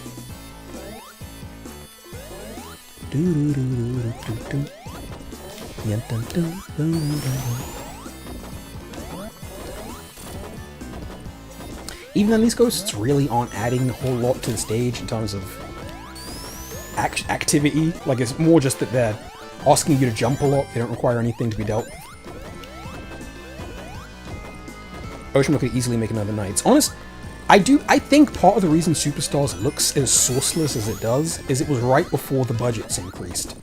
You know? You can see details in the concept art that aren't replicated with polygons. Like, they just did the best they could with what they had, with what little time they had. Oh, I went backwards because nothing was happening. Because if you compare Superstars and even Frontiers to Shadow Generations, for example, Shadow Generations looks really, really good, really polished. It's not like the most cutting-edge game on the market, but it is a finished, high-quality, good-looking game with good animation. You know, there's actual character animation on Shadow and it looks great.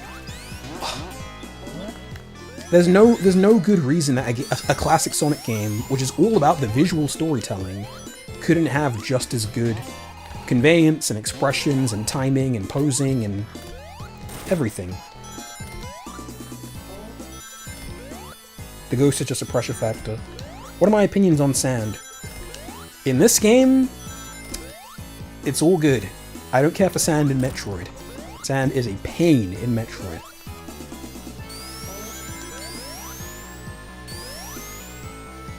I guess what I don't like about this stage is it just kind of drags on. I guess it's a lot of bread and very little butter, I guess. The ideas it has are good, but it mostly just repeats them for a little longer than it needed to. I think we're towards the end now.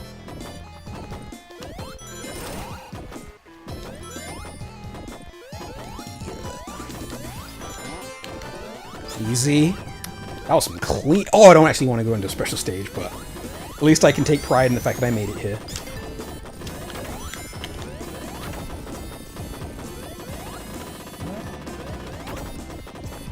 This is one of those bosses that you either do utterly flawlessly or you just completely get stuck in there and pound sand. The strat is to never let the dude shoot. Ever. By the way, I love the Battle and Wonderworld composer. I want to work for Sega. I don't disagree. That music is really lovely, but it has a Square Enix vibe that I don't think does the classic Sonic team aesthetic as much justice as it could have. I think Balan would have been a much nicer sounding game if it was like a Hataya Tomoko Sasaki soundtrack. The Knights duo. Even though it did sound nice, but it was a bit more generically whimsical. Not quite as dreamy as it could have been. It was a great soundtrack though, so I can't knock it, having a different style. Incidentally, if we're talking about underrated things in video games, the Journey of Dreams soundtrack, that is like all the magic of the Saturn soundtrack, but then add on to that the orchestration that you hear in Balan. It is magical, that soundtrack. It's one of the best soundtracks Sonic Team's ever done. And we're in the best zone ever, probably my favorite zone in classic Sonic history. I love this stage so much. I've loved it since I was a kid. And yes, the song is incredible, and the art is absolutely phenomenal. Damn it. There's somewhere you can land to be safe, but I don't know where it is. Oh. Too bad. Easy. You always want Tails with you for this. Man, the 3D effect they get in this game, you can kind of see the remnants of when this was going to be more of like a pre-rendered isometric thing, because so much of the graphics have that more detailed shading to them. And it's great. Some people don't even know that there's a Knights game on Wii. That video you linked me to analyzing that game, by the way, JJ, he mentioned some stuff that was so eye-opening. Apparently the game was like crunched and they like released it without a ton of the features they wanted. It had like a horrible development. I know it was made by the Shadow the Hedgehog team right after that game, and in the gap between them working on other Sonic stuff. So I can imagine it didn't have that much support from Sega, and that probably explains the final product.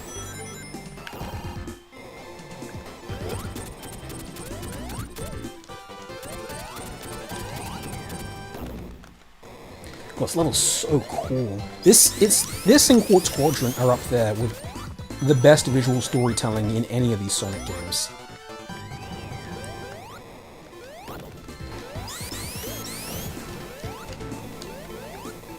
Who was the video by? I've forgotten.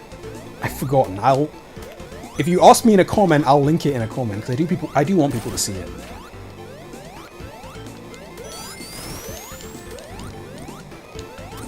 Yeah.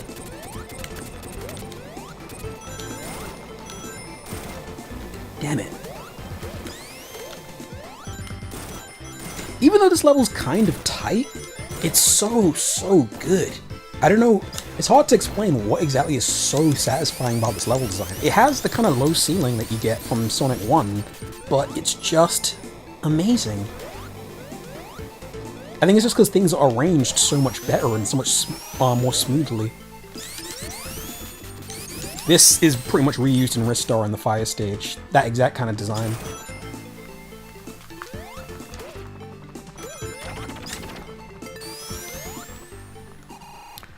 Relatively mid-boss.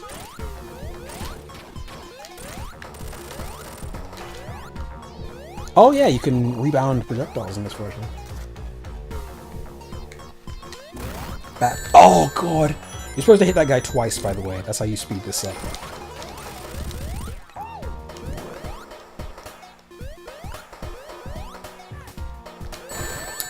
I don't know what I'm doing wrong. Is my timing that bad?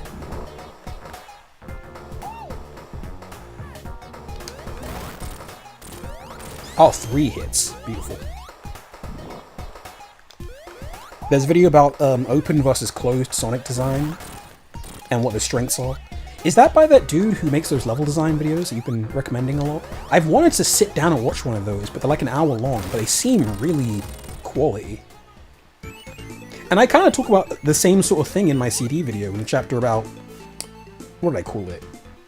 Emergent versus prescribed design. This is very much prescribed, you know, it's about kind of following the script. It's just really, really good. It's a lot better than what it could have been. This is beautiful. Ugh.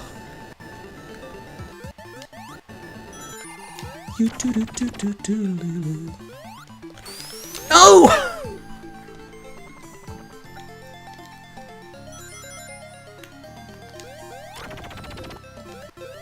This effect here is lovely. It's amazing that this game actually has a lot of effects that aren't in Sonic CD. Even though the much weaker hardware, it was just a case of them being real wizards with the trickery. A lot of the stuff they're doing here, it's not like it takes space on the cartridge. It just requires a lot of know-how with the hardware.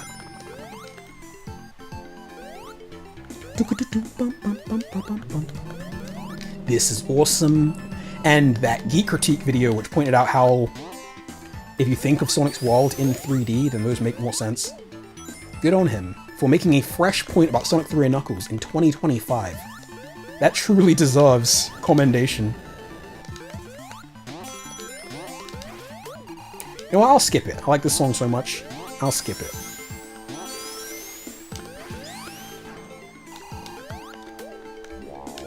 How was Burning Ranges, by the way? Brother, I haven't had a chance to play it until very recently. Burning Ranges is stellar. I'm not done with the game yet, but it's very much designed like Nights, in the sense that its missions, you can pick the boy or the girl, and they have completely different takes on the mission. They're on the same mission, but she's always doing something different to what the guy is doing. And they're like 30 minutes long. You have to save a whole bunch of hostages and plan and route and listen to the lady on the voice, and it's so complex and open, and you can make so many mistakes. Every time I beat a level, I've saved like less than half the civilians and gotten a horrible rank, but it's so fun. I was expecting a game that was like, oh, here we go again. You know what? Let me out. I don't want to do it. In fact, whatever. This gives me a chance to talk about Burning Ranges. Yeah, I was expecting something kind of clumsy and like a cool idea with like tank controls, but it plays good. It runs usually pretty good. The sound design is genius. The voice acting is surprisingly good. They have unique voice actors for every civilian you save in every level. Like, They put so much work into it. I don't understand. I assume because they never re-release it that they don't like it, or they're not that proud of it. But it's good. It's a really good Sonic Team game. I'll stream it someday, and I'm sure it'll impress everyone. And the visuals are just lovely. I still can hardly believe I actually own a physical copy of the game, because there are rare Saturn games, and then there's stuff like Burning Rangers and Panzer Dragoon Saga, or Street Fighter Alpha 3, like the truly rare stuff. And I have one of them. So I cannot let this go the way that Mario Kart 8 did. I cannot just lose it. I need to guard it with my life.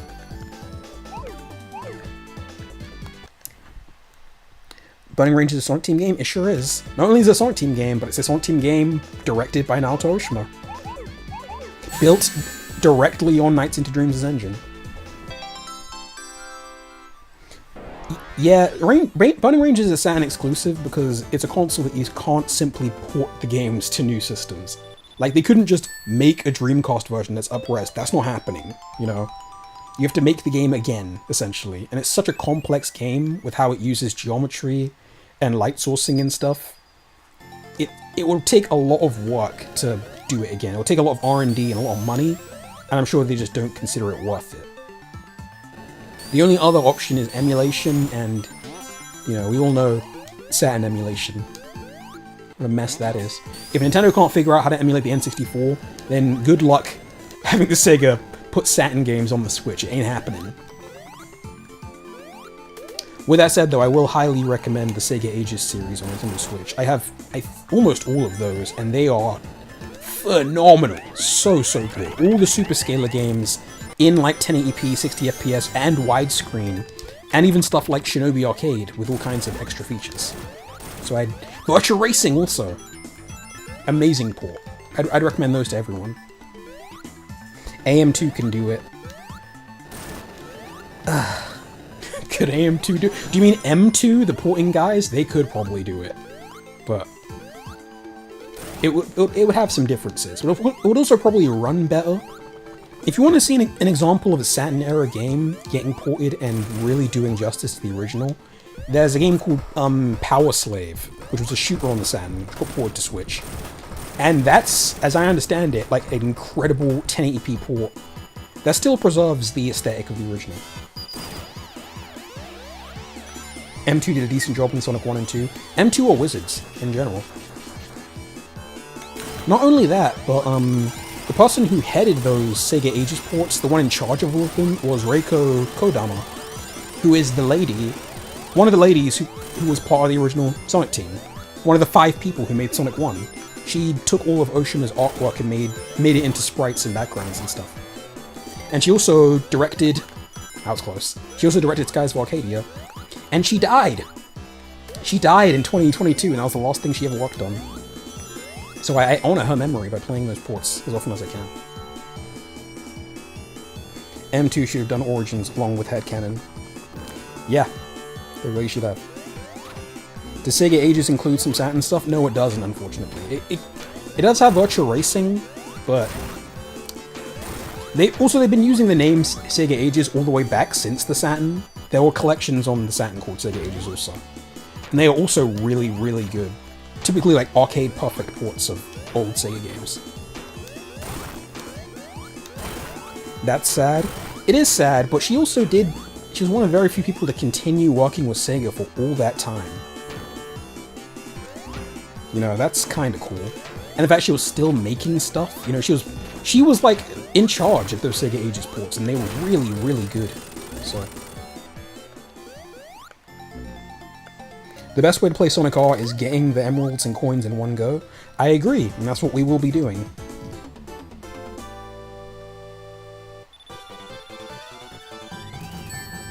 You got me to start 100%ing Sonic R, and I'm halfway there. Why did you bother? We're gonna play it soon. This game's wrapping up quickly. Hopefully the tier list doesn't include Hidden Palace, because it's really not a stage. What games have you guys been playing recently? Because I've been playing some PS5 and some Burning Rangers, pretty exclusively. You ever think Yu Suzuki would return to Sega? Yu Suzuki has to be approaching his late 60s. Like, there's no returning to anything at that point. There's nothing wrong with getting old and just not working anymore. Not everyone can be Nintendo, where you just continue to do the same thing into your 70s. Like, most people don't have that kind of stamina.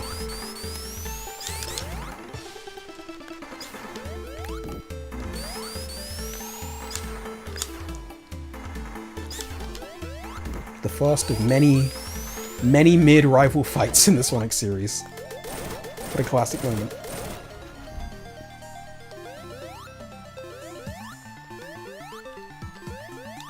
No Doomsday Zone? No, we do get Doomsday Zone. I went out of my way to get the 7 Chaos Emeralds before this, so we do get Doomsday Zone.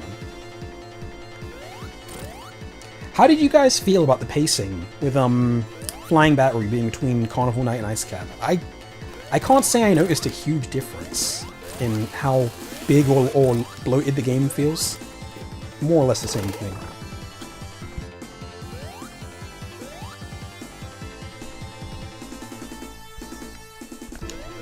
I like that Howard Johnson's Nux theme still has those drums.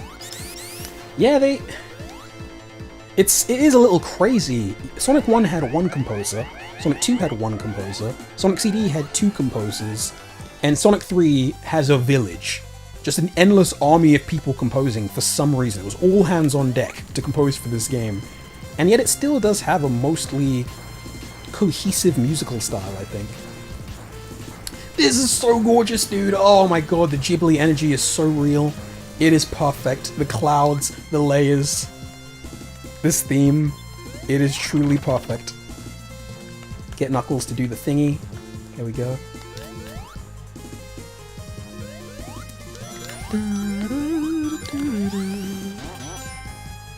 I never watched Sonic 2, the Sonic 2 live action movie. Did they have any Sky Sanctuary? Or anything resembling Sky Sanctuary? I can't imagine why you wouldn't include something this amazing in your big motion picture. No! No! Oh! Shameful.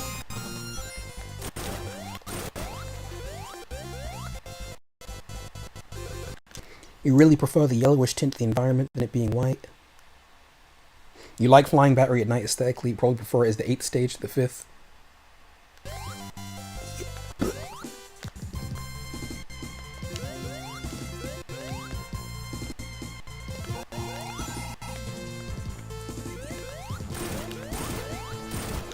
This stage, like I say in my Sonic CD video, when I'm talking about this stage and kind of comparing it to Collision Chaos, this is such an amazing oh god, I screwed it up. You have to time that perfectly.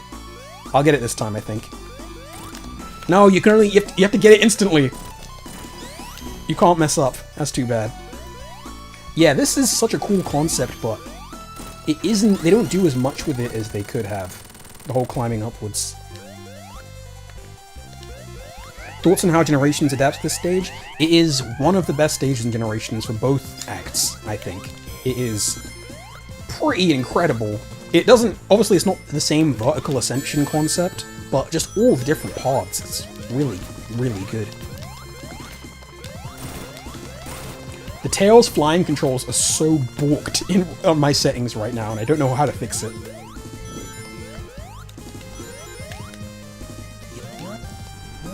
I love doing that with the fire shield. You know what, I'm gonna lose the fire shield. There we go.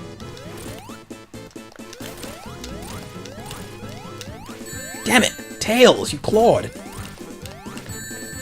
He insists on wrecking me.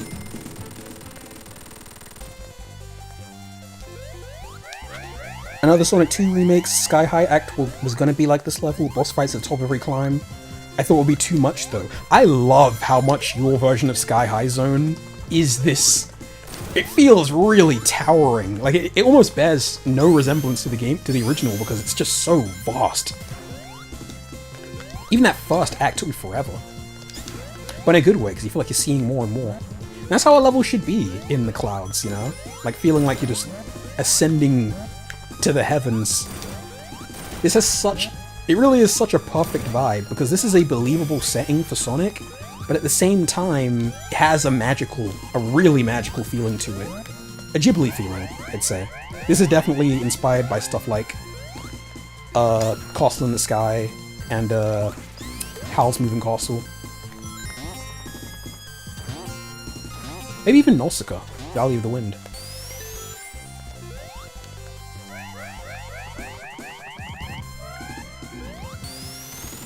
This guy is a complete pushover.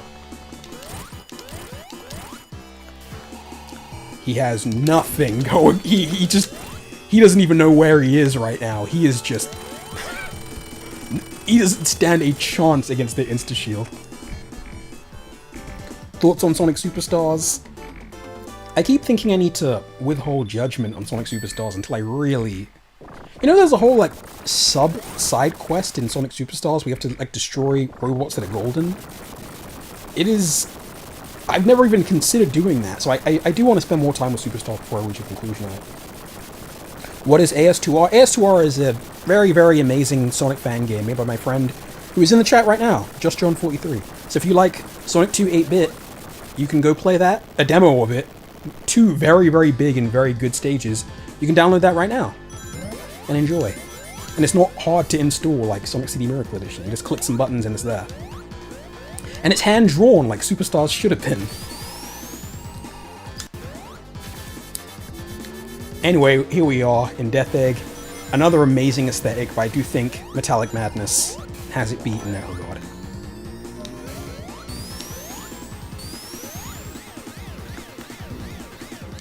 This is a good stage though, I think. One of the lesser stages from Sonic 3 and Knuckles, but still a good stage. I'm very curious how long this playthrough is going to be relative to the other games. Dodging those things is pretty fun. I do like that. And it's good reflex-based design. It's quite solid.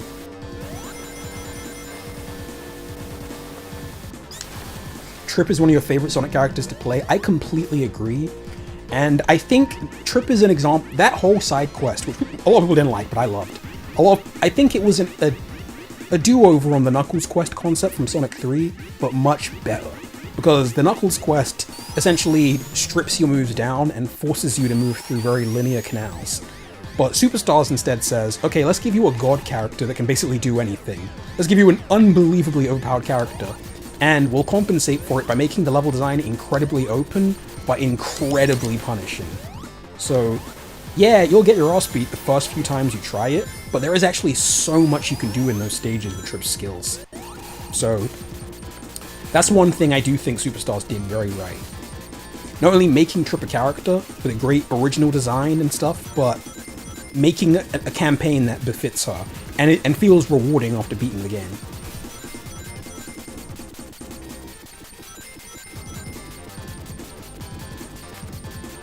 Trip takes too much away from Fang, who got overshadowed. He did get overshadowed. I don't know if they really ever gave us a very good reason why Fang needed to be in that game.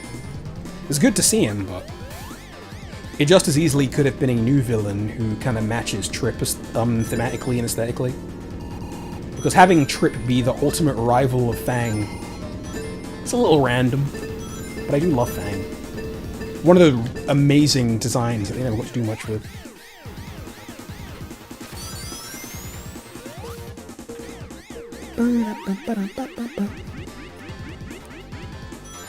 Wait, the gold robots are for more than just easy medals? They are. It's like a whole thing.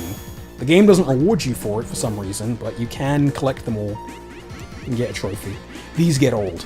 These get really old. I need to start getting more used to skipping them. Because you can skip them. It's cool to look at, I guess, but it gets old. Let's speed this up. Take these rangs. This bubble shield is going to be totally useless against this boss, but let's give it a shot.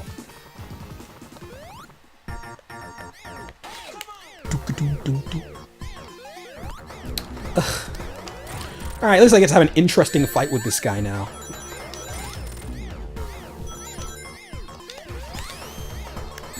I think they were onto something with this fight, but the execution just isn't quite there.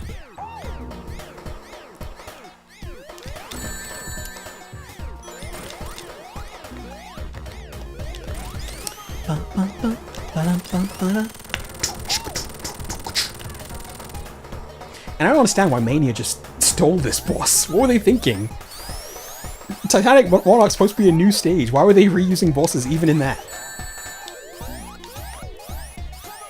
Damn ring.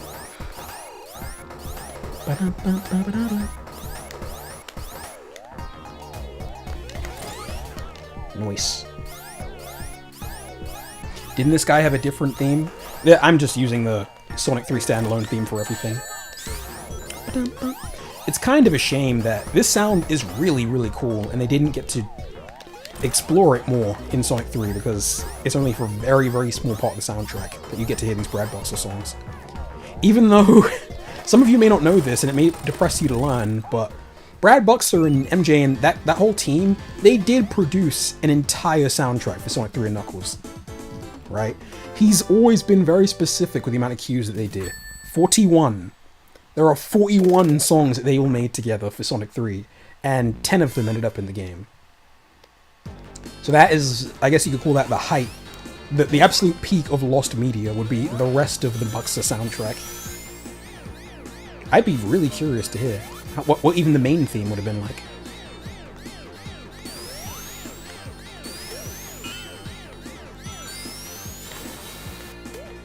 Oh, I don't want this.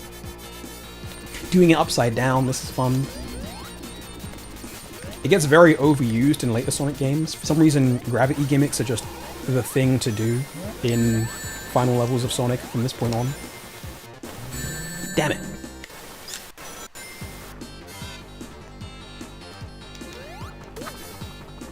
That should be a lost media goldmine. Not only that, but Oshima also describes that MJ... The way Michael Jackson wrote songs is he didn't read music, so he just make the songs with his lips. And they have, well, at one point they had a tape of him doing that for Sonic 3. He just sang the songs, so who knows what song he's singing. It's probably the mini-boss theme, or maybe it's something we've never heard before, but they will never release that tape, so... Oh well. We can just imagine. Honestly, Michael Jackson made as much music that he didn't release as he did release, so...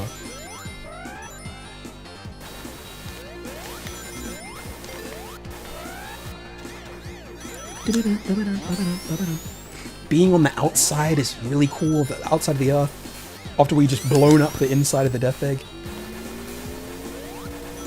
What's your problem with Titanic Monarch? That isn't the Chrome Gadget boss? I don't hate it at all. The stained glass looks cool. I guess it just doesn't feel that climactic. Especially with the Act 2 where you have to go down the different routes. I see the vision, but in a final... Like, what you're seeing here, the whole point of this narratively is that everything is building to this ultimate crescendo. Whereas Titanic Monarch, it feels more like ticking off boxes, you know? Do this room, then that room, then that room, and then you've passed your driver's exam. It's not as tense, and a lot of the design just isn't that interesting to me. Especially coming after Metallic Madness in Mania, which is one of the most incredible things they've ever done.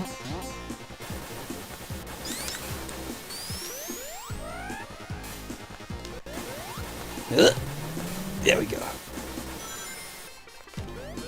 This has not been a very clean Death Egg, but could be worse. I'll make mincemeat of the bosses to make up for it. Easy.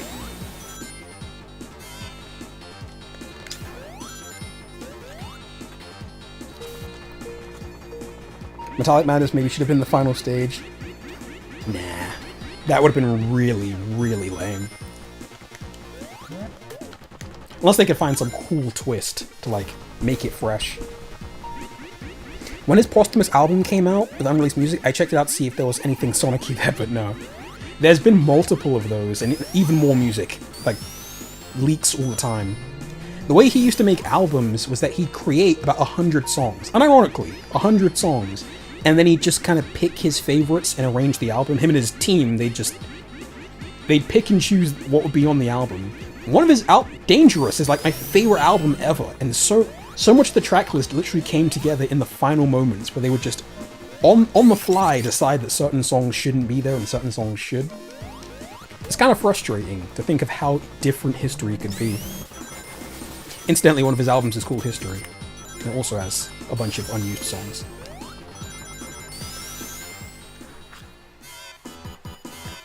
This is another great boss, especially when you realize all the cool things you can do. Sonic 3, I'll give it this. It definitely takes the gold prize for the best bosses. Ones that actually use Sonic's physics in clever ways. Good on them. Because Sonic 1 and 2 mostly didn't do that at all.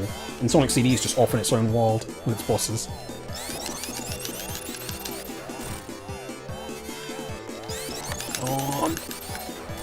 Nice. That sucks. I hate that. I completely hate that, and that happens often.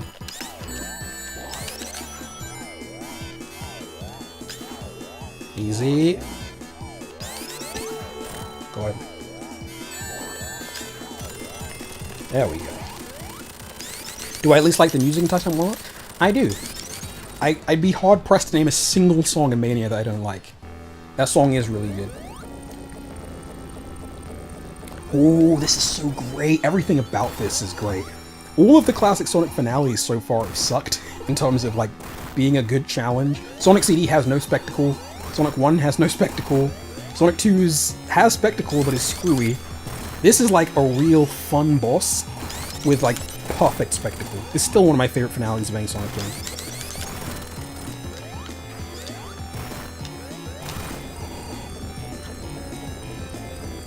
In Stevie Wonder's case, he just couldn't see where he left the rest of them. Yeah, I'm sure he was losing music all the time. 1, 2... You can typically get 3 hits. Perhaps I won't be... What happened? In fact, you know what? I'm glad that happened. Because now I can do this without rings, as Light Guy as intended it. Fine with me.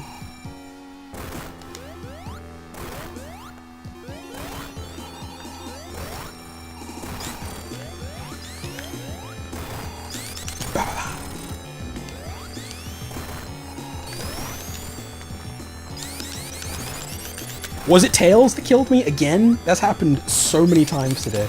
This guy, this kid. Maybe he shouldn't believe in himself.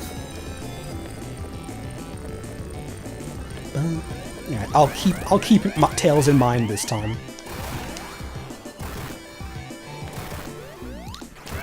One, two. That was a little close. That was a little close. 1, 2.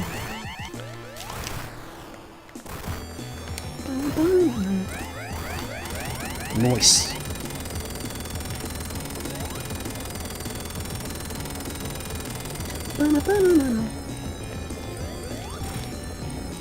I love that Judy insisted on keeping the Miles name. Yeah, he was very attached to it. And to be fair, they did reach a compromise. You know, Miles does appear mostly in the game. If you didn't know, there is actually a regional difference in Sonic 2. The international version will always display the name Tails as his life. And in Japan, it's Miles. But you can just do a code and swap it. It's literally a 1 kilobyte difference that determines which version is which. And if you do a level select code, it will swap all of them, all the Tailses to Mileses. Anyway, here's Doomsday Zone. I wonder if this will be on the list. What a finale this is. Played this game a gazillion times and I'm still kind of mesmerized by Doomsday Zone. And the rings still kind of bug me to this day, trying to get as many rings as I can. So you kind of have to see the future. Maybe this is what inspired Nights into Dreams. Who knows? I'm kidding. Nights was actually inspired by Knuckles, if you didn't know. Naka was messing around with Knuckles' flying physics, gliding, and he realized, like, imagine if Knuckles could just, like, turn smoothly and, like, rotate and, like, maintain his speed and boost in the air, and that's where Nights came from. And also, coincidentally, Oshima also wanted to make a game about flying and being a bird, so it all just came together.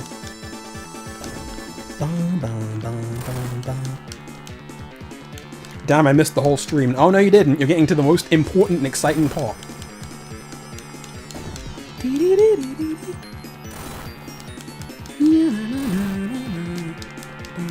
We're doing better at this than usual. Are these moving smoother than they used to? Maybe they've always been this smooth and I just never noticed.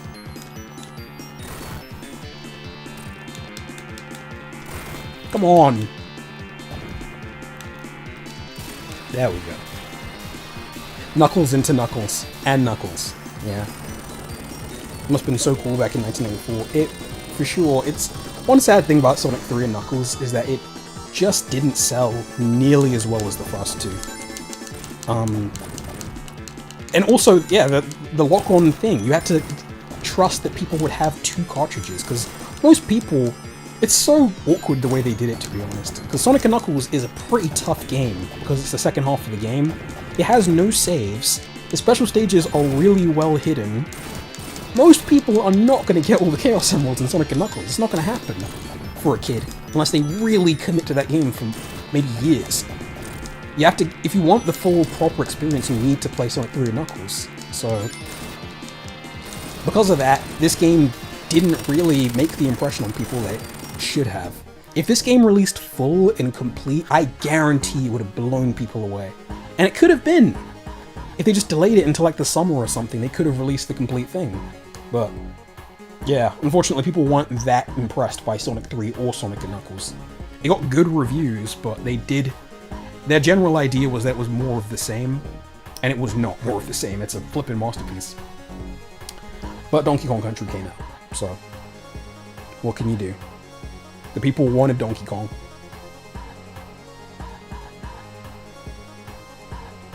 Did Sonic & Knuckles sell more than Sonic 3? Yeah, it did. A little bit more. Combined, I think they sold about 4 million, maybe 3. Maybe a little more than that, even. I imagine the numbers are underreported, but I think Knuckles helped sell Sonic. The Knuckles being playable helped sell Sonic & Knuckles a bit. But yeah, in that 1994, things were changing, man. Star Fox came out, Donkey Kong Country came out, Super Metroid came out, like, everyone was getting hyped for PlayStation and Saturn. I do get why people weren't as interested in another 2D Sonic game, because they were already getting kind of tired of it with CD. But yeah, if they released it full and complete, I think this game would have sold much, much more. Doomsday was in Sonic & Knuckles standalone. Yeah, but the only way to play it is to get all the Chaos Emeralds, and doing that in Sonic & Knuckles with no saves is extremely difficult. Even for me, someone who's really, really good at these games, I'd find that difficult.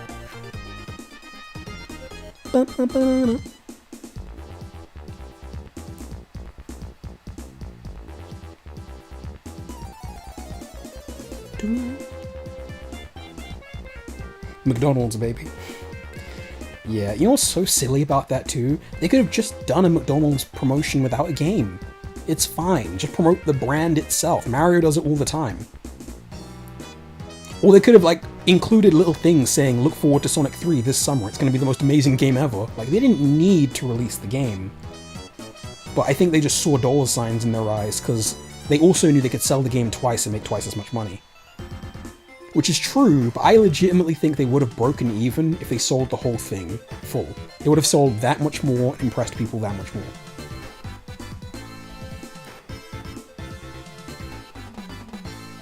It's so funny how standalone Sonic 3 does have a save function, but it's such a short and easy game, you don't need it. Ugh, things played out a little clumsy. But that doesn't take away from what a momentous accomplishment Sonic 3 is. February 2nd is such a weird time to release games. February 2nd is tomorrow. Happy Hedgehog Day, everyone.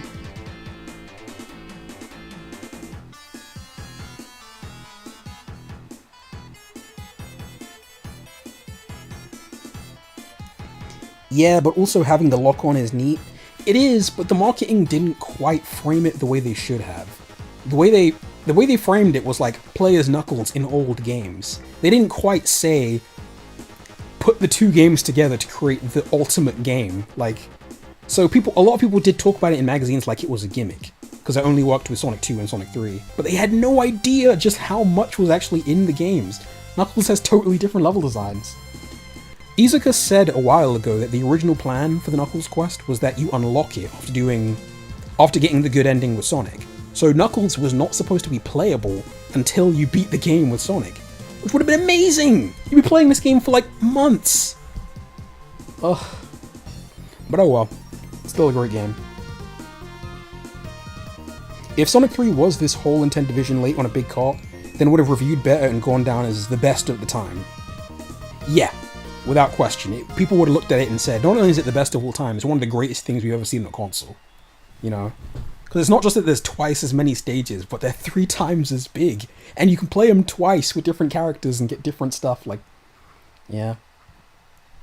Anyway, that's Sonic 3. And what a fun time it was. One moment. We are not going to bother with the egg robo. That's the end of that.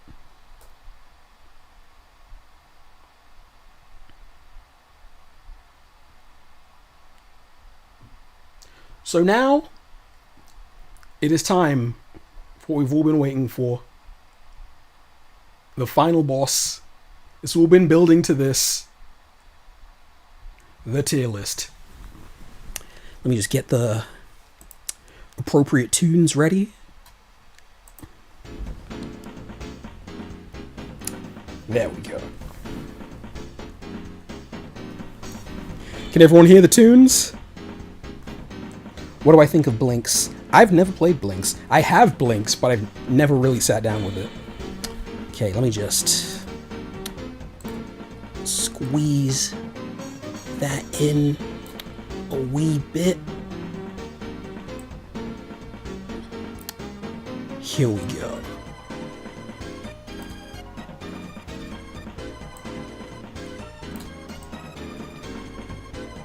There.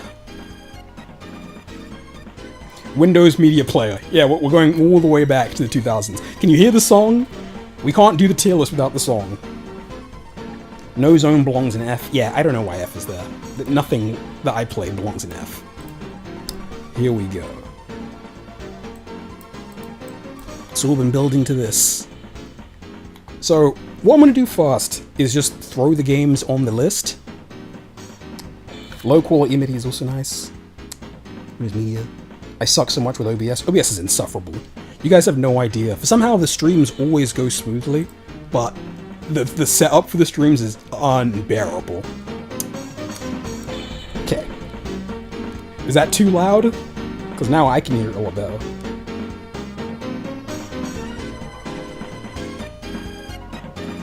Anime News Network. This has been a great season for anime, by the way. I've been watching so many fun shows. There's something cool to watch almost every day of the week. Okay, here's how I'm going to do this, right? We're just going to throw the games in their tier at first, right? And we're going to throw every zone in their tier and we'll organize them after. Okay, so immediately off top of my head, Green Hill Zone, go ahead. Are we in agreement that Green Hill Zone obviously is an S? Yeah, Zenshu's the exact show I'm talking about. It's a great show. Just... Okay. S for Green Hill Zone makes sense. Marble Zone, fun and good. Put that in B. Spring Yard is awesome. Put that in... Yeah, A seems in order, I think. Relative to the other pinball stages. Labyrinth Zone, I played it and I didn't dislike it at all. But I guess C means mid, right? And we are grading on a curve, right? We're accounting for the fact that it's relative to all the other zones. I don't want to do Labyrinth like this, but I kind of have no choice, so... Yeah, I'll put it in C. Starlight, also A, Scrap Brain, B. Alright, we'll get into the nitty-gritty after. Emerald Hill. Big step down from Green Hill Zone, in my opinion. I can't say I enjoy it nearly as much as these two. It's just such a slight stage, you know? There's just not much here to get excited about.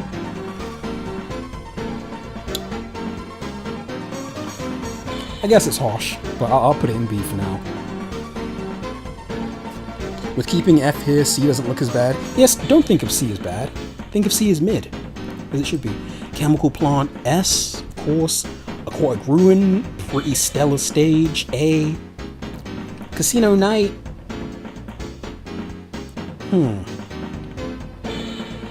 I don't know that I really like Casino Night as much as the other stages.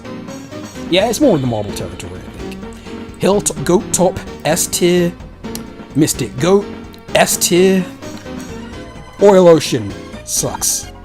It's pretty low. Whatever game is the lowest on the ranking, I'll move down so that we know for sure that it's the worst. Metropolis, also C tier. These are some mid stages. Sky Chase, it really isn't much of a stage at all, so I won't rank it. I'll just consider it a package deal with Wing Fortress. So really not terribly special. Oh, look at Sonic 2. Sonic 2 really does not put its best foot forward at the end. That's unfortunate. And the final boss, mid. Oil Ocean doesn't suck. You saw me playing it, man. Just cannons, dude. So much cannons. I'll move Sky Sanctuary out the way. We won't worry about any of this Mania stuff, thankfully. Mania's not a factor today. Now we get to Sonic CD. What the hell is wrong with my cursor? There we go, here's Sonic CD. Palm Tree Panic. I love Palm Tree Panic. I can praise it up and down, but I don't think it's as good as Green Hill Zone. I understand why Green Hill Zone is the iconic, amazing stage. Marble should be way lower. I loved Marble. It was enjoyable, it was good and fun. I really can't fault it that much. CD or S. I'm gonna be harsh and say that Palm Tree Panic doesn't have much in the way of unique mechanics that make it stand out compared to the other CD stages, so I'll put it in A. But we'll organize it later. Collision Chaos, Peak Fiction. Tidal Tempest, Peak Fiction. Quartz Quadrant, Peak Fiction. No questions there. Palm Tree Panic is S, sorry. We'll get into it. Let's just throw the stuff on the list first. Okay, Wacky Workbench. Most people's least favorite stage in CD. It's not my least favorite. How do I feel about it compared to these stages? Because I've put in many a defense for Wacky Workbench, particularly Act 2, which I think is excellent. Act 1 has problems. It does have problems. But it's also all the clever ways you can time travel and all the things to learn in this stage.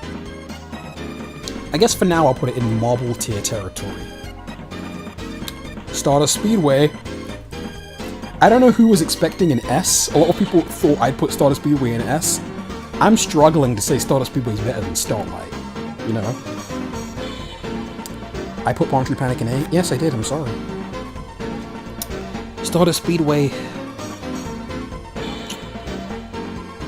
I guess I enjoy it more than these stages.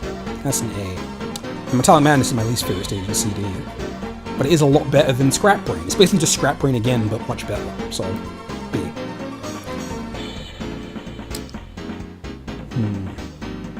For me, Quartz Quadrant is weak in the same way Emerald Hill is. If you're playing for speed, it's very flat and simple. That is true, but fundamentally and crucially, Sonic CD is not that game.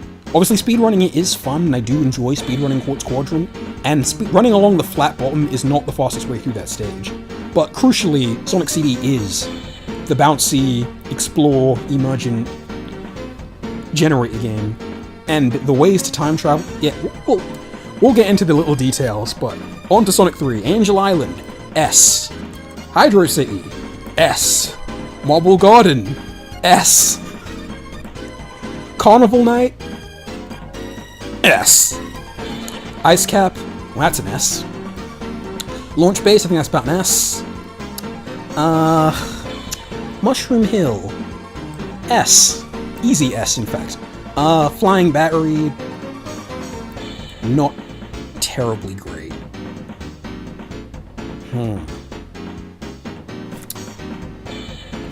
Around here.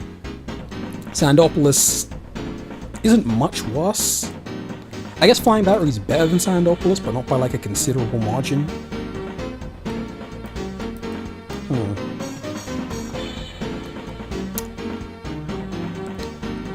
Yeah, I guess I'll leave it like that. Lava Reef, S, Sky Sanctuary. I'd be willing to be talked into moving it to A, because it doesn't necessarily go as far with the concept as it could, but the design is so good. It's so good. And Mecha Sonic, even as easy as he is, I don't dislike that fight at all. Lava Reef should be A. Oh, that's crazy. Stop the cap. Lava Reef is S. Let's be serious now. Death Egg, I think the best of these final stages, but still not something I'd ever pick from the level select, so to speak. And Doomsday Zone, I can't in good conscience rank, but I ranked this, so I guess I'll put it in B. Now, some of you may be a little confused and alarmed by the fact that Sonic 3 and Knuckles, how many stages is that? 1, 2, 3, 4, 5, 6, 7, 8, 9! 9 of the 14 stages from Sonic 3 are in S tier, right? Compared to CD, which has 3 stages here, even though I think CD is my favorite game of all time. And the thing about that is, I do think Sonic 3 and Knuckles has the best selection of stages in the series, but CD is infinitely more fun to play because of its core gameplay, right? Every stage of CD is built on CD's gameplay, therefore it's the more fun game overall, right? But I do think it's a weird to describe it. It's hard to put into words, but the best way I can put it is that I prefer CD's gameplay so much more than Sonic 3's, that all the cool level gimmicks, all the cool visual storytelling, all that stuff in the world, it's never going to replace the gameplay that doesn't exist in Sonic 3 that does exist in Sonic CD. Yeah, it's more dense. You saw me playing that game. I could read chat and just kind of zone out a lot in Sonic 3 because the game kind of handles the business for itself a lot of the time. But CD is just, it's CD. You can do anything. Yeah, 3 and Knuckles is just the levels while CD is a different kind of game. Yeah, for sure. Okay, now we get into the actual ranking. What is the crappiest of these stages here? Definitely not Labyrinth. I like Labyrinth. It really comes down to one of these two. Is it Oil Ocean? Is it Mid-Ocean or Mid-Tropolis Zone? I just don't know. I guess the final boss here would be at the actual bottom, but...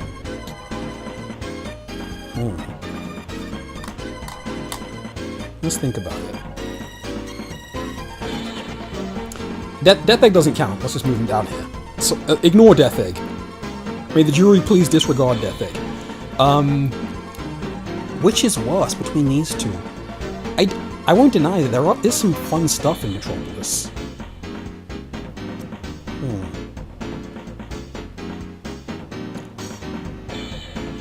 Yeah, I think... Let's see what the people have to say. How do the people feel on this? D for Death Egg. Okay, makes sense. I'd remove Death Egg and Doomsday. If you all insist, they're gone. You know, I do love the Doomsday finale. Metropolis is worse than Oil, come on. Oil Ocean though, dude. That second act was literally 1 minute, and most of it was cannons. Wing Fortress is meh. Yeah, it is meh, for sure. Oil Ocean is boring. It is boring. I can't defend most of its level design. It's just not super engaging to me. Metropolis has those stupid gears. Oh, those suck.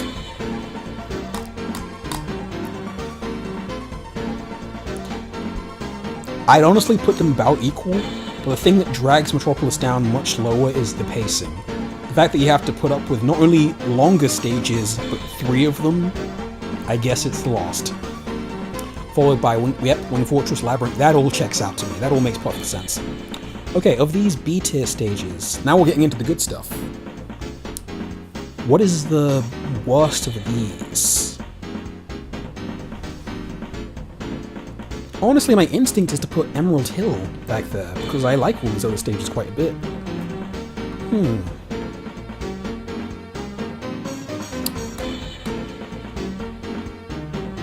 This is a real head-scratcher. I'm not crazy about Casino Night at all. Flying Battery is pretty good. Sandopolis is also pretty good.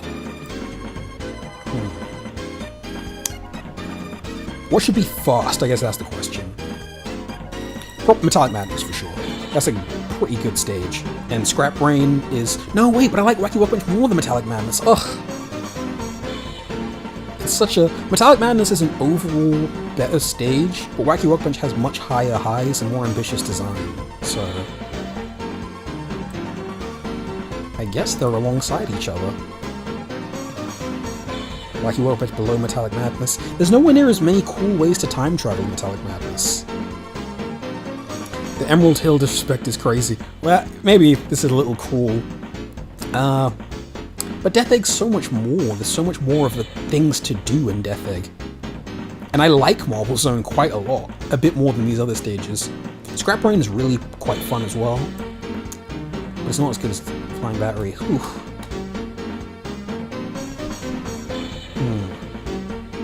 Casino Night is better than Sandopolis. I don't think it's better than Scrap Brain.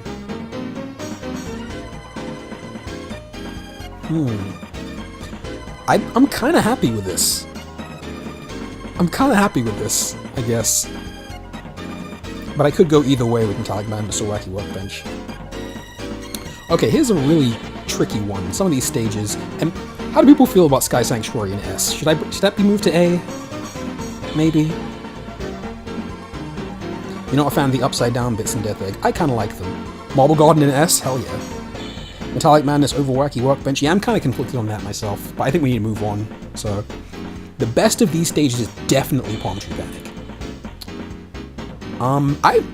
Call me crazy. I know most people don't feel this way. I think Scrap Brain is the Spring Yard is the better stage than Starlight. I just think it uses the pinball physics in more interesting ways and is more challenging, but without much in the way of insta kills. So. Song ran out. Run it back! Okay. Aquatic Ruin. I think that's probably better than both of them. Sky Sanctuary down a tier, Stardust Speedway up a tier.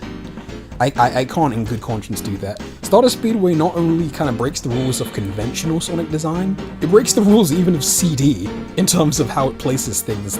The way the generators are organized and the past signs, it really is chaos. True chaos. Not collision chaos, which is peak. This is genuine chaos.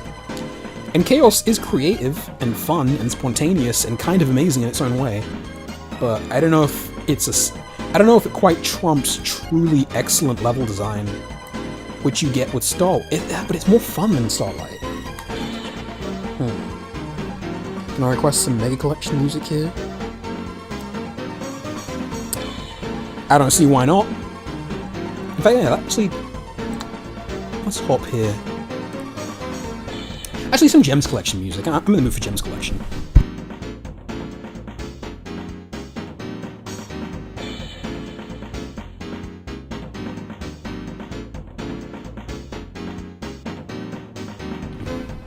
It's a lot trickier than I thought it would be. I really thought I'd just kind of swipe in and put everything exactly where it should be, but having actually played some of these levels again, some of them really didn't earn their reputations as being crappy stages. And some of them are overpraised.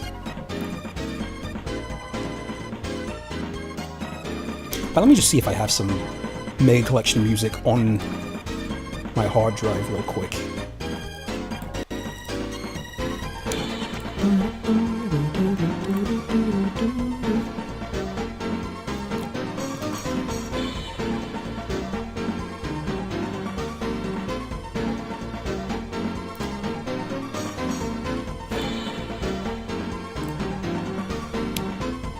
In fact, I'll give you a sneak peek at this. This right here is all the music from my Sonic CD video. 387 tracks, including a bunch of ones that I had to stitch together by hand because they didn't previously exist. But let's go Gems Collection, yeah. There we go. Some peak to close out the stream. To close out this section of the stream. Okay, let's figure this out. Is volume okay? Is everything in order?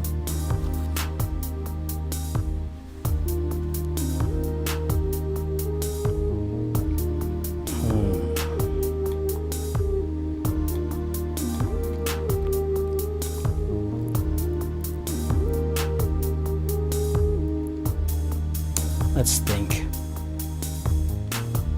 Okay. I'm kinda happy with this. I guess Stardust Speedway is better than these stages, because in a lot of ways it's very similar to Spring Yard Zone, with its turn that down a tad. Spring Yard Zone is kind of chaotic in the same way, but Stardust Speedway you can do so much more, and it has the time travel mechanics, so that really moves it up considerably. Okay, I'm happy with this. This is okay. Now, these peak stages, where did we land on Sky Sanctuary? Are we moving Sky Sanctuary down to A tier? This is the last call for Sky Sanctuary.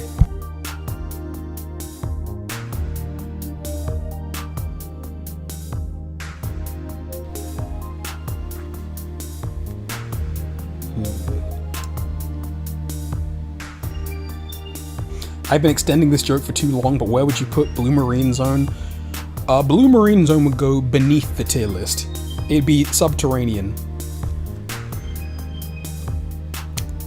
Move it. Sky Sanctuary is fine there. A tier. I will say it's the weakest of these stages. I'll concede that. But I do love it. I really love it. Below Palm Tree Panic. I guess I can accept that. Yeah, Palm Tree Panic does have more interesting gameplay, that's for sure. Alright, what is the weakest of these peak-tastic stages up here? The best that Classic Sonic has to offer. What is the worst? I guess Mystic Cave. It's a fun stage, but it's not the greatest thing I've ever played. Followed by Launch Base, I suppose. It really feels strange putting any of these stages low. They're all so good. Then Chemical Plant down here. As much as I love Chemical Plant, it is really, really simple when you learn it. It's not as complex as I'd like. Then Green Hill Zone, I think. As much as I enjoy Green Hill Zone a lot, but it is still the first game in the series, so... I mean, the first stage in the series, it's not quite as ambitious as it could be. Hydro City. Let's settle this. I want to know where you guys land on the Hydro City versus Tidal Tempest debate. How do we feel about that? Just for the sake of conversation, let's put them right next to each other. Two amazing stages. Launch Base is the weakest of Sonic 3. Of the best Sonic 3 stages, I suppose.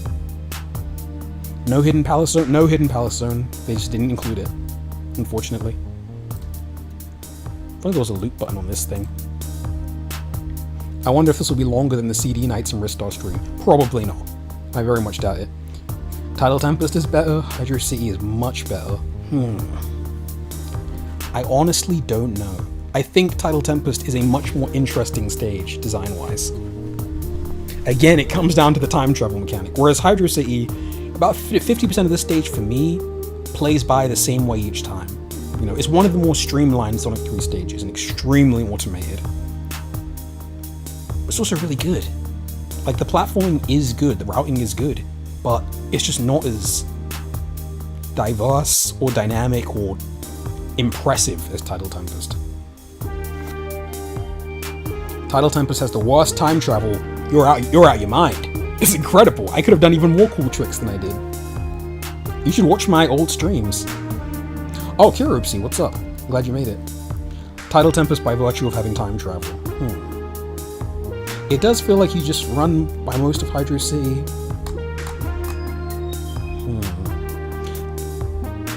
Okay. I guess it depends on what you think is the appeal of Sonic. You know, do you like that multi-tier level design where you drop a platform every time you miss a jump, which is how Hydro City works, or do you like the pinball action of Naoto Oshima? I like the pinball action generally, that's why CD is my favorite. But yeah, Hydro City is really... I guess I'm gonna bring it down to this finally. I think Hydro City is not as impressive of a water level because you spend most of the level circumventing the water, whereas Tidal Tempest is dealing with the water and making the water platforming fun.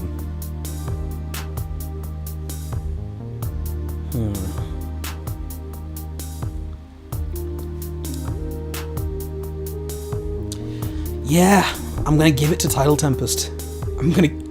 As odd as that might be, as bizarre to look at as it might be, but they're both amazing stages, you know? Whether you're a Tidal Tempest guy or a Hydro City guy, you have impeccable taste. Now it's the battle of the pinball stages. Ooh. Collision Chaos versus Carnival Night.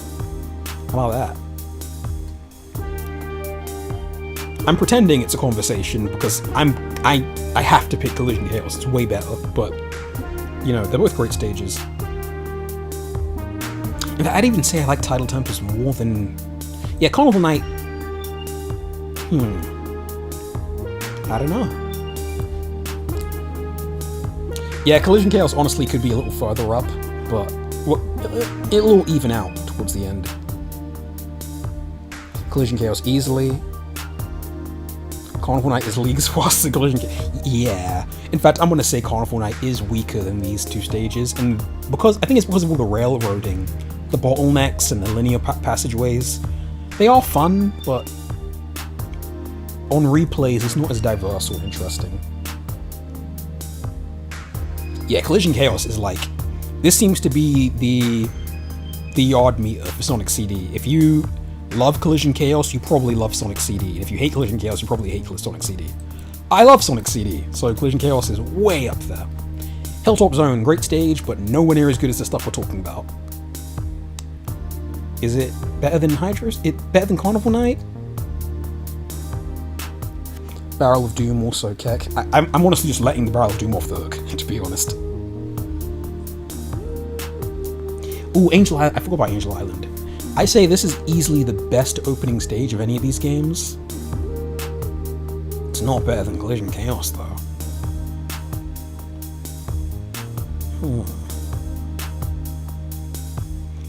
Is it better than Tidal Tempest? I think... Oh wait, what am I doing? I'm moving Mushroom Hill. Where is Angel... There we go. Yeah. I think the thing that really puts Angel Island above and beyond for me is all the clever ways to use the shields. What a great introduction it is to the shields as a concept. Why is Marble Garden so high? Because we love Marble Garden here. Okay. I think I'd honestly put Mushroom Hill right next to Angel Island. So now there is a fjord between Carnival Night and Collision Chaos, which I'm okay with. Marble Garden is not...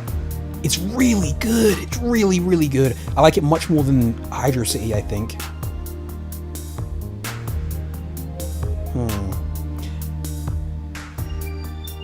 Yeah, I'll even put it above Tidal Tempest.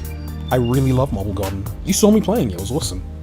Every mistake that I make just makes me more excited to play it again. Let's see.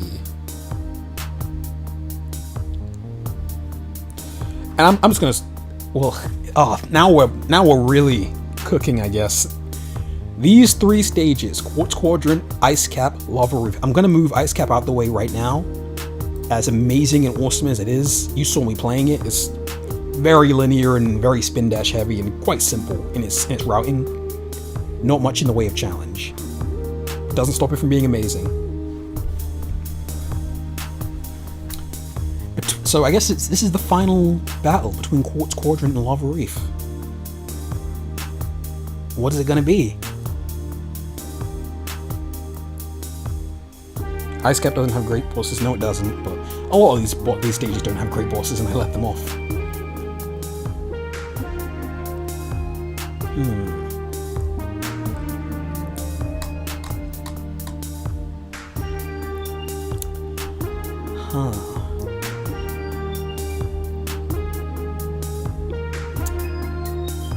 Lava Reef is so wonderful. It's like such perfect like Yasuhara approach to the Sonic philosophy, whereas Quartz Quadrant is the perfect Sonic CD level.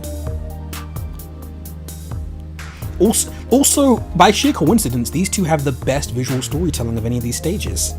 You know, it's perfect. This is like a linear kind of action movie, and this is more of an emergent player-driven story. But they're both just so next level. The music on both is amazing, but Quartz Quadrant takes the W on that, unfortunately. Man.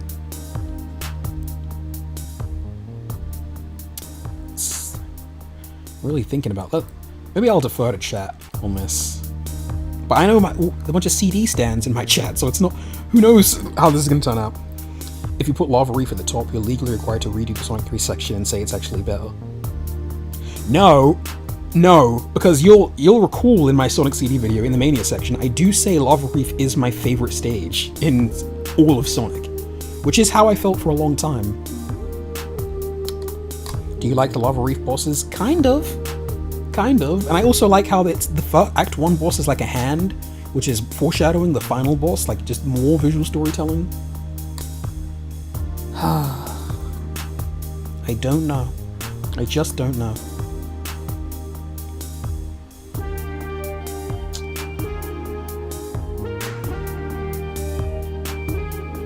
Okay. I guess if maybe with time I'll change my mind, but right now I am leaning towards Quartz Quadrant. And it's so funny that Mania took Quartz Quadrant and Lava Reef and kind of mashed them together, but I wasn't actually crazy about the Mania version of the stage. And they're like my two favorite Sonic levels ever. So... Man. It's just so... Lava Reef is so cool how it's like the crescendo of everything that happened before, and all these moot twists and turns, and... Let's see. That level in Mania is probably the worst in the game. I don't know about that. I guess I need to sit down with Mania again. Yeah, I guess I'm made up my mind. Quartz Quadrant. Quartz Quadrant, take the W. You can... I'm sorry if that disappoints anyone, but I'm pretty happy with this list, I think. Quartz Quadrant wins. Nothing is more iconic than those tall green pillars in Lava Reef.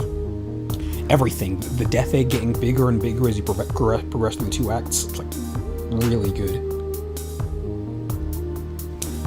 Yeah, I'm happy with this. This is... What a stacked S tier this is. But these were all such wonderful stages. Yeah, I guess that's it. This is officially the Sparky's World Classic Sonic Zone tier list. Who knows where the Mania stage is? They're right here. Who knows where they would be if I was ranking them? But I guess this is good, I suppose. I'm happy with this. There was a ton of fun playing those games again. It's really just reminded me how high the quality is of the zones in those games. Because, man, that is a stacked S tier. It's the biggest list. The biggest one is S tier. I guess we can figure out which game is the best from here, because or at least with Sonic 1, 2, and 3. Sonic 1 has 1 level in S tier. Sonic 2 is 2... No, it has 3. And Sonic 3 Knuckles has a ton, so Sonic 3 wins. What about the Sonic R stages? Sonic R is coming. As soon as I go use the bathroom and relax for 10 whole minutes. One last break, and we can all celebrate with some Sonic R. So, I hope you guys look forward to that. The main attraction of the stream is over for now, but Sonic R is coming, and I'm very excited to revisit that game and see how I really feel about it, now that I studied its level design a bit more. So enjoy the break, and next up, Sonic R.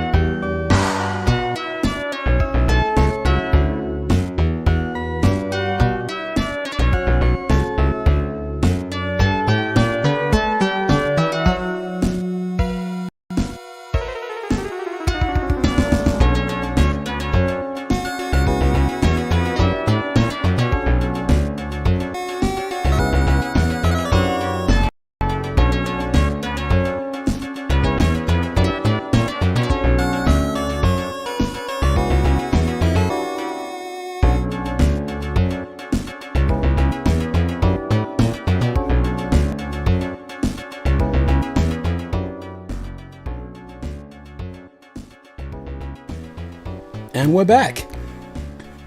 That was a 16-bit Messages from the Stars by Jorix. Hope everyone's still here. I'm excited for some Sonic R. Let's see if I can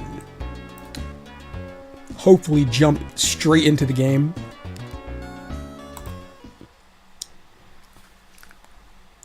Not sure how the audio is going to be on this one, bless. Let's hope for the best. And I'm very excited to see this PC mod of the game, essentially, because I've never really tried it before.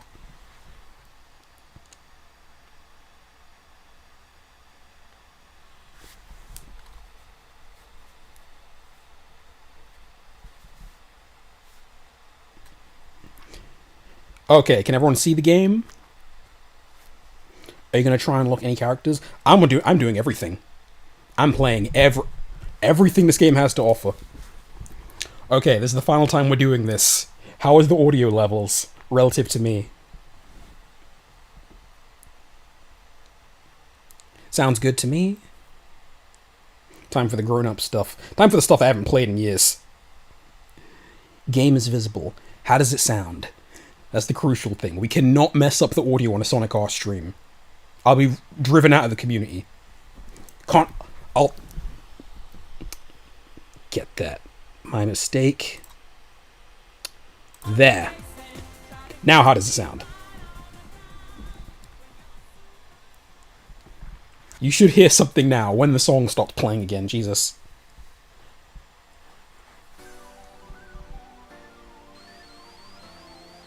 The worst part is there's chat delay, so I have to wait about 30 seconds before you guys can tell me if you can hear it.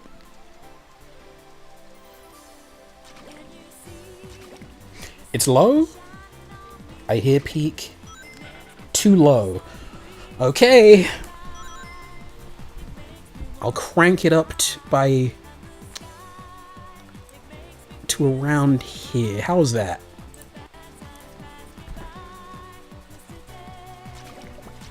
Slightly higher, but otherwise this is fine. Yeah, the chat delay. The chat delay is crazy, but I've gotten used to it. I'm used to banking questions in that way. Good luck unlocking them. I'm gonna need good luck because this is a mod of the game that makes it an actual game where the CPU is actually really tricky. The audio is good. Awfully low still. Okay. I'm gonna crank it up one more time. Ever so slightly.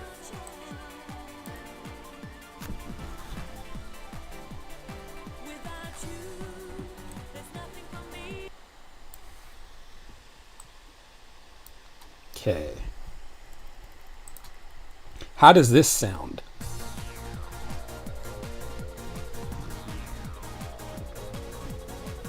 Oh, you're... Oh, is it still... Let me see if it's cropped.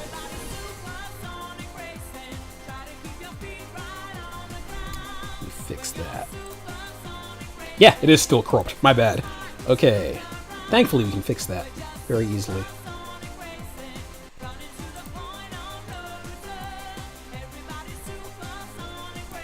There we go. Okay, are these the final settings? Is everything good now? Okay, it's good. I was having the worst issue recently where I couldn't, still kind of low. Damn it. Damn it. You know what, I can just do this.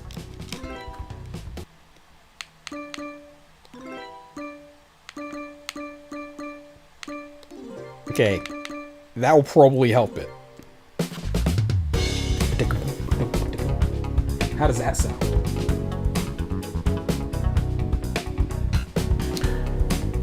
Let me see if I can make sure it's perfectly Oh, I see. There.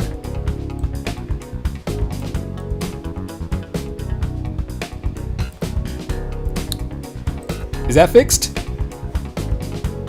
Maybe slightly higher on the music. That's perfect. Okay.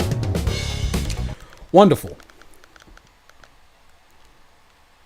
Now let's hope the controls aren't screwy. I'm playing this with a Switch Pro controller.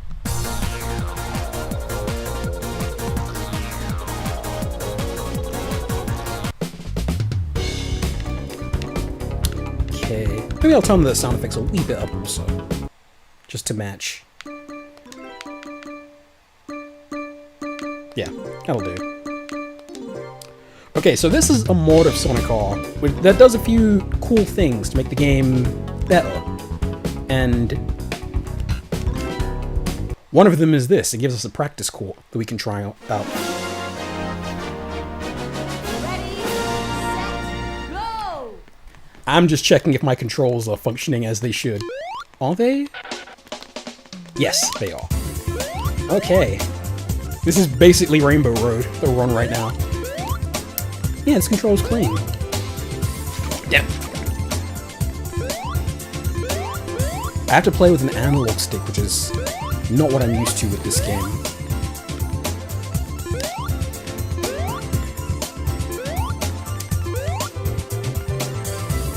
It's definitely too loud now. Turn it down to... People aren't on the same page. I do trust that it's a little loud now, so I'll turn it a wee bit down.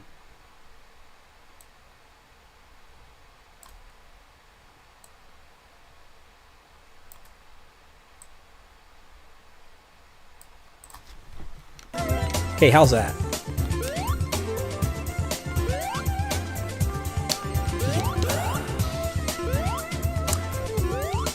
Okay, the controls are good. I'll keep running around here until we've reached a consensus on the audio. Does everything sound good?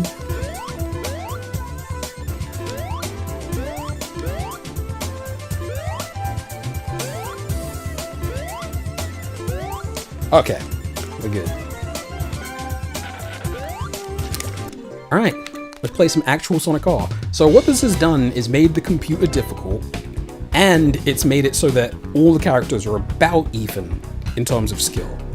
So how we're going to play today is we're going to play all 5 of these stages. We're going to collect everything. We're going to play as all 4 of the main characters, and we're going to beat the game. And it should be a great time. I hope all of my memories of this game are still together. I'm also going to be getting everything in one round. That was sloppy. It looks nice. It looks so much better than on Gems Collection. 1, 2, 3. Yeah, so this game is basically a CD thing again, where it's not a game about running to the end. It's a game about getting all the stuff. You know, routing perfectly, collecting rings perfectly. The rings here are essentially like the Badnik chains in the other Sonic games, where you need to nail everything. Where's the final one? Am I forgetting? No, it's over here. Right? Oh, I already got this. Oh, there it is. This awful, awful one here.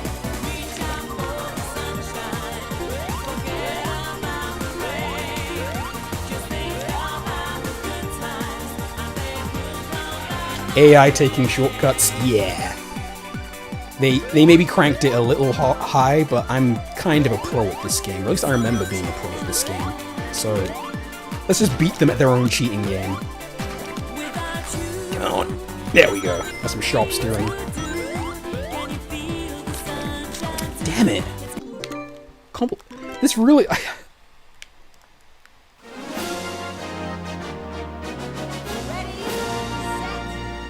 Yeah, those were the flickies from 3D Blast.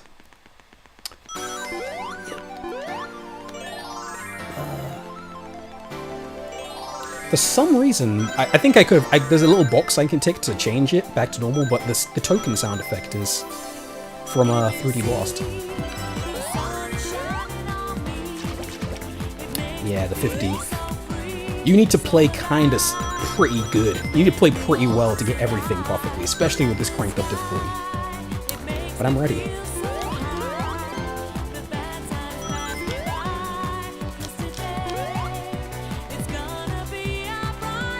I got that. I keep forgetting.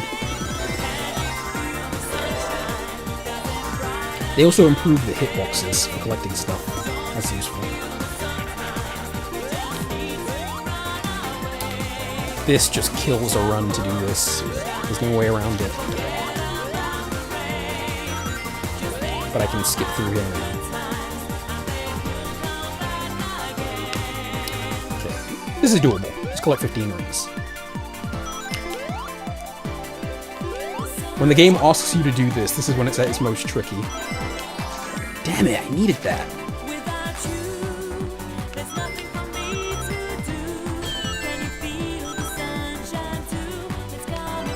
There we go.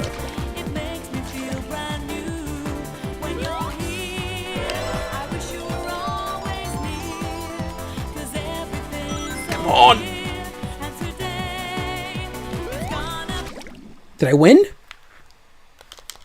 Yeah, they made Eggman unusually fast and skilled in this port. Did you ever watch that Pretzel Guy's video on this game? I think it's his favorite game ever. I've seen many Sonic R videos from people who think it's an underrated gem, but I don't know if I've seen that guy specifically. The one I remember watching was Leon Triforce. And these rival fights have actually been made legitimately difficult now, so you need to play smart.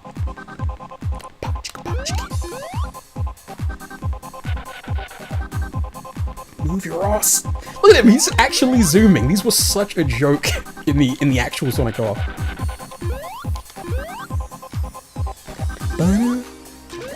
And they've added some appropriate rival race music from 3D Blast.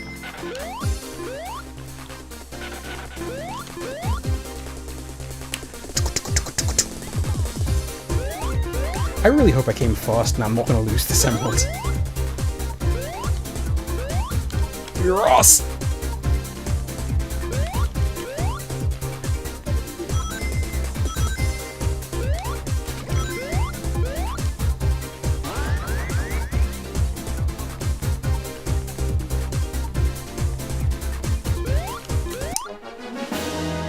It's not going to tell me if I came fast or not.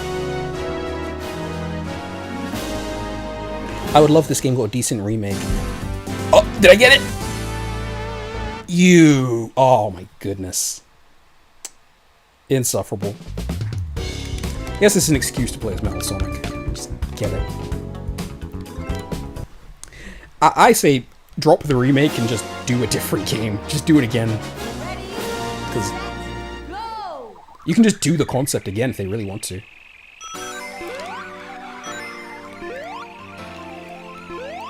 I rarely play as these metal characters, because they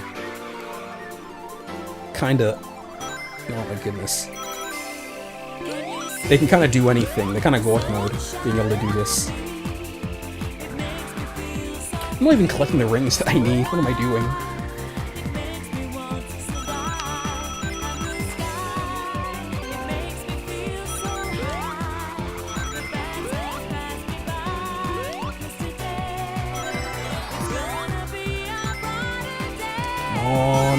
Get it on this lap so I don't have to worry about it. There we go.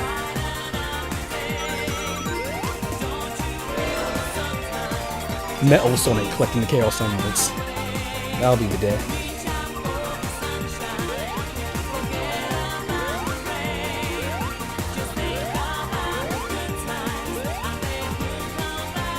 Ugh!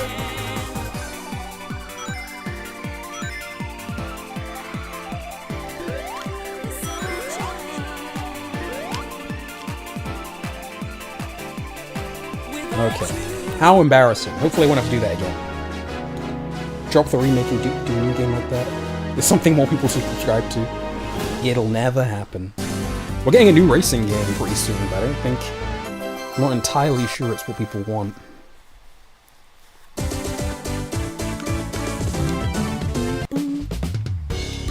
Okay, next stage. Next is Tails. And Tails has been upgraded in a really interesting way, because he can fly as long as he as the same length that he could in the old games, in Sonic 3 and stuff. So...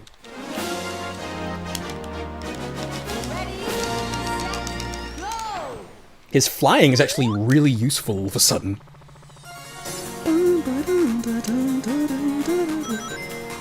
Well, kinda useful. Knuckles is still faster than me. And they've gotten rid of the horrible, horrible Tails running sound effect.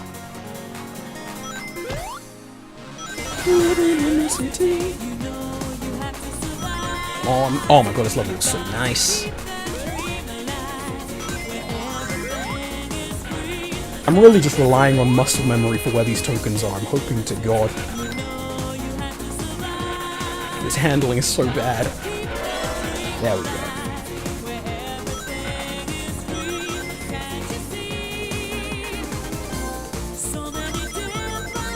Is that open? No. Oh, it was that 20 or 50?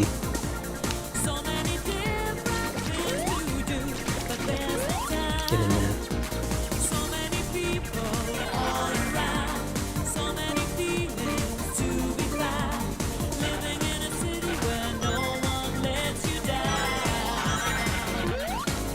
I'm gonna have to do pretty tight gameplay on the next lap.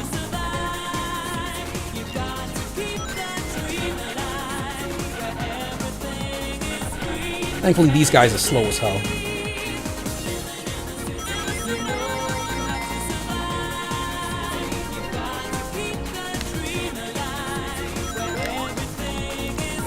Please, please get it together, Tails. Alright, I need 50 rings.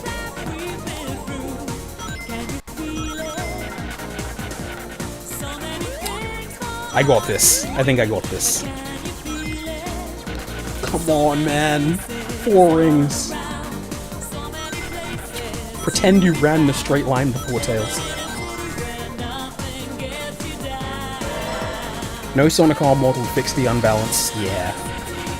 I guess that's kind of just how it goes with this game. Oh no, they're winning! Come on! Move it!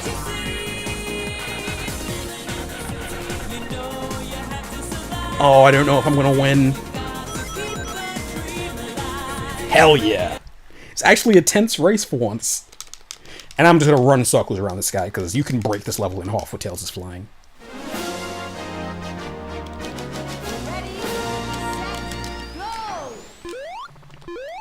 Yep. You need to be careful here, because Tails can only fly where doors are open and stuff.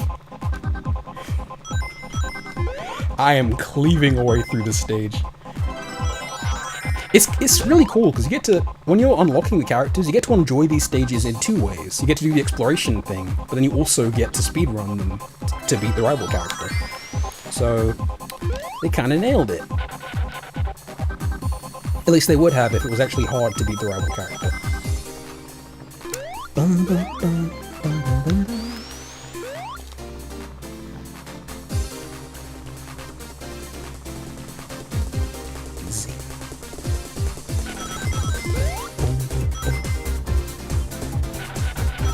Man, this is still so pretty.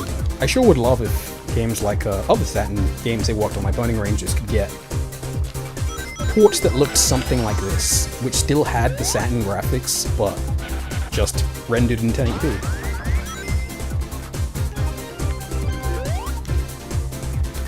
Yeah, oh, and this is the PC. This is the PC release of Sonic R from 1999 or whatever, but with a bunch of special mods to bring back the Saturn lighting. And other random little things.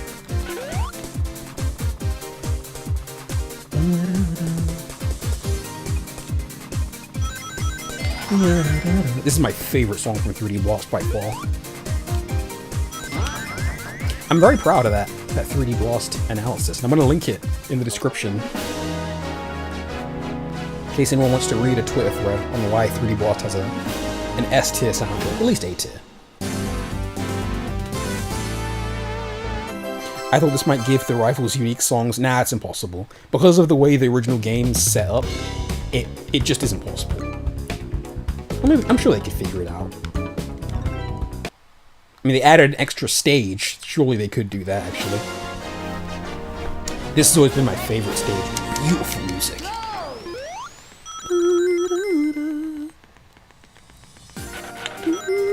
Oh, it's right there, dude.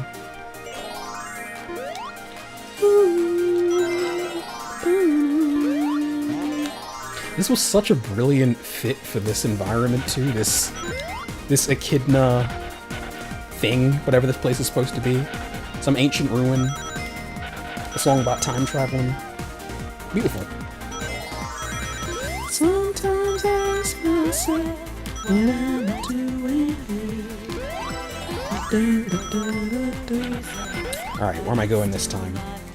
How are both these stages so much easier than the first one? No! No! Oh!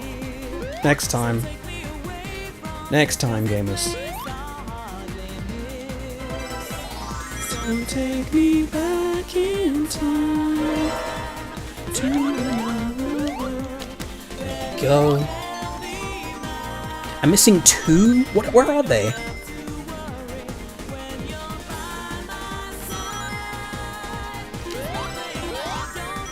Are we doing Chaotix? No, we're not. I don't have the means to play Chaotix. I guess I could just download it, but... Come on!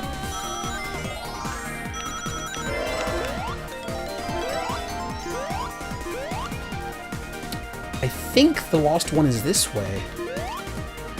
If I pull this off, I'll be very impressed with myself.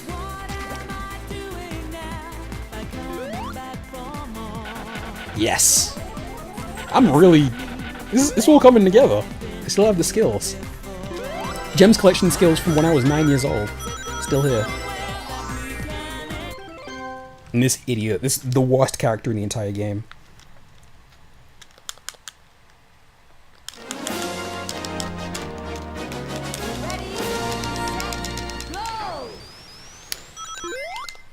And now I just make a complete mockery of the stage, and he's taking the same route as me. But I'm faster. Yeah, this lighting's really awesome. And if you enjoy this kind of light sourcing effect that was very common on Saturn, you would really love Burning Ranges, because that game's full of it, and it looks so cool. And the fire, the light from the fire, like, reflects off the ranges, and... Okay, I was going too ham there with that time.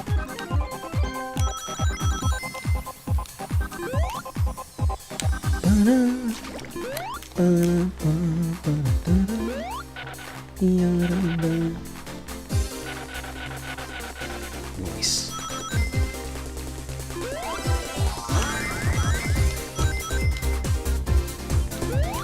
Yeah, this really is quite authentic Yasuhara level design. If you enjoy like Sonic 2 and 3, there's a lot here.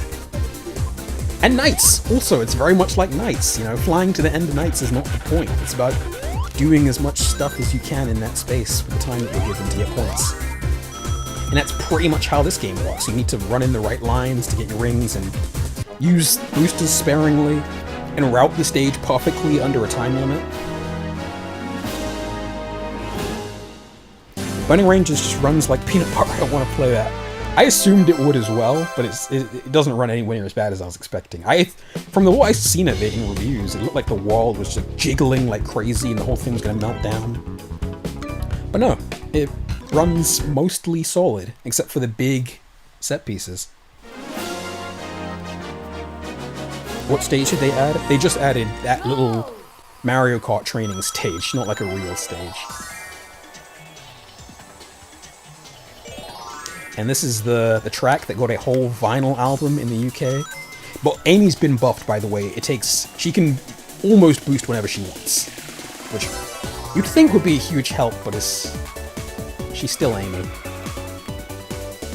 And this level is really complex, and I'm kind of drawing a blank on where I'm supposed to go. Where everything is.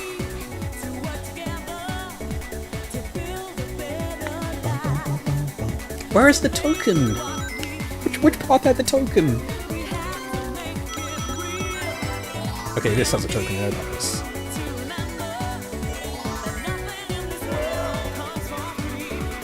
This can get real annoying if you don't do this right. Okay, here I can get the emerald. I used to do this with Amy as a kid before this improvement mod existed, and this is so annoying, this part. You just have to guess. There we go. Come on!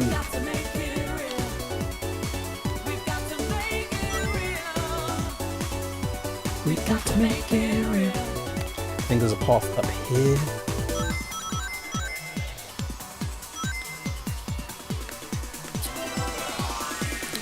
Why did they design it like this? We have to do these crazy turns. It's not looking good. It's not looking good.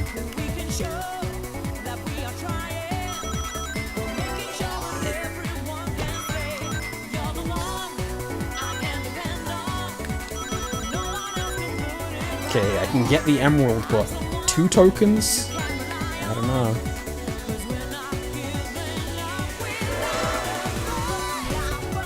Come on, man.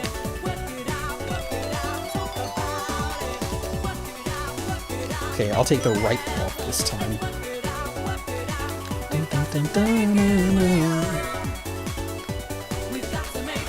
There we go! Can I do it? I can't do it. It's over. Okay.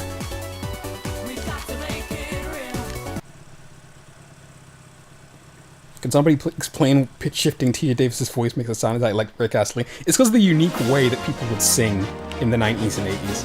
The way they'd throw their voice, they sounded very peculiar. That is, I don't believe that is Rick Astley's natural speaking voice.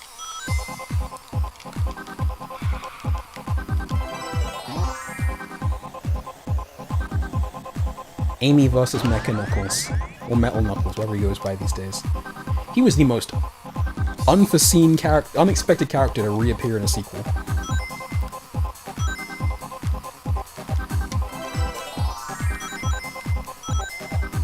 And he's winning! Ugh.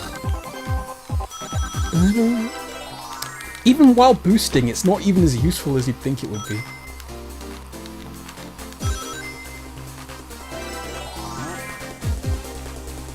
Oh, GG, it's not looking good. Oh, which path is even the fast one? I've forgotten.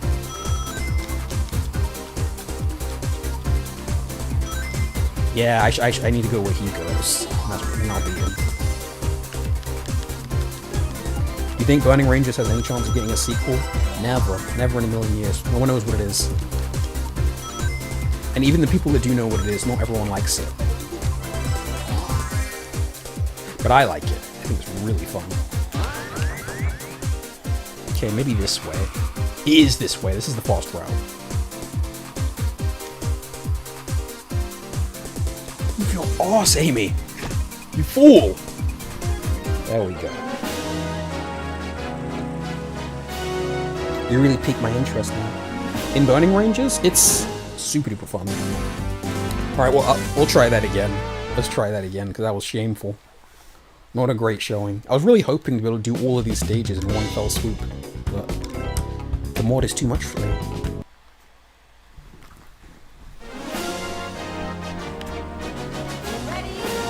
I do like being able to see the stages in all these different eras, though. All different weather conditions, which I think was added for the PC version. It wasn't originally a thing. Okay, first emerald. Acquisition.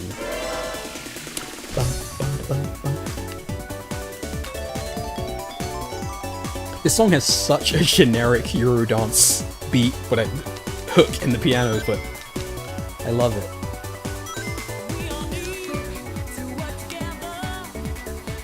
It's so funny. Recently online, people were expressing confusion that there are people who don't like this soundtrack.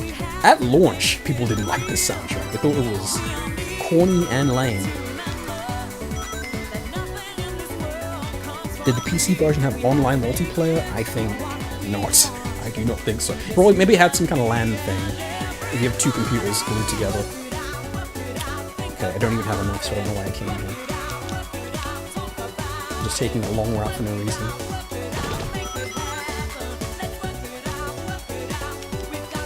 Best Sonic art track? For me, that'd be between Diamond in the Sky and Back in Time. And they were wrong.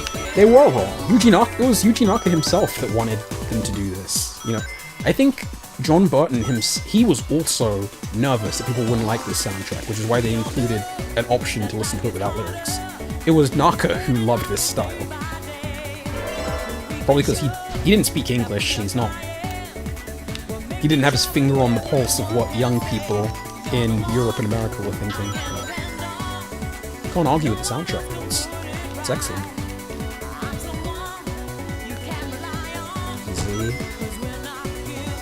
got him.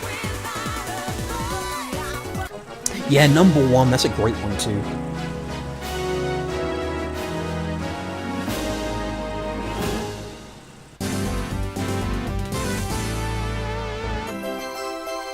I think the singer's best song is Show Me Your Love from Metropolis Street Racer. Dude, I play that game a lot and I enjoy it just fine, but you can insert the disc into anything and just listen to it like an album, and it's so good. If anyone here hasn't listened to it before, Metropolis Street Racer is pretty much just Sonic R2. So, we beat in the game, by the way, that's everything. That's Sonic R. Hope you enjoyed. Oh, it's a duel with Eggman. That's weird.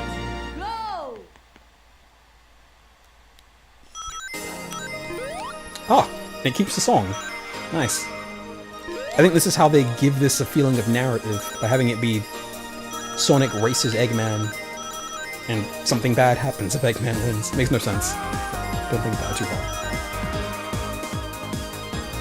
This road only has this transparency effect on sound. It kind of sucked to lose that effect, because it's really cool.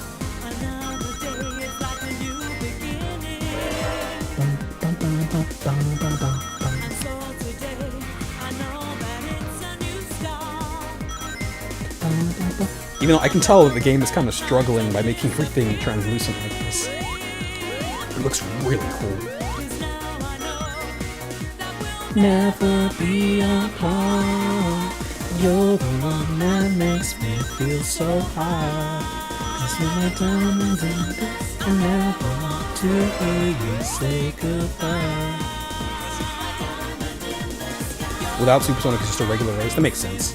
This is definitely the weakest stage in the game, because it's not really a Sonic R stage. It's just a road. Nothing to find or do. And Eggman still isn't trying. They could at least make the final boss a bit of a struggle.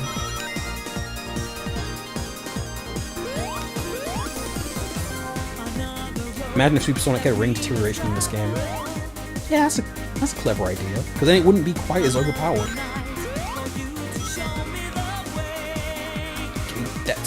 There we go.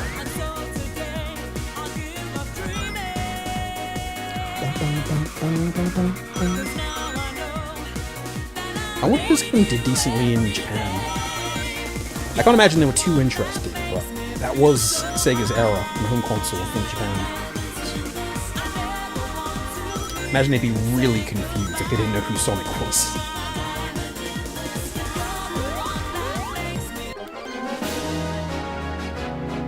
There we go. Am I Only Dreaming? That's a beautiful track. What the heck? Where's my credits? What happened? No credits? Maybe you have to beat it regularly as a normal person. Let's see.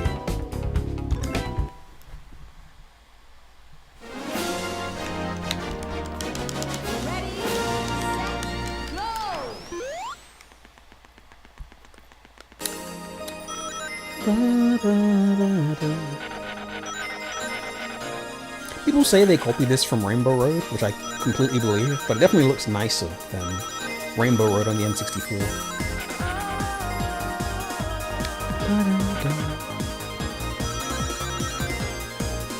Yes, we do need You're My Number One. I can't very well end the Sonic R playthrough without seeing credits. Come on now. It's ridiculous.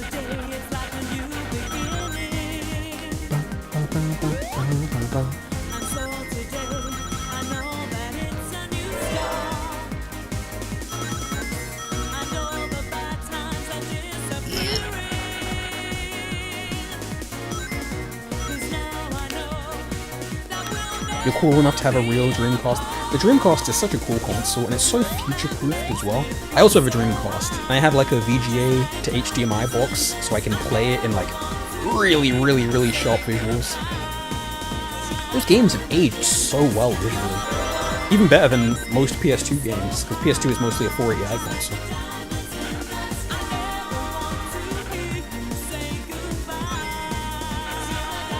I'm pretty sure this stage is literally impossible to win on if you pick like Tailstone or something and you're up against Super Sonic, he does not give a crap. He will just stomp you into the dirt. But it's not like you can take shortcuts, so.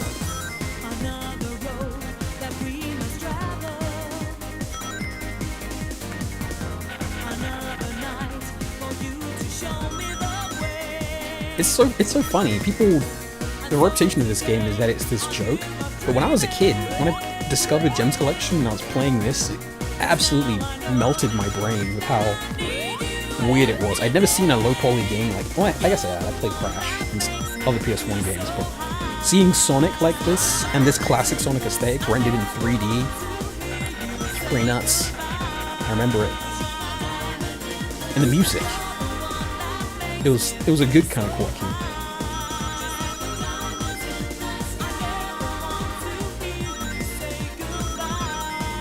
In my diamond in the sky. Here we go.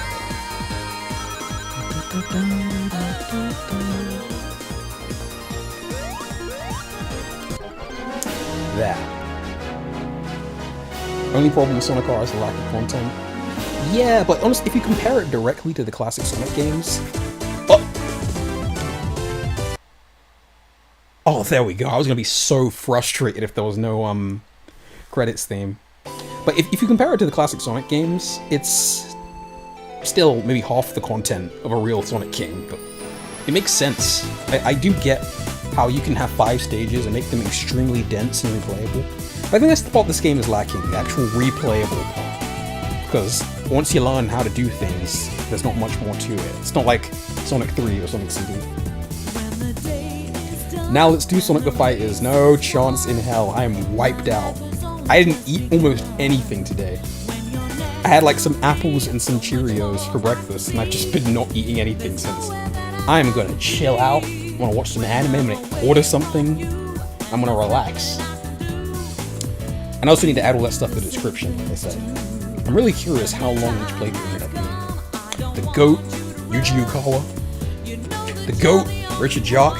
This is the final game, by the way, if anyone didn't know, where everyone worked on it.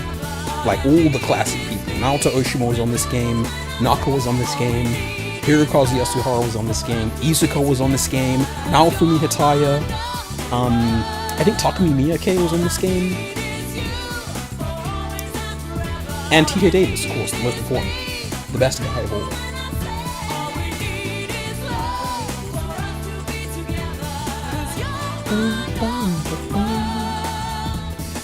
You can say the controls feel weird, but they're manageable if you realize everyone controls like a car. Everyone pretty much is a car. That's what they are. This is a car game with Sonic models glued on.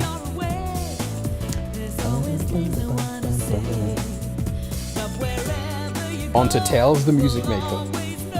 A phenomenal game. There he is. All Oshima did was a graphics advisor, and Hataya was a sound advisor. And I'm not totally sure what that means, because surely Richard Jock is making the soundtrack at Sega of Europe by himself, so what could Hataya have helped him with? It really does have a truly authentic Sonic feel, it sure does. The season finale to the classic arc, it's the series finale to the classic arc. After this game, it was all gone. And they already had Sonic's modern design, in place at this point, internally. All the albums and vinyl releases of Sonic are all with the modern Sonic Adventure design.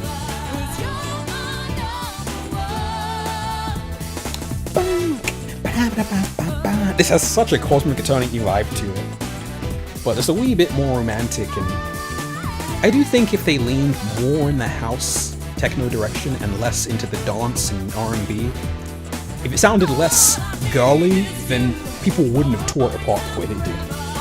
But it also wouldn't be Sonic R. And I love Sonic R. It's music. So.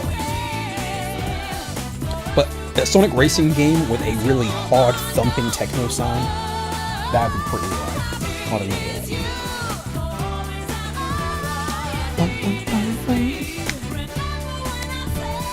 We're getting to the final screen. I think is art drawn by Kazuyuki Hoshino, who's also on this game. He did most of the illustrations. I hope it pops up.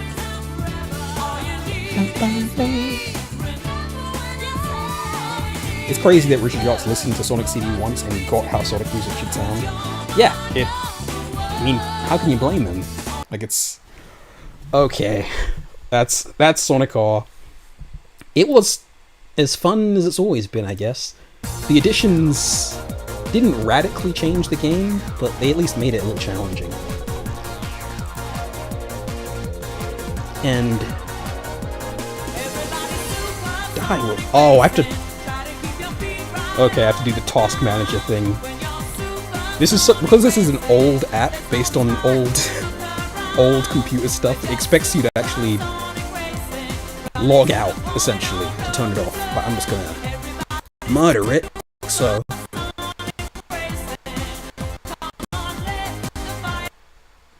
there. And now we are done. So that's the end of the stream. I hope you all had a great time. I have no idea how long this ended up being, but I had fun. And thank you for all of those who have been here this entire time. I hope you enjoyed yourself. Ranking the Sonic Zones was awesome. Playing the Sonic games was awesome. And Sonic R was also relatively awesome. Thank you, Kiropsy, and Daniel Santos, and Icy, and Emerald Chaos, who I think has been here from the beginning.